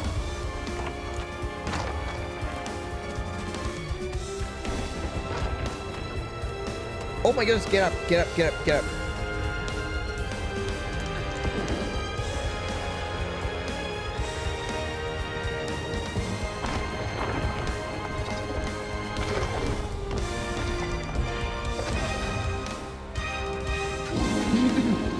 Is it getting closer? Oh, it's right there. Okay, alright, alright, alright.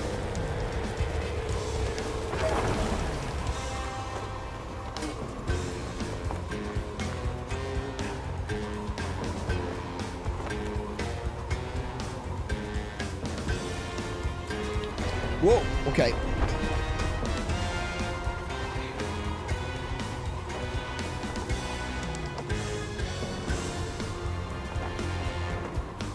Here's the bottle tree.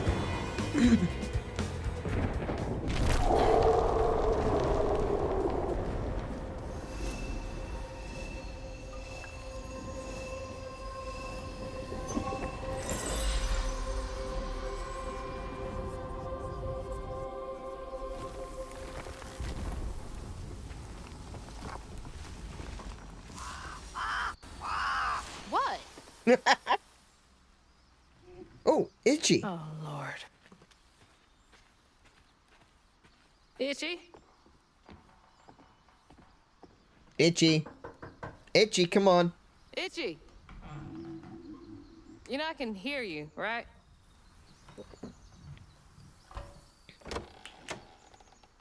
Well, it's a right relief the tragical tale of Hug and Molly didn't scare the skin off your bones. Oh, no. I love the tour. Just one question. Why didn't she take you? That's the question.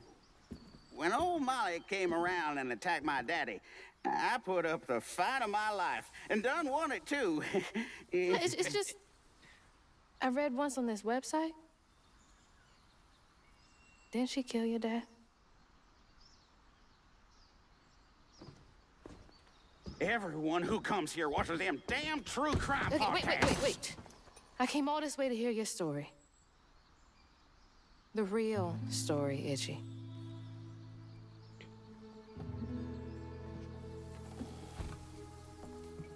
Come on. Wait. Oh. Did he kill his father? He killed his father, and she bound him up in red cord to try to heal him so that Itchy wouldn't get in trouble. Yeah, the sorry Suggins who lived in this here holler made them mountain peaks feel as snug as teeth on a bear trap. Something I come to realize about my school friends, they wanted to be took. Even by the devil's conjures.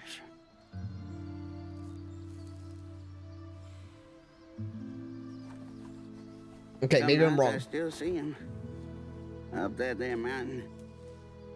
Figments of my imagination. And I do yell out, I wish Molly took me too. Could have if I chose, but I didn't neighbor much with courage. Never could figure out how to fit all that on scraps of wood. Itchy. You're just a kid.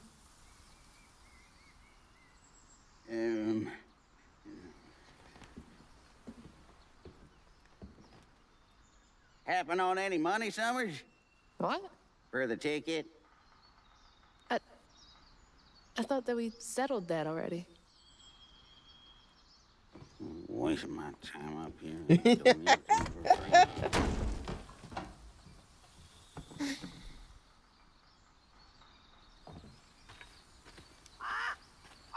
Yeah.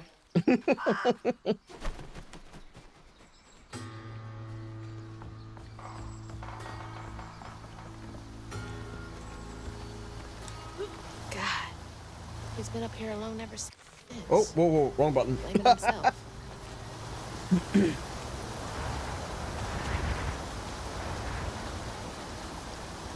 For some reason, my brain went to D-pad. I don't want to be using D-pad.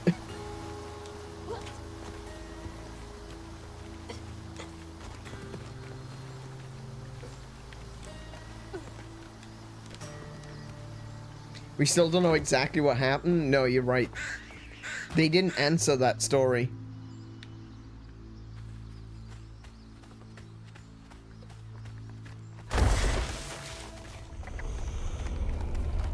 Oh, we got another fight on our ends. Ain't got no time to play.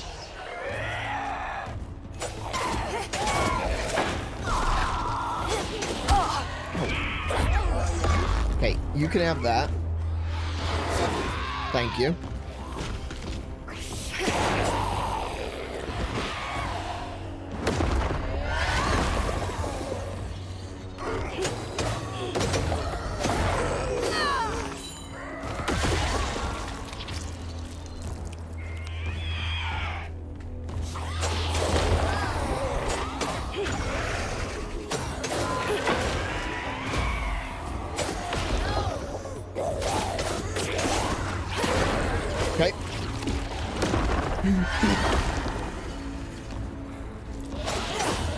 Oh!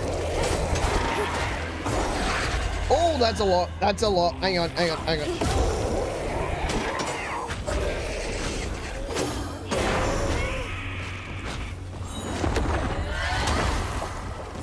Can I get another possession?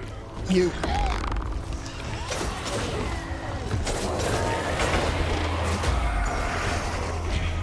Oh, there's a brute. Oh, I wasn't expecting that guy. I didn't see him.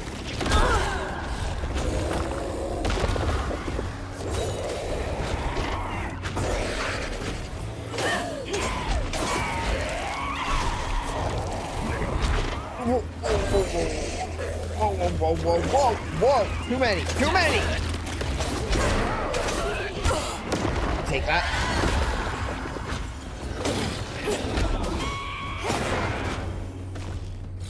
Come get me, come get me.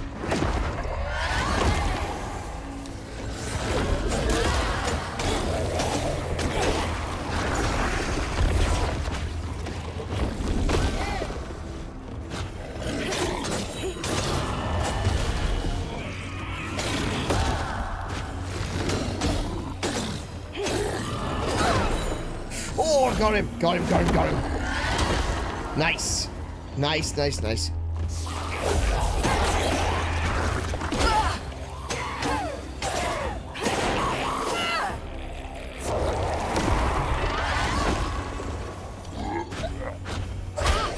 Damn it. Oi!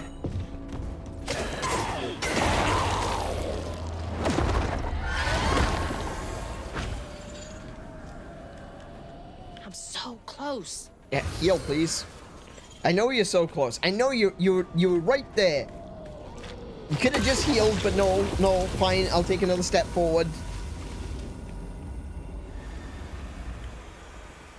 At this point, it shouldn't really matter, but whatever. We'll take another step forward, I guess. Where do you want me to go? You want me to go that way? I don't want to go that way. Oh, wait. I'm back at... Oh. Oh, okay. I'm back at the entrance to the town. Hang on a second. There's something over there. I haven't been over here. Take that.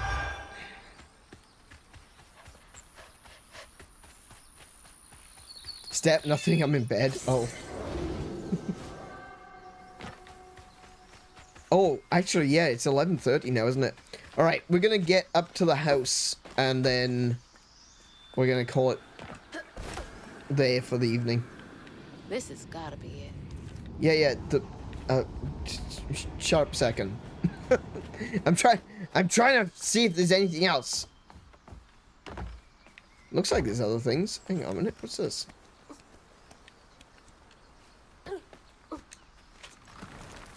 Oh, it's another healing life, yeah, those things.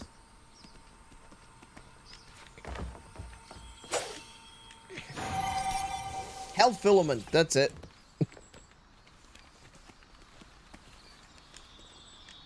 Oh no, that was the wrong button. That was... Okay, well, I'm back now. That's okay, that's okay. Something, the adults are talking. Indeed, yes.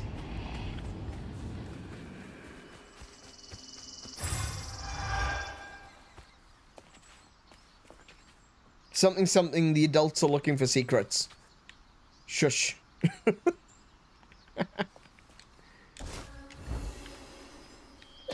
Where is this? Where's this lead?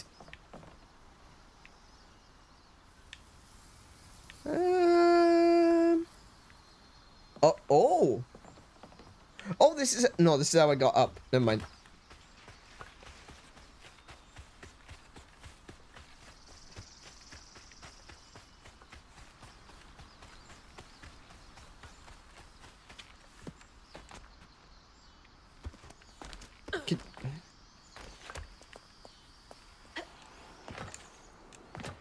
Hazel, please double jump.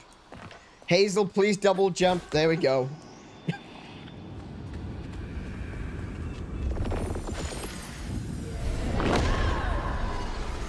Oh, here we go.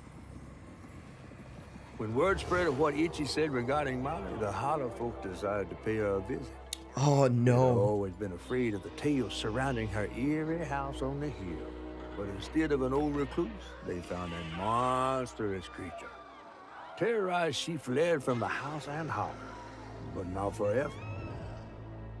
Hug and Molly came back for the callous children, one by one enfolding their aching bodies into her soft, long arms. Except for Itchy, who had driven Miss Molly away. She destroyed so many families. I won't let her destroy mine. This is so confusing because now they really are portraying her as a villain. This section seems so schizophrenic. Did you get them? What did she gain from taking those kids? From causing so much pain? Maybe that's the thing. Maybe that's the rule. Is that she takes kids, but she only takes kids, or she can only take kids that want to be taken. And that doesn't mean that what she's doing is right.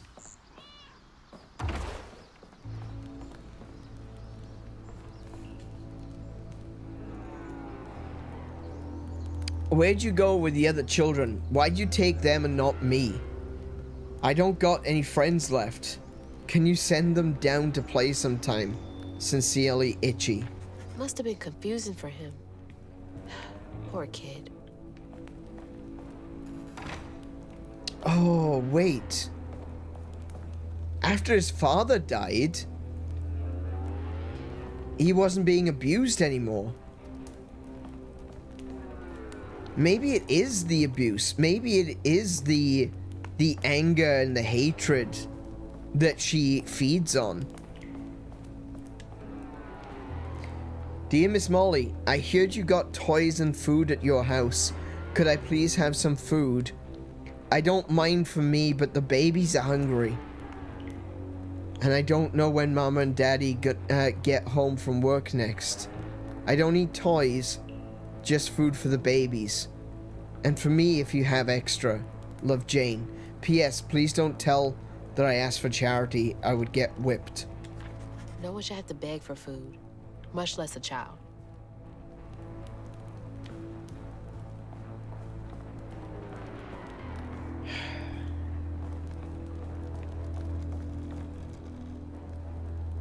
Monster's daughter. Tarrant Anna.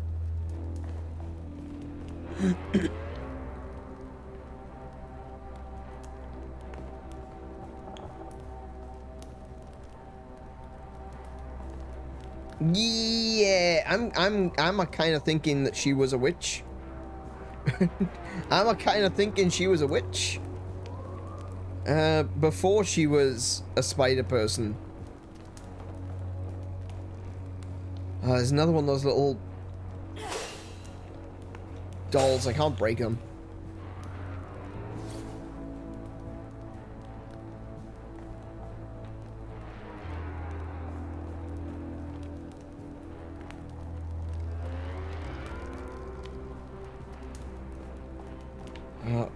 What am I missing?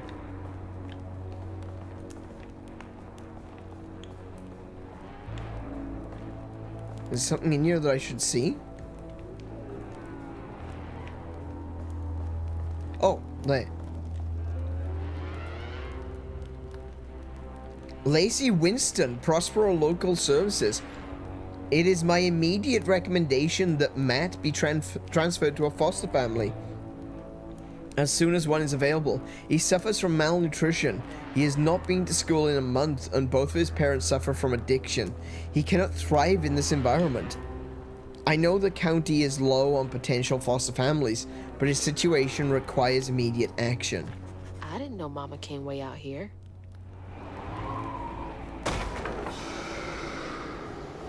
What was that? Sounds like it came from the mountain.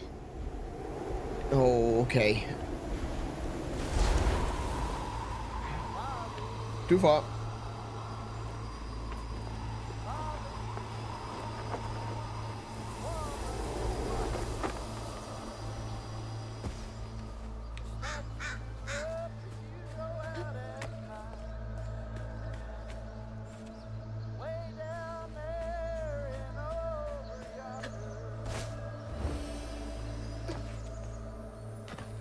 This music is haunting right now. She was a scientist. Yeah, she was an alchemist. She was a witch. Burn the witch!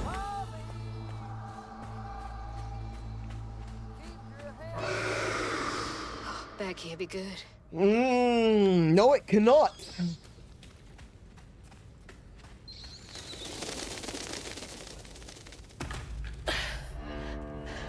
Where is she?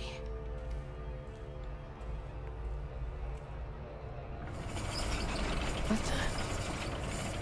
Huh? That looks like our house. It looks like a painting of your house, yeah. And that's... Mama. What is all this? Wait.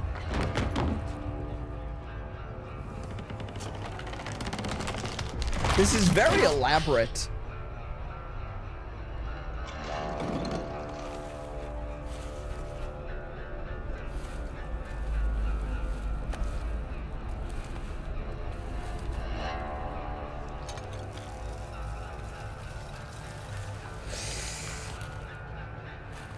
Hugging Molly?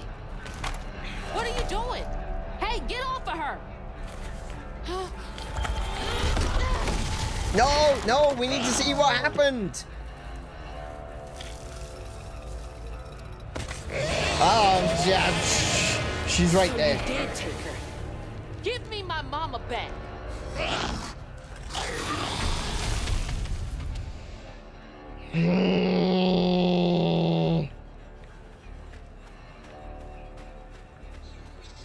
Oh, no, I didn't mean to do that. Didn't mean to do that. That's got me tilted now. She is creepy.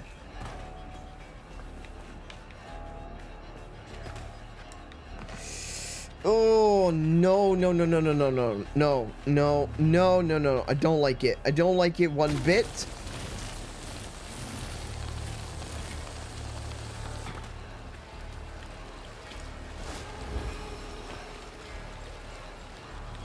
Double checking.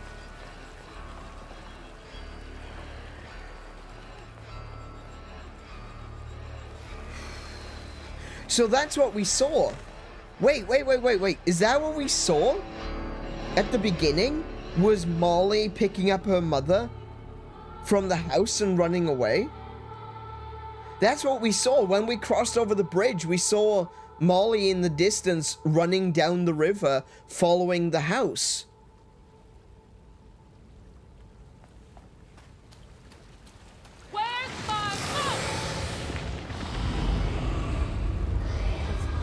Oh, the way she moves. I don't like the way she moves at all. I've got to stop her. Can't let her harm that kid. Whoa, whoa, whoa, whoa, whoa, whoa, whoa, whoa.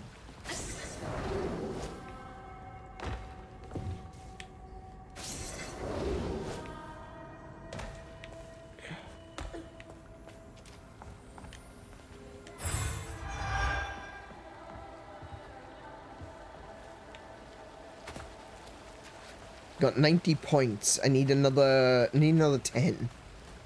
And I can level something else up. Okay, this way it is. Okay.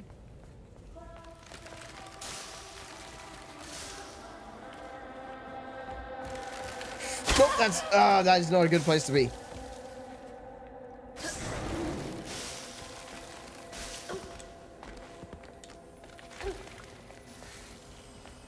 That should be it. Nice. Okay, we got another upgrade. What can we do? What can we upgrade? Cast Strand Push just before an attack hits to inflict Weave on the attacking enemy. That is... I prefer dodging, so that's less of a priority. Unravel's cooldown acceleration effects are improved. Okay, so that allows me to use my spells quicker if I untangle. Okay. Or unravel, I should say. Alexa,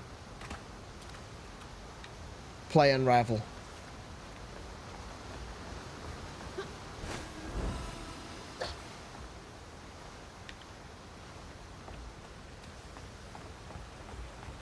lives up here? Hey. That's not the way. That's the way the game wants me to go. That's not the way I want to go.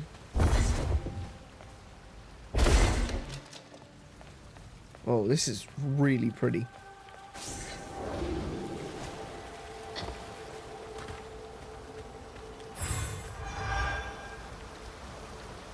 Oh.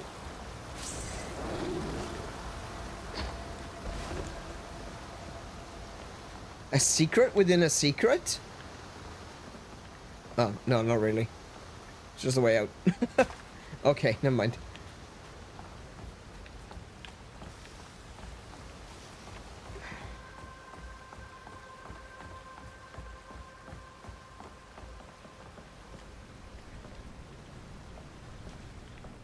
How many of you did she take? Is it true that a lacy woman is coming? I never seen a woman made out of lace. I wonder if she's a giant spider too. I can't tell if the new kid is pulling my leg or not. A woman made of lace. Is he talking about Mama? Was she helping him? What?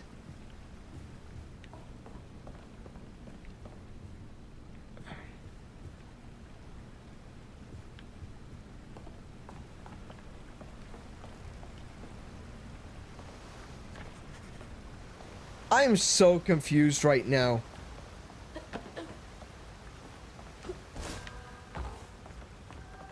I think some of it is fear related. I gotta be honest.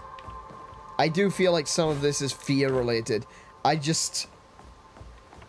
don't want to be jump scared by hugging Molly, you know? Oh, that is not a running wall. Okay, cool. Good to know. Good to know. Can't make it across. Now I can.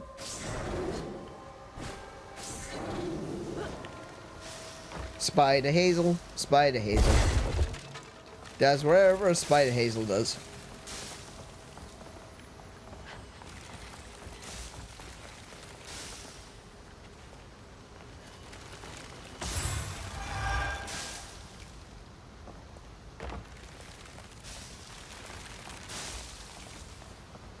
Run, run, run, run, run, run, run.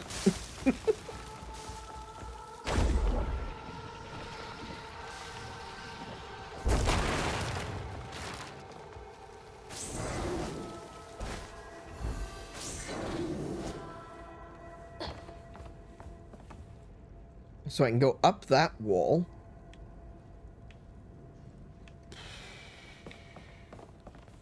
Yeah, I can go up this wall.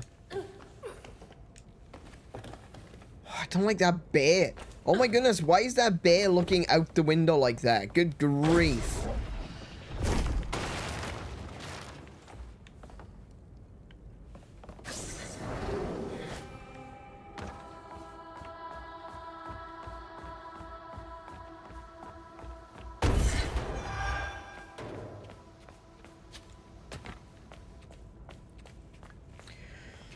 Oh, now we got stuff made of bones. Now we've got... Oh my goodness. Actually, I recognize some of these.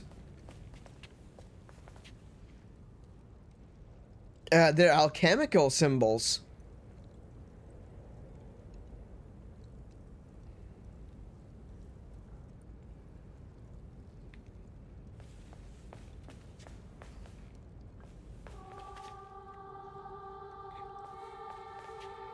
Some of them look like...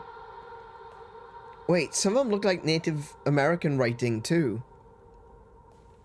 It's like a combination. I might be wrong about that.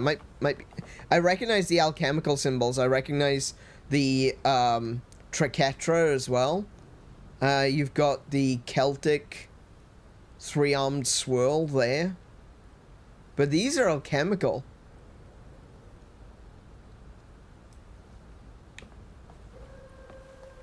What is this place? Stop. don't like her. I don't like her one bit. No. No, not a fan. I don't think I can just jump across there. Okay. I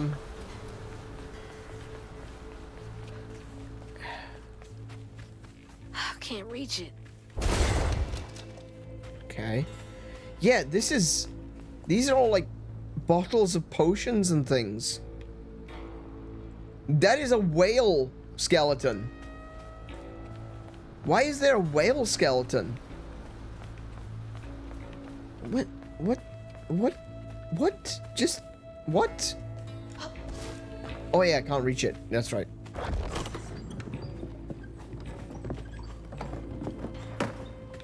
Before I go up there, is there anything else down here to find? No, it doesn't look like it. Okay. Alright.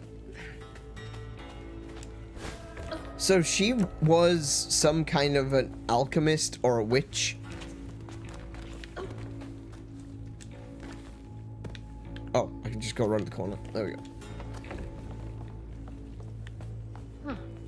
What are these for? Oh, that's a very realistic looking spider drawing.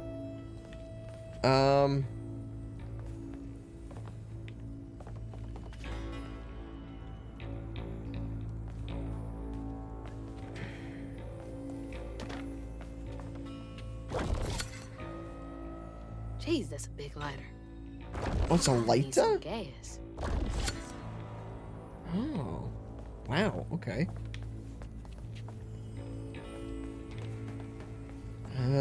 Oh, I see.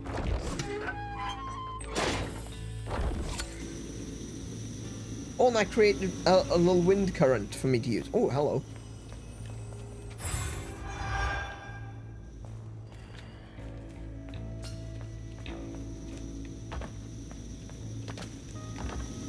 Oh, that's what? Hot. Oh, well, you did just jump in front of a burner. Need to light that gas again. Where's the gas this time?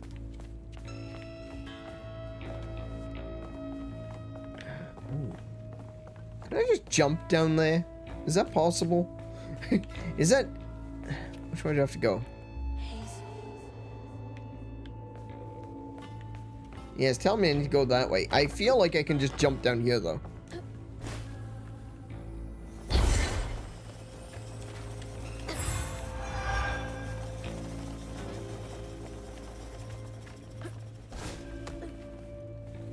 Ah, there it is.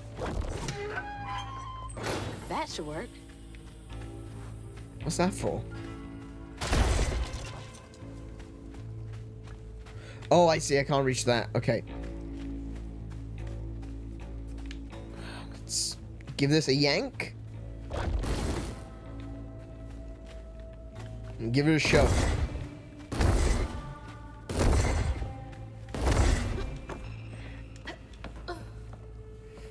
Oh, where are we now?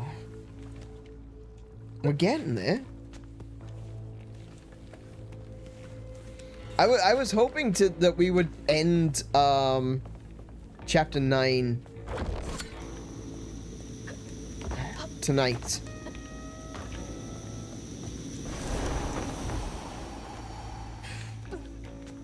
I think we've got to be close to the end by now.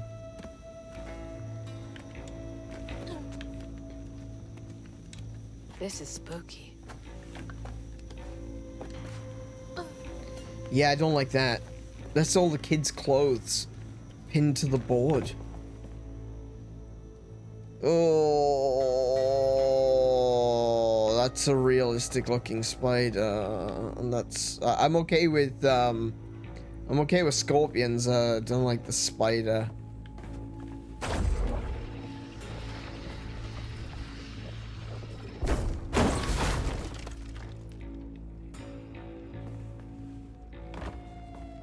Oh. Oh.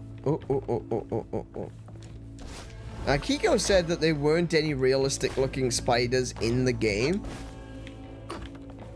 In terms of like enemies, I would assume. But that doesn't mean that there aren't spiders. Gotta find a way to the door. What door? Oh. Oh. Okay.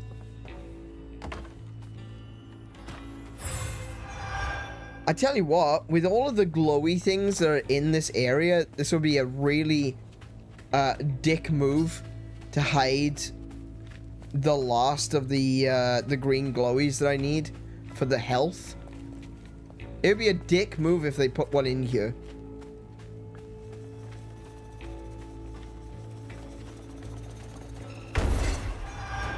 None of the reviews or message boards mentioned one with pins in it. No, I didn't expect that they would.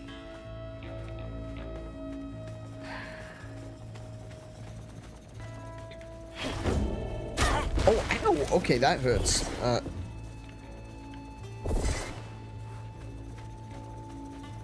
Oh, I see. I need to... there we go. Go, go, go, go, go, go, go, go, go, run, run, run, run, run, run. What? No. Okay, let's try that again.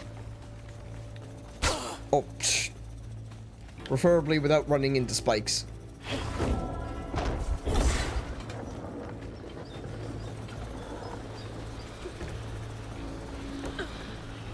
Oh, come on. No! Oh, I beansed it. I beansed it hard. Oh my goodness. Okay.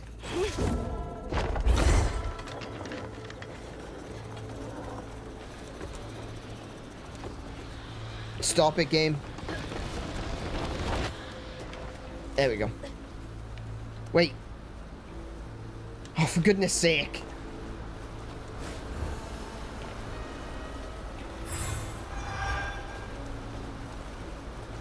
Well, so far, I have not seen the a green glowy.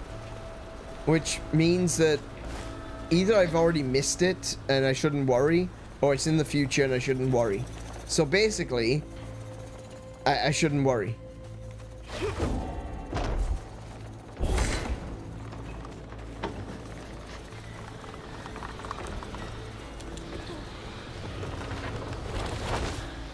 Okay. Alright, alright, alright, alright. We got this, we got this, we got this, okay? We got this. This is easy. This is easy street.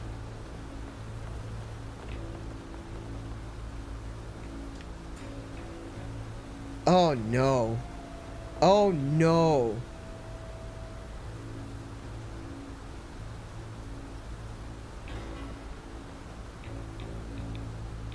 She's trying to create creatures.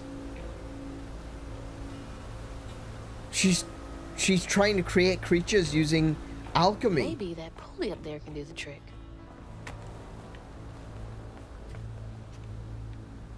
The pulley? What? That? What am I gonna do with that?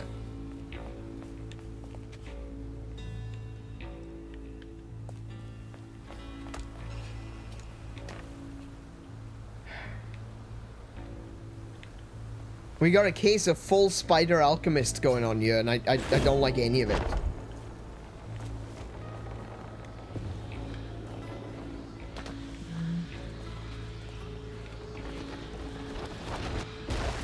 How do I get to that?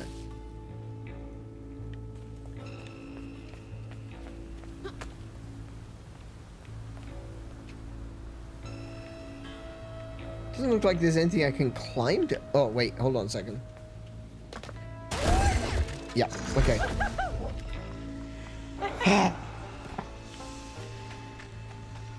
Some things are way too easy to, you know, you miss them because they're obvious.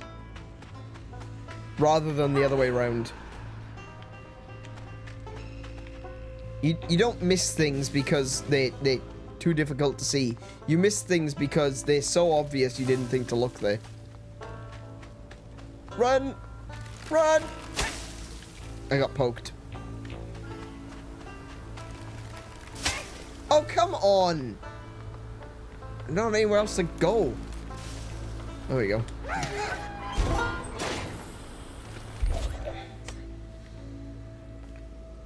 Okay. So that turned the heat on. Like this bad boy. Okay. I need to...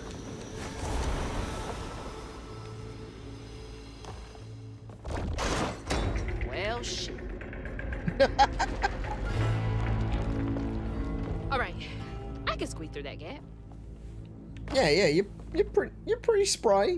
You're pretty slim. Very athletic, young lady. You can fit through the gap. Oh, that's a huge gap. I could fit through that gap.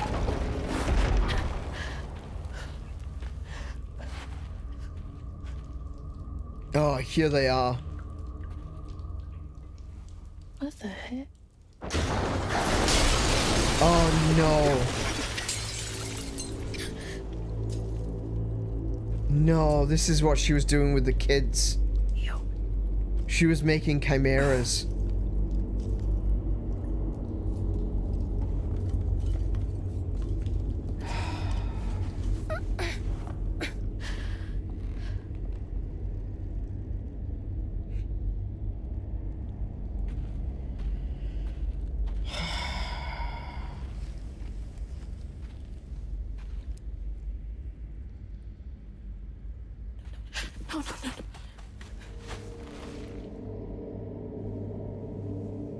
Mama, wake up. Mama, please wake up. Please. Mama, wake up. Wake up, Mom. I'm sorry. I tried, Mama. I really tried.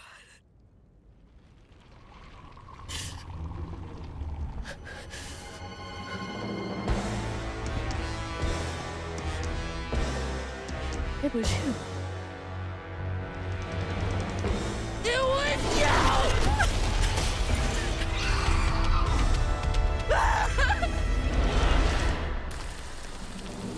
What did All right. you do to her? Oh no, that's a hole. I don't want to go over the hole. Crap, crap, crap, crap.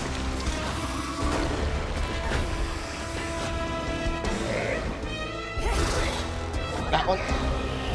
That one.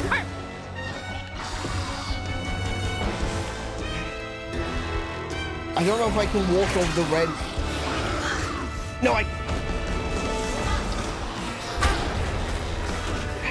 Down. I got greedy. You caused so much pain. I'm running. I don't know. I need to...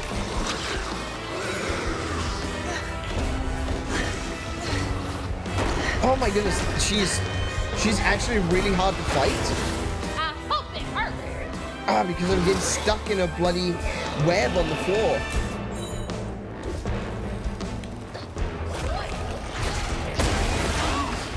Oh, that's her. She's down.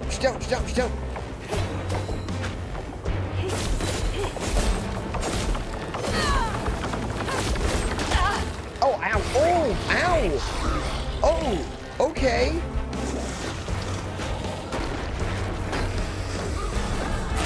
So I gotta hit her with 3 jars.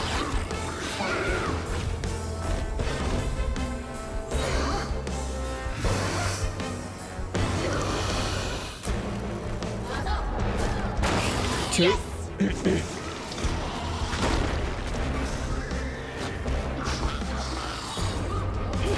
Okay, that knocks her down, and that gives me a chance to attack her.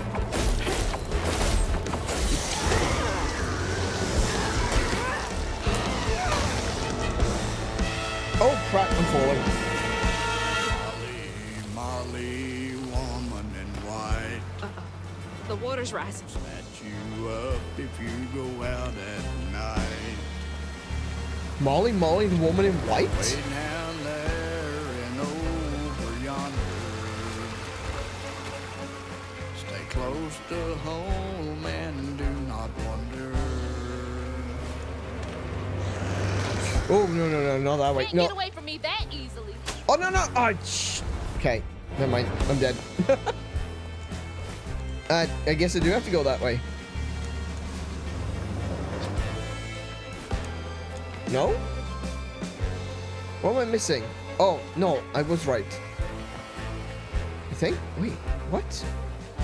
Oh, I see. Ah, right. I can see.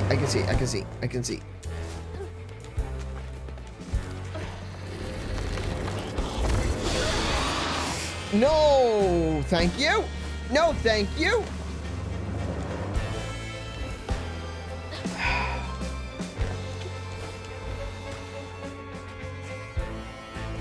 Game, grab the edge. I'm not done with you. I do not like that. I do not like that one bit.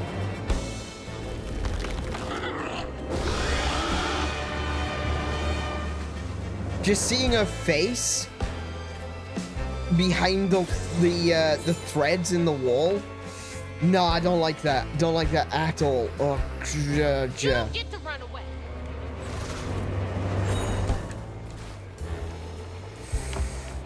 Oh, this is really unsettling. It's not even the spider at this part.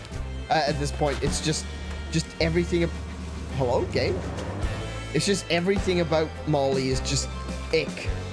Yeah, finally, it's become an actual horror game.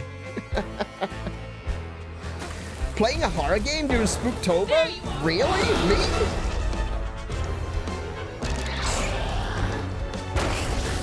Okay. That did not go well for me. Oh, that was mean. I'm trying to get to the heels. You caused so much pain.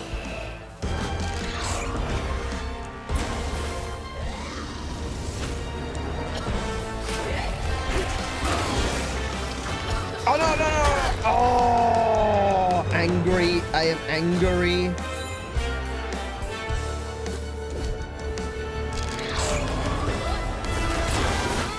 Right outside. Oh, no.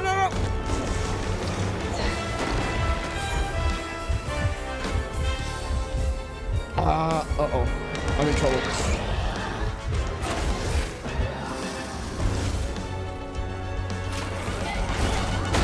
Got it.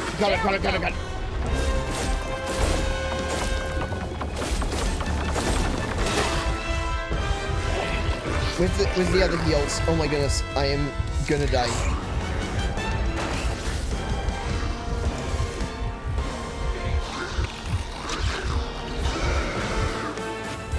There we go. Oh my goodness, let me get the heals. Stop it.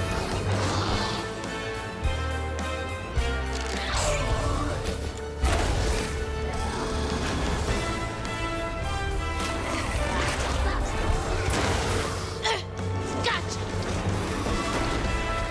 Oh, she broke it. There we go.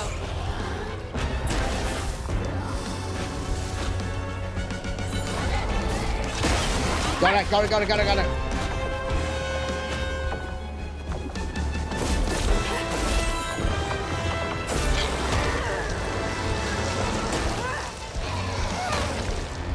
Yup, I'm falling again. Oh no. Water's getting higher.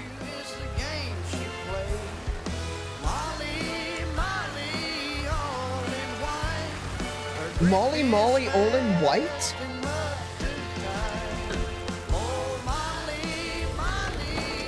Oh, no thanks. You'll answer for what you do.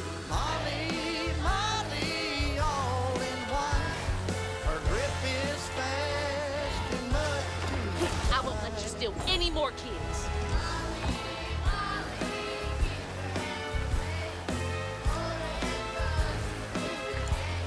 Oh, no, can't reach that. It's interesting that they say Molly, all in white, because obviously everything we've seen so far has suggested that her color is red. Now, maybe Molly started off as like some old lady. No, none of that. None of that. Because like a lot of these creatures started off as something a little bit more normal, you know? like, Two-Toed Tom was just a regular alligator. Benji was just some poor kid.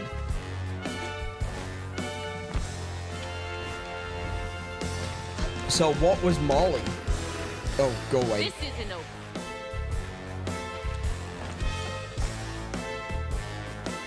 So, there's actually, now that I think about it, there's one thread that makes sense.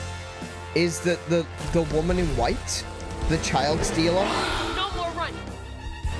Her name wasn't Molly, though. It might have been Maria.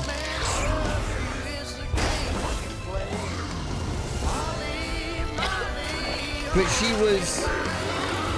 she had her children stolen from her.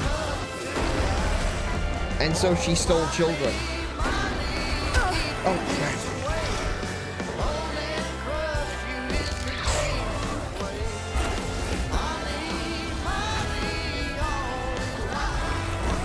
And that one,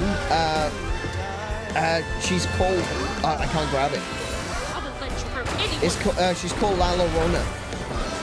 It's more of a Mexican, Latin American.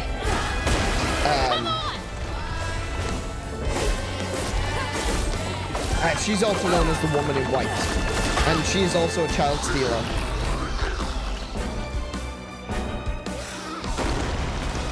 Oh no! Okay, thank you for not making me redo all of that.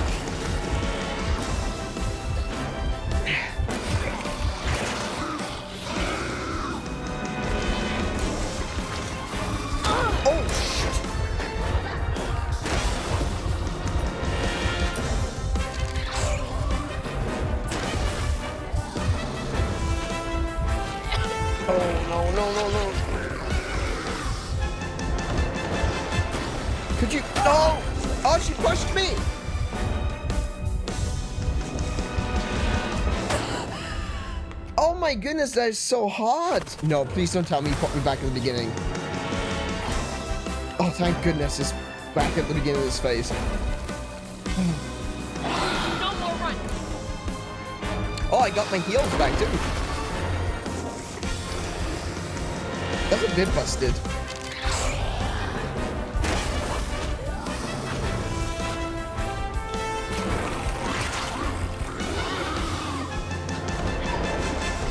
Fancy giving me some bottles? Thank you. Right upside. Right upside the head.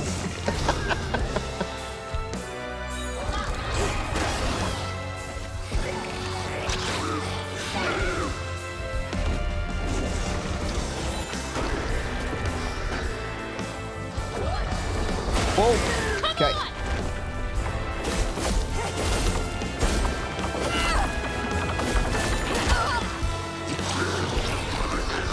All right, we got it, we got this. It's fine, we got this, this is it.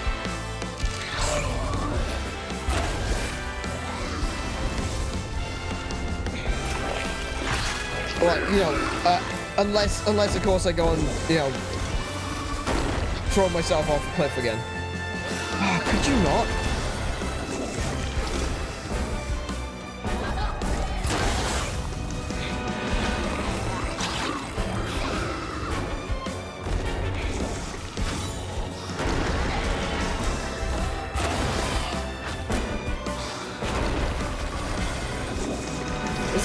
Oh, they're over there. The balls always spawn on the opposite side of the arena to where I am. My friend! Alright, come here. Right upside.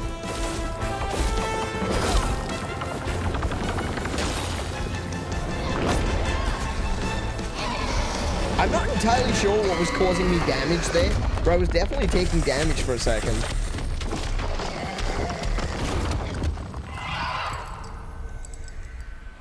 Mama's locket?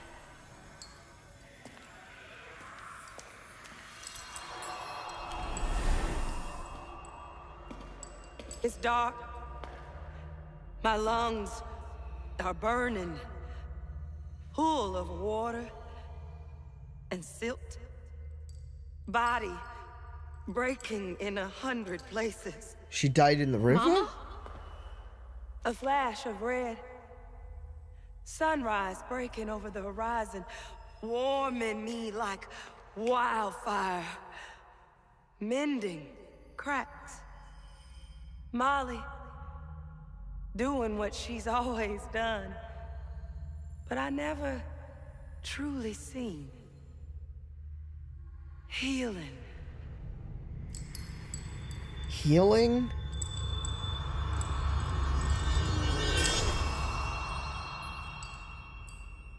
Molly was healing you? You hurt Miss Molly. Lacey woman is gonna be mad at you. What on earth is that? She doesn't like mean people. That's why she brings us around Molly, to keep away from the meanies. She brought you here? The missing kids. The ones Mama said the system failed. Oh my gosh, she rescued you! You gotta look like her. Except she's nice, and you're not. No, no. Molly can save her. Molly, come back! Molly must have gone this way. She's gotta be close. I'm sorry, those kids don't look particularly saved. I'm sorry, wait! Honestly, they kind of look dead. Oh, like me. Oh, great. Now I've got next to no HP.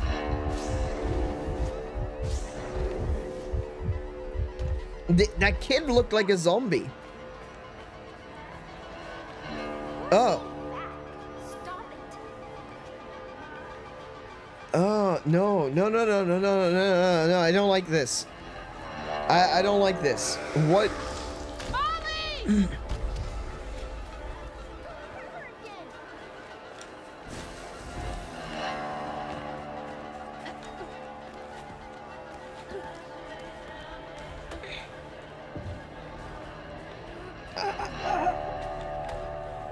I knew it was going to end up like this, that Molly wasn't going to necessarily be a bad guy. Like I said, it's all shades of grey in this game. Come back! Please! But, the kids don't look helped. They look a little worse than helped. Maybe Molly helped kids or saved kids that lost their lives in the system? Maybe.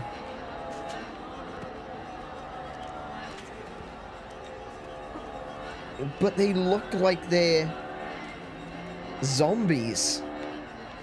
Oh, I can't cross that. Okay. Yep. This doesn't... That kid doesn't look like a zombie. Do they just kind of linger and rot as children?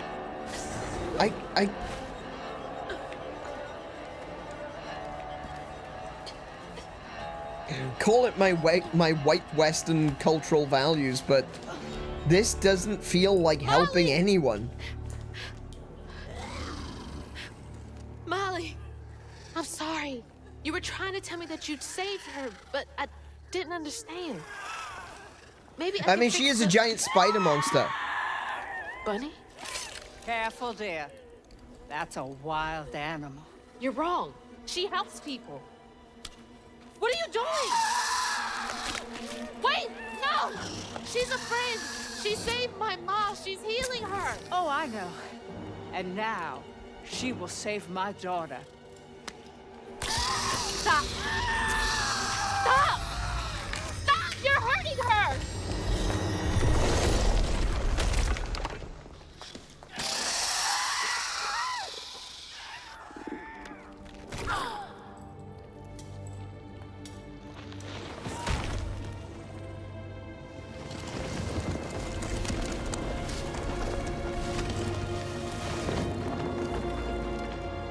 What the hell is wrong with you? Watch your toe. She was only helping. I have my own family to think of. Family? Trey? Cherie? Keep her name off your lips!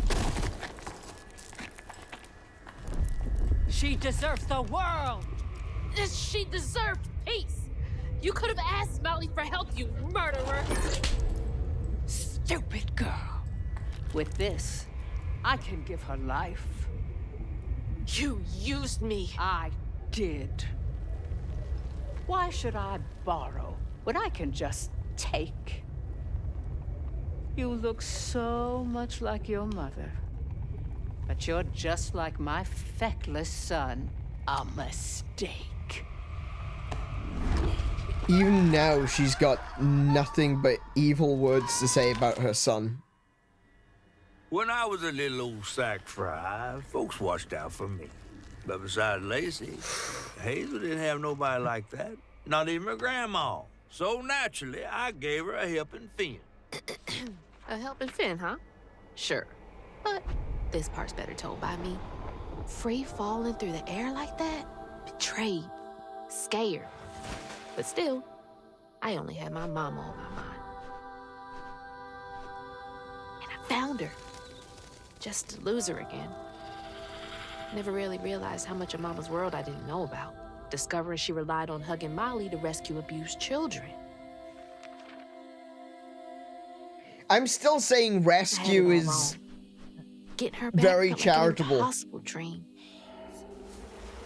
But I wouldn't give Oh, hang on. Looks like we got a Bigfoot coming in.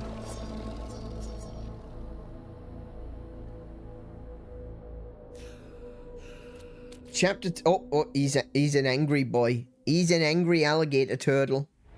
He's an angry boy. Back again? What is this place? All right. And with that, we're gonna call it there for this evening. Oh my goodness. All right.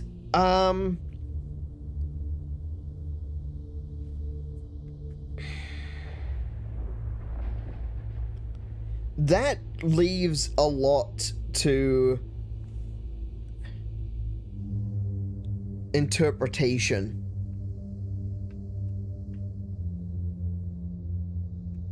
It does appear that we're in this dream zone again.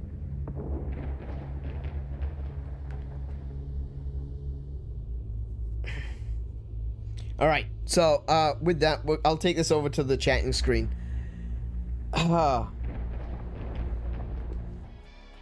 All right. I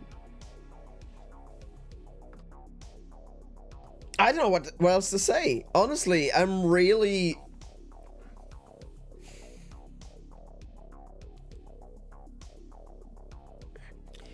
I don't know how much of a save those children... that last one... That's my keyboard again. Sorry. That last one has definitely thrown me for a loop. Like, you can look at a bunch of these and say, you know, like, you look at Laurent and the fact that he became a Rougarou, and you can see that, you can understand that. It's something that's pretty... It is a little bit of gray area there, sure, with the fact that he killed a bunch of people, and that the power that he's wielding is clearly keeping him ageless. I don't know if that's going to have a negative effect on the Grand Weave overall, but, you know, people are meant to die. That's a part of the cycle of life. People are born, they live, they die. That's reality. So I feel like the fact that he's ageless is, in and of itself, a wound in the tapestry. And... like, you could definitely see the gray area there. He didn't become a monster because he was hateful. He became a monster because he was scared and alone and angry at the world for destroying his family. And when you look at Itchy just seemed to have been left behind. There was nothing there, no malice whatsoever. He's just an old man that's gone kind of cuckoo doolally because he's been left on his own. He watched all of his friends go to Molly and she left him behind. We didn't get a conclusion on that.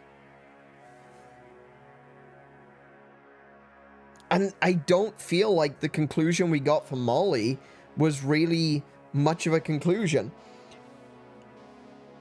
It turns out Bunny was a bad guy.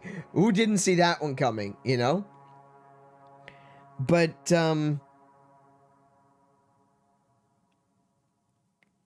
don't know. I feel like I need to know more. Clearly, Molly was trying to help some people. Maybe she thought she was helping the kids. Even Lacey seems to think that she was helping the kids. But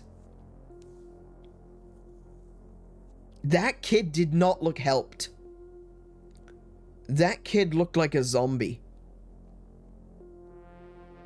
That kid looked like she was undead.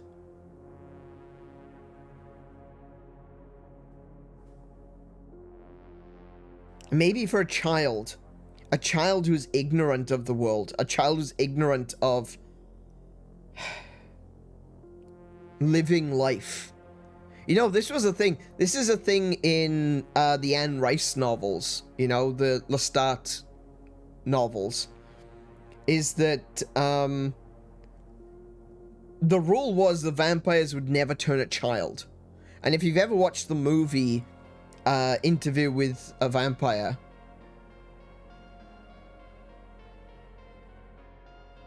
you will know what happened. You know what happens when that rule is broken. The thing is that a child that is turned to a vampire remains as a child forever. They feel like they're pushing against their own bodies. Because their bodies are meant to grow. They're meant to become stronger. They're meant to go through puberty. They're meant to develop into adults. But when a vampire turns a child, the child is stuck. Stuck in a constant state of pain. Stuck in a constant state of emotional distress, hormonal imbalance, forever.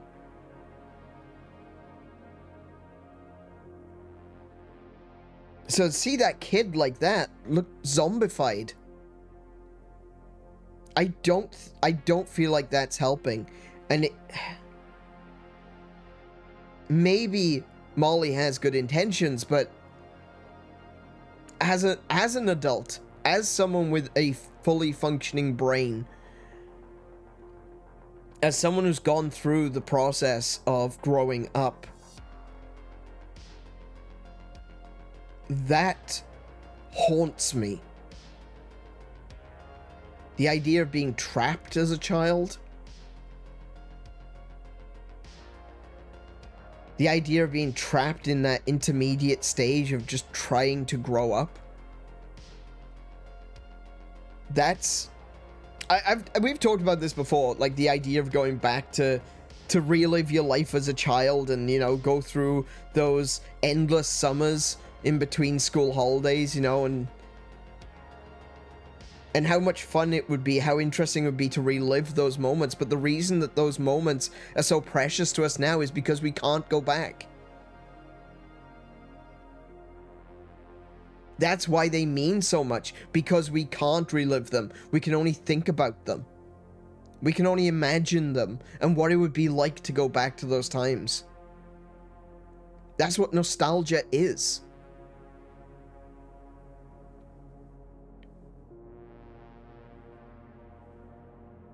Some might say that it's cruel to be forced to grow up.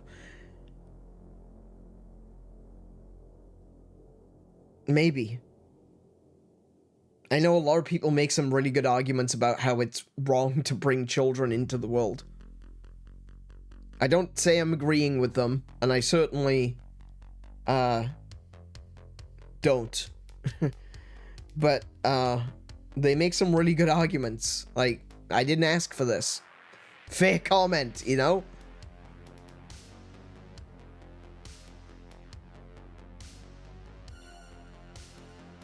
That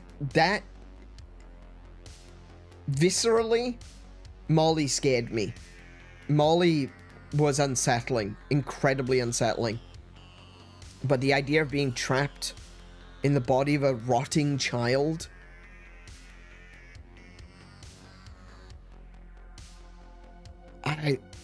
I didn't need that tonight. Nightmares about a spider woman? Sure. I can deal with that.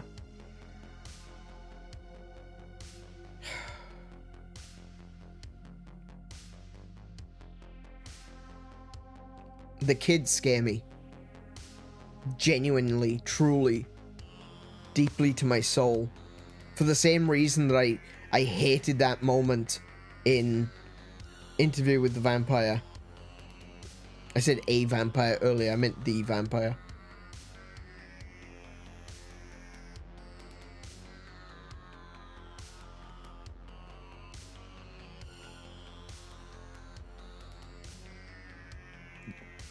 This one is actually hit me.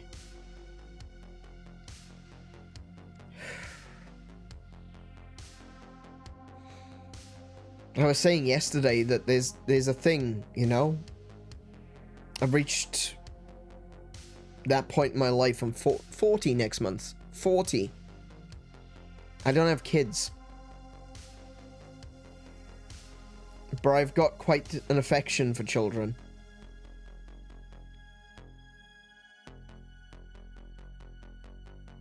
Like a parental instinct.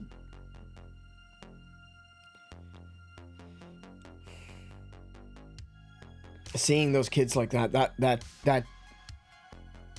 that's haunted me more than bloody corpse party.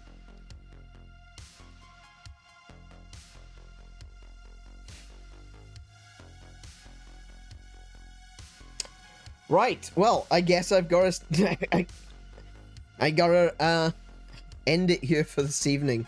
We're getting close to 12:30. We did start a little bit later, but I wanted to get through this chapter before we finish, because I believe we got 4 chapters left, and that means we can do the last of it. We can hopefully finish this game in the next session, which will be, hang on, let's pull that up. So I will be back tomorrow with Corpse Party, Blood Covered. We're going to be playing chapter 4, and then I've got a day off on Thursday, and I'll be back on Friday with Southern Midnight. Now, the way things are currently planned are, like I said, tomorrow we'll play Corpse Party, but if we end up having another storm, or if anything happens, we may have to push Corpse Party to Thursday.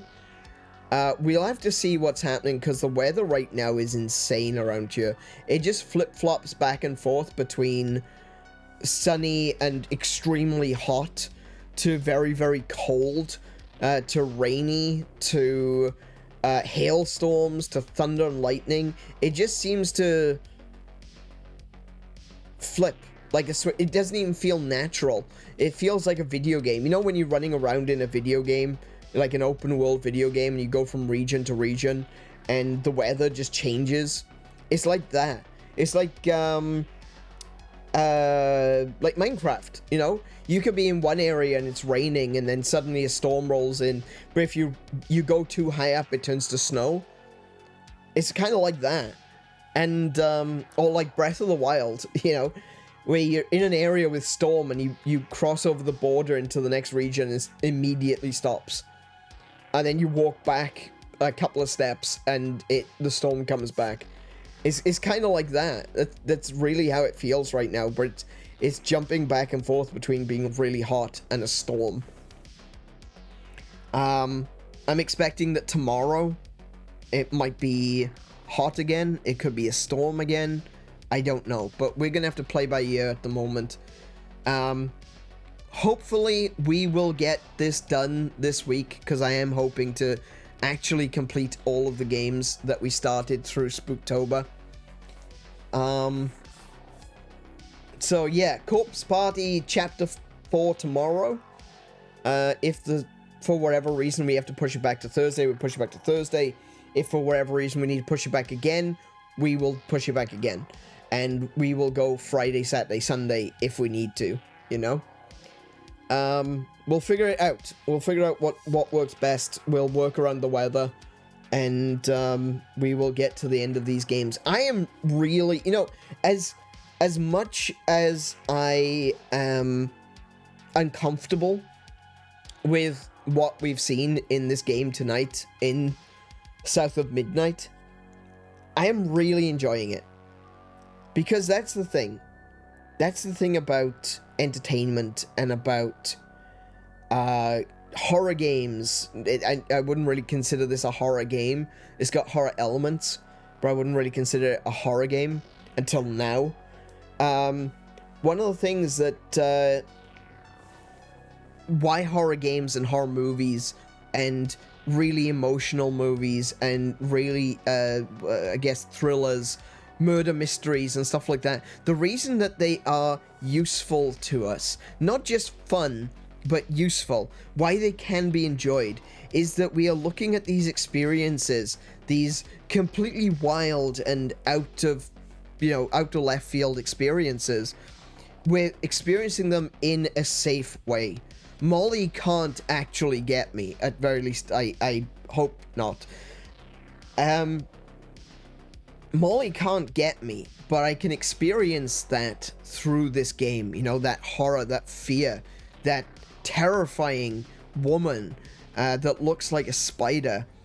That's very unsettling to me, but all the same, I can experience it in a safe way. I'm not seeing an actual spider. I don't feel like I don't feel that primal sense of dread when I look at a normal spider, you know?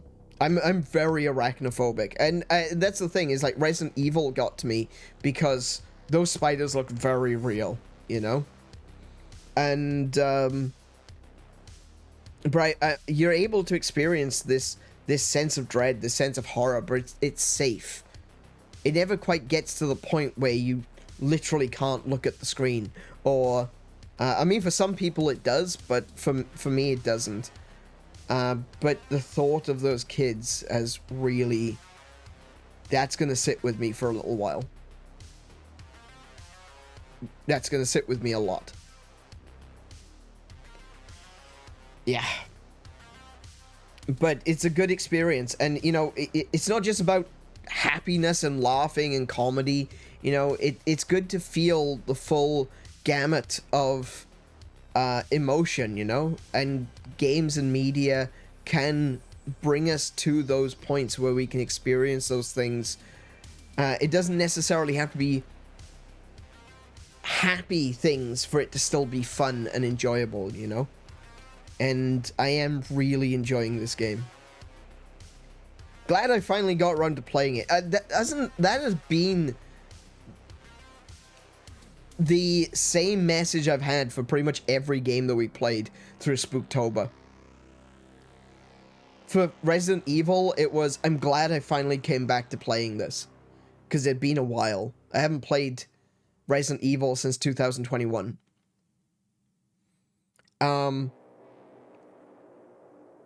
Shady Part of Me, another game that I've been sitting on wanting to play for a long time, just never got around to playing it.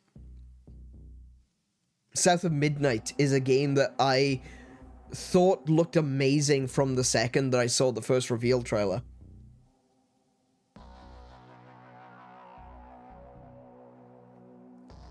And we're finally playing it. I'm so glad that, and Corpse Party as well. That's another game that's been on my list for years. I'm so glad that we're finally playing these, or that at very least I'm finally playing them, that I can finally experience these games. Because They've all been great. And I recommend that you guys check them out for yourself as well. You know, don't just watch me. That's not it, you know? I'm a streamer. I want to show you these games. But I want you to go off and play them for yourself, you know, experience them for yourself. Let yourself be taken in by what the game has to offer.